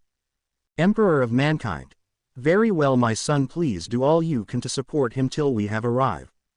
Emperor of Mankind: I need 2 others to go along and support your brother Izuku and Angron, who will go and support him. Rogel: father, I would like to go while Ferris stays here and helps in the defense of the Imperium. Ferris: very well brother, I'll increase defenses in all sectors with what space stations that Izuku has left and forces he had left behind. Emperor of Mankind: we still need 2 more to go in the aid of Izuku. Lion L. Johnson: father, me and my chapter will go. I had doubted him in the past when you were recovering, but seeing him lead the Imperium to the where we are now, I shouldn't have judged him. Lionel Johnson. Due to that I must repay him for everything he has done for us, so me and the angels will join this fight. We can be ready in 72 hours. Emperor of Mankind. Thank you son, and also it's good that you learn that lesson my son. Please make haste to get your men ready and meet near Izuku homeward. Lehman Sanguinius. We also like to help father. Lehman. Brother Izuku, show me a land I felt at home beside my own world, and I also met someone on his world that I found interested in. She battles crazy like my sons, and I would like to see her in battle. Lehman. Beside me and my legion could use a good fight. We haven't had one in a while, so this will be good morale boost for my sons. Sanguinius. As for me, he has helped my planet when we first started, defended my people against the mutants that tried to kill us, and saved me not once but twice. For that I owe him a life department which I will fulfill. Emperor of Mankind. Very well Sanguinus, lead the forces, gather at the portal. Emperor of Mankind. My other sons, we must defend the Imperium with them gone, but now I will call for more reinforcement. As he hung on the Vox, he activated the galaxy-wide one as he prepared for what he will say. On every Vox and screen in the Imperium the people stopped to see the Emperor speak. On the Tau and Aeldari worlds they also stopped to hear what their allied has to say. Emperor of Mankind. My fellow citizens of the Imperium, to the allied worlds as well, I must ask for forgiveness for stopping your day. Emperor of Mankind. But my son Izuku, who lead our beloved Deathwatch Legion, who watch the Imperium when I had fallen, is in trouble. Emperor of Mankind. His forces have activated their last will protocol. His world is in danger, and he need help. Showing on the Vox screen his legion and some militarum forces leaving to his world. Emperor of Mankind. As of now his forces are heading to his home to make their last stand. You have all given much to bring peace, but I ask once again to help bring it to my son world. Emperor of Mankind. If you are able to, please send a Vox messenger here. I will be at his world to help open the portal for whoever he comes. As his Vox ended, the Imperium was in a frenzy as the citizens remember what Izuku did for them. Multiple legions remember what he did for them as they muster force to send. The first group to send a reply was the Astral Claws, Lamenters and Mantis Warriors, all ready to pay a life department for Izuku, saying them. Next came the War Scythes of the Emperor, the Nova Marines, Black Dragons, Celestial Lions and Howling Griffins all took the call of the Emperor and began to move 3 companies to help, due to Izuku helping them at one point and supporting them with war gear and men. Vulcan had informed his father that 3 companies of salamanders were joining them, as Bakugo is now his part of his legion and he owed Izuku so much for the time he defended his home from the Drakari. The Equinox chapter has answered the call as well, since Tokiyami is their chapter master. They will bring everyone to attack the forces of the Legion. Another call came in as it was the Red Scorpions coming to the aid of Izuku. More calls came in through the Vox as all of the Emperor's Son are sending 3 companies each. As Gilliman had informed his father, each of his sub-chapters are sending 3 companies they could spare from over 1,000 world. Rogel has called upon the Black Templars to aid in this mission as Grimaldus agreed to join and led his brothers to battle to fulfill a life oath to Izuku. Gilliman also has sent a ship to pick up someone who had dealt with Chaos forces, who banished them back to the work. The Anchorite has vowed to take the field again to help defend the Imperium. The last chapter to join in the fray was the Crimson Fist. They were almost defeated on their homeworld one time until Izuku and his men came, save them and reinforce them. The chapter master Pedro Contour vows a life-death that him and his chapter would die for his, and in return Izuku did the same towards him. Since that day their alliance were strong. The Sister of the Bloody Rose answers the call of their emperor as well as to fight with their fellow sisters in battle. The Order of the Martyr Lady and Order of the Valorous Heart also answer the call, sending a small fleet to aid in battle, and will send a division of Order Hospitaller to aid with the injures. As they prepare, they got the new weapons and armor specifically made for them due to Izuku and his Mechanicum wanting to make sure they were on par with his son. The Astra Militarum forces heard the call as multiple units responded. The Cadians and soldiers of Krieg were the first to answer due to Izuku always helping them in situations. Next were the Steel Legion with Commissar Yarrick agreeing to assist his men in the battle as they are preparing to head to Izuku sector. The Elysian Drop troops answer the call due to them already sending forces that help with the battle. They want to continue to help Izuku and his forces, so they send 2 regiments worth of men. Knowing the environment was full of mountains and forests, the Emperor called about the Katachan jungle fights into action as Sly told the Emperor that his men are already boarding the ships to head to the meeting point. It pleases the Emperor that these men are willing to go and help Izuku as more regiments such as the Valhallan Ice Warriors, Vitrian Dragoons, Amistal 24th Cavalry. Most of these regiments were known for fighting against chaos, which made the Emperor glad. The Tau had answered the call of the Emperor as it was Izuku who brought the peace towards their civilizations, and they begin to get ships, fire warriors and battle suits ready. They inform the Emperor that they are sending Commander Farsight to lead their forces into battle. They will support with long-range firepower to cover Imperium forces. They also call upon their crude allies as they would be perfect for the environment and geography of Japan to ambush Chaos forces. Vespid were also called to support Farsight and the troops as they would be amazing air forces to support the infantry. Gilliman, wife of Rain, has called her allies in her home craft world that was saved by Izuku to come to the aid of the Primarch, and she called in everyone that she could and ask any other craft worlds to come to the aid. As a web way open onto her craft world ship, multiply Aeldari units came through, Fire Dragons, Guardians, Wrath Lords came through first ready for battle. Magan Ra Phoenix, Lord of the Dark Reapers, who helped back an entire hive fleet, arrived to provide support for battle.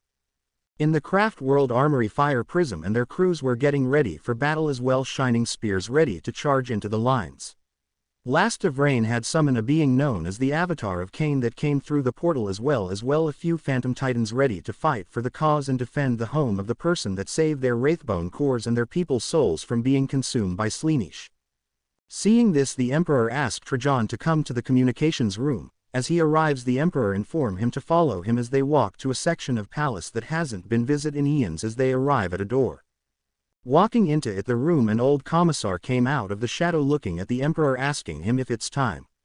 He nodded his head as he led through them past the room to a part of palace not even the custodies knew, as lights went up on a huge area showing close to 1 million troops training. As they all stop, kneel to the Emperor. Trajan: my Emperor, who are these men? Why are they here? Emperor of Mankind: these my sons are the most dangerous soldiers we ever had, the Solar Auxilia created when I started the Great Crusade and fought with us during the heresy. Emperor of Mankind: I had set aside a few thousand of them so they could grow their numbers and training and keep creating them. Trajan: their armor looks new and their weapon more advanced. Emperor of Mankind: true, I didn't do this. Commissar: when did they get this? Commissar Swain: my Emperor, it was young Lord Izuku that improved their gear. He had found us about 4,000 years ago during your recovery time. Commissar Swain: he learns what we were doing here and improve everything for us training gear facilities. He was here giving us wisdom on what happened during the time as the men train harder. Emperor of Mankind: I see, but Commissar Swain, I have need of your men now. My son Homeworld in his galaxy in danger. Commissar Swain: very well, my Emperor. As he heads to a terminal, the alarms go off. The men knew it was finally time for them to prove themselves in battle once more, as they all gather their gear, weapons and head to a huge doorway. Ask the Commissar to lead them. Lights turn on to a hidden huge area as the Emperor look on from a ledge with Trajan and the Commissar looking on, as the men all gather in one big hall displaying their readiness for battle. Perfect example of how they are gathering.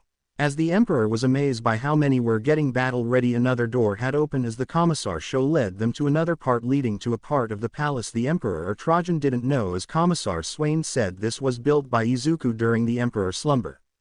Platforms began to open as transport ship rose from there. They look like new models of Imperial transports. Emperor of Mankind: where these ships come from? I haven't seen these before. Commissar Swain: yes, these are the new ships. He had given them first and we tested them. They are perfect in speed, armor and firepower. They are being mass-produced in case the last will was initiate.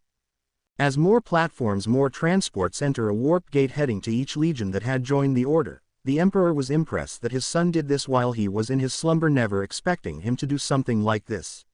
As he sees more platforms come up, more troops came up, seeing there was more than the Emperor suspected and new versions of the Lehman Russ tanks following along, already boarding ship and some already departing. Emperor of Mankind: I'm amazed my son did all of this in the time I was away, to see he found them and improved them to where they look like they will take on anything. Commissar Swain: indeed, my emperor, they will begin to load. Should take the day for them to get them all on the ships. Perfect example of how they are doing it, with the emperor looking over them and seeing ships depart already. As he left Commissar Swain to assemble the men quickly on the ship, he heads back to the communication room, hearing that Argon and his legion have made the jump with their entire force, with the Deathwatch and his Krieg-Cadians the first force to head to him home world, as the emperor call upon leader of the Lucifer Blacks, telling him to gather his men and be ready to jump. Emperor of Mankind Trajan assembles the custodies. 50 will be joining this war and head to help my son Trajan. At once my emperor rushing out, he heads to get the force ready, informing the crew of the emperor flagship to be ready, as the entire Imperium does what it can to support the last will of the Deathwatch to pay back Izuku for all he done. They get his rations, prepare extra ammo and vehicles being sent. The whole of the Imperium is preparing to add the Primarch that united them. 3 days later. 3 days have passed as the Might Fleet gathering was completed. The men people of the Imperium send multiple supplies ships as well, with food, water, medical supplies in case the people of Japan needed it. The Emperor praises the people of the Imperium for coming together as his ship arrives at Izuku sector. As he travels in a transport to the main battle station in his sector, all the allies' chapter masters, leaders are there ready to hear the Emperor plan for how they will handle this. The meeting lasted an hour, as the commander would be Angron, who went on ahead as the other brothers agree. Tau and Aeldarian Militarum forces would separate into groups, with the most elite going with Izuku to push against Abaddon himself. As everyone left the room, the sons that are staying behind wish the rest everyone good luck and to return home safe. Magnus arrived with his Psyker forces ready to battle against the demon forces, and had ordered them when they arrived to follow the orders of his student Reiko, though he felt a disturbance seeing his student struggling, as he informs his father to haste the journey. The Emperor agrees and tells all ships to prepare to jump. As the ships gather, the Emperor with Magnus began to use their powers to open the portal to lead into Izuku universe. As the ships began to enter one by one, heading toward the destination of Earth, as the Emperor's ship was the last to enter, ready to head to his son aid. Back in the MHA, evacuations began for the area protected by the walls, as USA, Britain, France and other countries sent ships to help evacuate the citizens in multiple areas while covering them with anti-air guns and fighters. Bombers were hitting the traitors and their forces but suffering damage and losses. Izuku had called off the attacks as Kregmans and Cadian Kregmans were digging the trenches for their battle strategy. It would be 3 lines of defense where when an alarm goes off, they will move back to the second, but the sides will be stronger than the middle.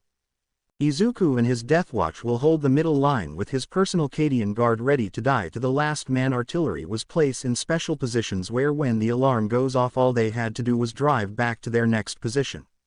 At the school, guardsmen were getting anti-air emplacements set, which hydras were being brought to the top part thanks to cranes. Preparations were being made with Reiko holding multiples warp gates open so Mechanicum can enter from Mars with the repair crews and extra armor. Though tired, she didn't give up and felt the need to hold the portals opens even at the cost of her life. The class and some of the students in the school help with preparing the evac zone and helping them load into the Valkyries that are taking them to allied ships. Izuku looking over the map, seeing his forces already holding back the enemies by the wall, he is making sure and double checking if all defensives are going to be ready. Izuku, Tetsu make sure the defensive is ready for battle. We need to save as many men as possible from the wall when they are giving the order to fall back. Tetsu, yes, Lord Izuku, the men on the walls are already grateful for the towers and guns. Izuku, Eri, Kota, my kids, how are the guardsmen, are they ready to fight? Eri, yes, Papa, I mean sir, we are ready to die and fight. Brother is leading the men the line now. Kota, yes, Father, I mean sir, we will be there in 10 minutes with artillery as well. Mother said to call her next. Izuku, thank you kids and I will right away. Izuku, Abara my love, are you and the rest of the girls ready for treating the injured and fighting? Abara, yes, my love, we actually have some nurses and doctors that are staying with the medics to help as well, so they should be okay. Izuku, please thank them for staying, knowing their lives are in danger. Leave some guard men with them and move up to the front, my love, the enemies are battering the walls. Abara, understood my love, we are taking the next Torox now, be there in 30. Izuku, very well love. As Izuku double checks the lines getting ready to, he receives a message on his Vox from Shota that the Emperor of Japan escapes on a Valkyrie heading towards UA, but his is shot down behind enemy lines. Izuku hears the message and spreads his wings, leaving his class to make sure the defensive is in place. Using one for all in his wings, he quickly flies to the last location where Shota seeing the down Valkyrie. Looking inside, the guardsmen were all killed from the impact. Using his visor, he scans the area to find out where Shota had positioned himself. Slowly walking in the abandoned area, he scans every inch, making sure no enemies were nearby. Approaching the area where he spots the signal, he was tackling out the way by Shota as a high-power shot hit the area he was standing in as Izuku got right back up and took a defensive position. Izuku. Shota, what happened? Where that came from? Shota. Lord Izuku, our ship got hit by a rocket aiming for the Emperor. We crash landed, and as I was making my way back, slowly ambushed by two snipers class quirks. Izuku. Give me detail. Shota, what we are dealing with? Shota. Sir, we are facing two of the enemy's snipers, Lady Nagant and one they brought it from outside Japan known as Barrows. Izuku. I know about these two, dangerous in many ways. We must be cautious. Our Phobos armor does provide protection, but remember, not much. Shota. I could use my cloak to try to get behind or the side of them to take one out. Izuku.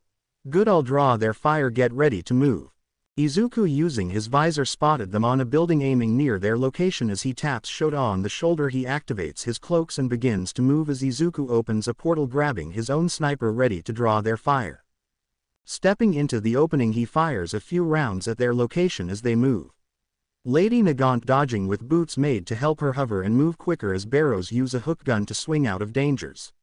Both looking back at the area saw the damage that the impact made, making them happy. They dodged till more bullets passed them. Shota took a shot at Barrows as she uses a hook gun to dodge the shot, separating her from Lady Nagant as they now have their opponents in set. As Nagant took aim near Izuku position, she fire an armor-piercing shot which he dodges with ease, then uses the fourth quirk and created a huge smoke screen. Izuku. Comms. Shota, use the smoke, get to a better position. Shota, sad face. Comms. Understood Izuku. As Shota used the smoke to get into a building, checking corners as he makes his ascent towards the roof. Izuku shoots out a high-power flare to blind both women. Nagant. Damn it, my eyes, do you spot him? Heroes, I can't see for shit. Barrows. I can't see anything. I see a. Barrows never got the word out as she was shot to pieces by a hyper-frag round from Shota gun. It tore her body apart, killing her instantly. Nagant saw what happened, bringing fear to her, making her wonder what she got herself into. She then attempts escaped till she saw a quick blur near it. It was Izuku. After hiding in the smoke screen, he uses Black Whip to hold himself while preparing Fajin power to rush towards Nagant. Izuku hit his mark, yelling smash as he uppercuts her, destroying her quirk arm and uppercutting her, sending her through a building. As she struggles to get up, Izuku crash into the building and threw her out, throwing her into a car. Shota appear out of nowhere, throwing a shock grenade into the car as it shocks her with electricity, making her scream in pain. Izuku waited till it was over and grabbed her by the neck, lifting her up. Izuku. Who sent you to attack the Emperor? Nagant. Spits blood on his helmet. Go fuck yourself. Izuku. I see this will take drastic matters. Let us bring her to Chaplain Awase. His torture methods could be tested here. Shota. Very well, handcuffs here and sends a signal for pickup. Transport should be here few. Shota. Reports are coming in, all forces on the wall are holding, but it seems Abaddon is sacrificing people to bring in more demons. Izuku. We will need to begin evacuation of the walls. The demon has incredible war machines that are difficult to stop. We need the line's defensive positions to be stronger for this.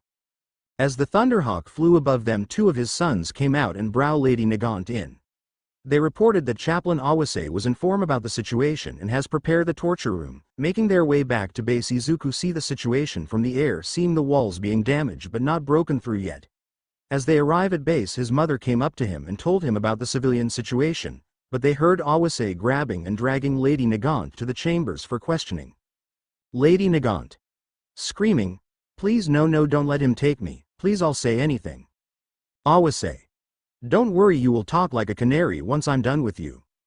As Lady Nagant kicking, screaming, Awase grab her hair tighter, making her scalp bleed as he enters the school heading to the torture room. While Izuku and his mother look, she turned to him to talk about how the evacuations were going. Midnight. Izuku, civilians evacuations are at 90%. We are almost done before we can start. Izuku. That's good, mother. Are you planning to join in the evacuation as well? Midnight. Honey, you know I won't stay here with you and your father. If our lives end, then we shall end it as a family. Izuku. Are you sure, mother? You can take our kids, get them to safety. Don't want the only real mother to go get killed in this battle. Midnight. I know you are concerned about me, love, but I'm serious. We are going to fight as a family and die as one if needed. Izuku smiled at his mother and hugged her, staying for a bit to talk to her about everything. Suddenly alarms went off showing incoming aircraft as everyone took their positions. As they look up, they saw it was Thunderhawks landing in a clearing inside the school. Seeing the chapter master walk in with his blade guard, they kneel to Izuku. Chapter Master Titus. Sir, Chapter Master Titus here under the last will order set by your father. In a few days' time he should be here with a relief force to help in this battle, sir. Chapter Master Titus. We have 20,000 battle brothers here with us, and we have Astra Militarum as well. Angren has also joined. He is waiting for us to unload before his troops drop. What are your order, my lord? Izuku. Rise, my sons, I thank you for coming to our aid in our darkness hours. For now, get the men into positions on the lines. Separate them in groups to cover each line. The Militarum will be told what to do from my kids. Chapter Master Titus. Ah yes, we are saddened by the commissar lost. His name was ECH on the name on our fallen halls, and a status of him has been made on his home world. Chapter Master Titus. But very well, lord, we shall get the men moving. As the men begin to unload, bit by bit, transport carrying the Militarum forces landed in another part of the school, met by Koda, Eri and Ibarra. As the commissar salute them, Koda gave them the order to reinforce the lines for the attack and help get the tanks, artillery and anti-air units in place. As the commissar salute, Eri was helping with the unload as Koda did his rounds, telling himself that he will make Uncle Peter proud. As preparations were made on the walls, the men were doing their best to hold the hordes of demons back, as Abaddon was giving them no rest or respite, trying to break through the wall to get in. Abaddon.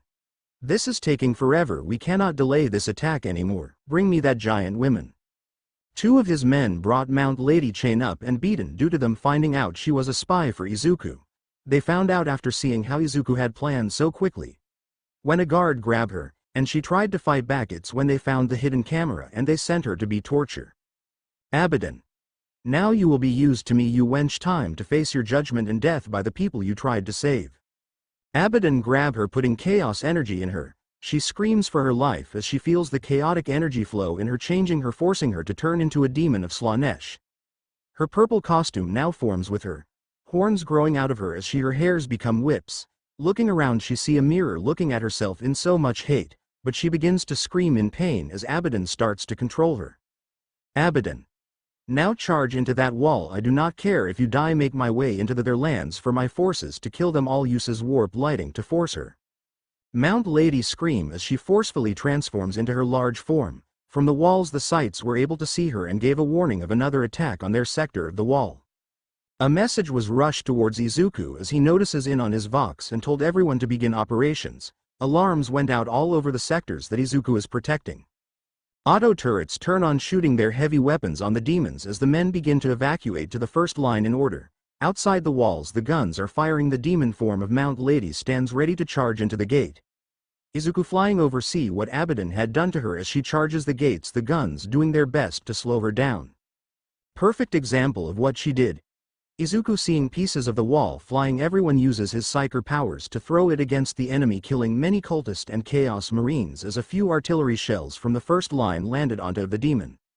As it screams, Izuku knew that voice and heard the laughter of Abaddon saying, "How you like my new slave, one made from your spy," as she looks at Izuku with what little humanity she had left, telling him to end her, free her from this pain. Izuku seeing the situation as the men retreating are firing against the chaos forces. While retreating, he looks at with her sadness. He unsheathes his halberd and quickly grants her the Emperor mercy as her body burns. She says thanks you. As more parts of the wall broke, it meant the finale battle was about to begin. He took out a spear and threw it directly towards Abaddon, but grabbed one of his generals and let him took the hit as he flew back to the first line. The first line was ready, heavy gun emplacement, artillery ready on the second and third to provide support as Astartes and guardsmen standing side by side ready to hold off the hordes once again like on Cadia. As the forces of chaos rush forward, hitting land mines placed earlier, they did not care as they were being shelled by the artillery, fiercely slowing them enough for the men on the lines to begin to fire. Hours of fighting went by. Wave after wave of the armies hit all the lines, but the men did not give in, did not give ground. They held, watching their brothers and sister get injured and died next to them. To those that were injured, Reiko back inside the gates of UA use her powers to open multiple portals to bring them in to get heal quickly, though it was costing her energy and mind slowly. Psychers from Izuku Legion were lucky to arrive to hold the multiple portals open, giving her a small break, though she wanted to continue, as on the line the men were suffering fatigue and hunger. They did not falter or gave up. They stood there firing their weapons, dying in the Emperor and in their Primarch name. Seeing the situation, Izuku press a button for an orderly retreat towards the second line and commence the defense. There as men orderly fall back into hidden vehicles. His son also orderly fell back with the guard covering them from attacks. Artillery began to move to the third line as Ograms came up towards the second to help the guard and battle brothers. Seeing the forces of chaos reach the first line trench, Izuku from his position on the third press a button. Huge explosion rocked the area, destroying it. Abaddon can be heard yelling from where he was as his forces were being decimated like it was nothing, but he calls forth his armor forces and his Chaos Knights to move forwards. Izuku counters this movement by bringing in his mammoths and heavy armor to deal with them in trenches he builds for them. As the battle rages, Angron forces join in, rushing towards the second line ready to destroy it, but Izuku and his men held them back for days. Angron joined with Izuku to help in any way he can, send his sons to do attacks from behind, which slowed down Abaddon even more and gave more time for Izuku to fortify his positions. 3 months later. Izuku Pav. It's been 3 months since the battle began. We had held off Abaddon and his force for this long. But it seems no matter what, we cannot keep the demon away. As the second line was being hit harder than the first line to give the last line more time to reinforce their position, Izuku gave the order to retreat to the finale line. Many sons of the Deathwatch lay dead, giving their lives for Izuku homeland, as thousands of guardsmen lied dead as well, but they didn't give up without a fight, taking hundreds of cultists along the way as the final line was reached. All might Titan heavily damaged and the knights were being repaired quickly. The surviving anti-air weapons were being rushed towards the top of the wall, Kota making sure to keep the men in check along with Eri, who made sure the men on the walls were ready. As the artillery was being quickly repaired by the Mechanicum, with Tetsu helping as well, members of Class 1B were incredible during the conflict, saving members of the Militarum and Deathwatch as they held the last line with the remaining forces. Izuku, seeing the situation, told Angron and his forces to stay within the walls as the last defense for the last remaining civilians and staff to escape, but he still sends half of his forces in, one holding the banner of the Knights of Mustafar. Izuku, seeing what remained of his forces on the line, knew that his time was coming to an end. Abara standing next to him, armor damage from all the fighting, and his friends in Class 1B injured bloody, but didn't leave all look to him.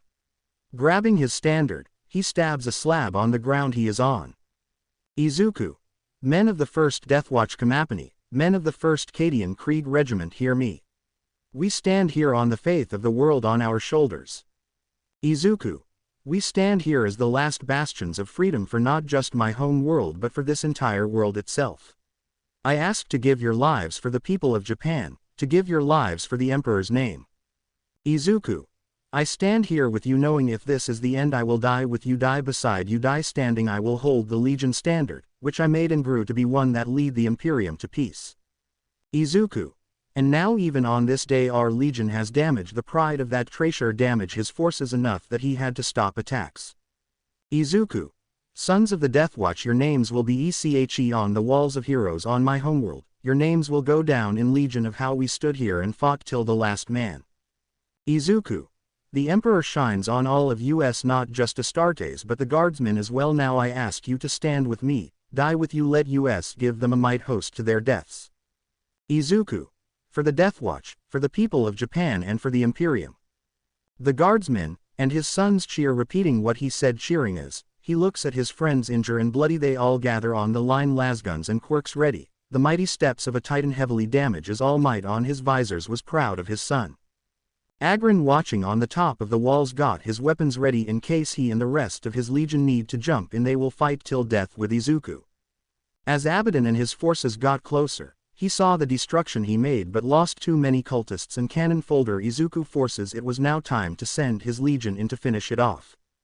He didn't expect though Angron or his new legion to be there with Izuku. He thought that he was still a demon prince. This made his plans backfire completely. But it matters not, mutating the corrupted heroes was easy as their quirks combined with demon powers was enough to make up for the losses. Nurgle, Crone and Slaanesh sent more minions to his aid, but not Zinchi was the only Chaos Lord that didn't send any type of support. But matter now as his forces were now gathering around the last line, seeing his victory at hand. Abaddon, crush these flesh worshippers, use their bodies, their skins for rituals, let us bring this world to its knees. Bring me their pathetic Primarch and his family so I can kill them personally in front of him. The Black Legion and Demon's allies rush forward, charging towards the line as artillery shells splash on them and hydras from the top of the gate on UA start firing on them, holding them back a little. Eri and Koda are in a Baneblade, firing all guns supporting the men on the line until they were hit. Luckily Void Shields took the impact. Izuku looking around, see Chaos Knights coming up as All Might in his damage Titan aim firing the Apocalypse missile he had left, destroying most of them. For days they held the line, losing men on all sides, but the Chaos forces were losing and falling back every time, losing double the men that Izuku was losing. On the next day, as Izuku and what left of his men gather once more, they know their time might have come. His classmates, his sons that are still alive and the knights that are still around. His father Titan leaning on the wall, completely damaged, guns still operational. The Baneblade Koda and Eri tracks were damaged, but they were evacuated from it and returned behind the wall before it exploded.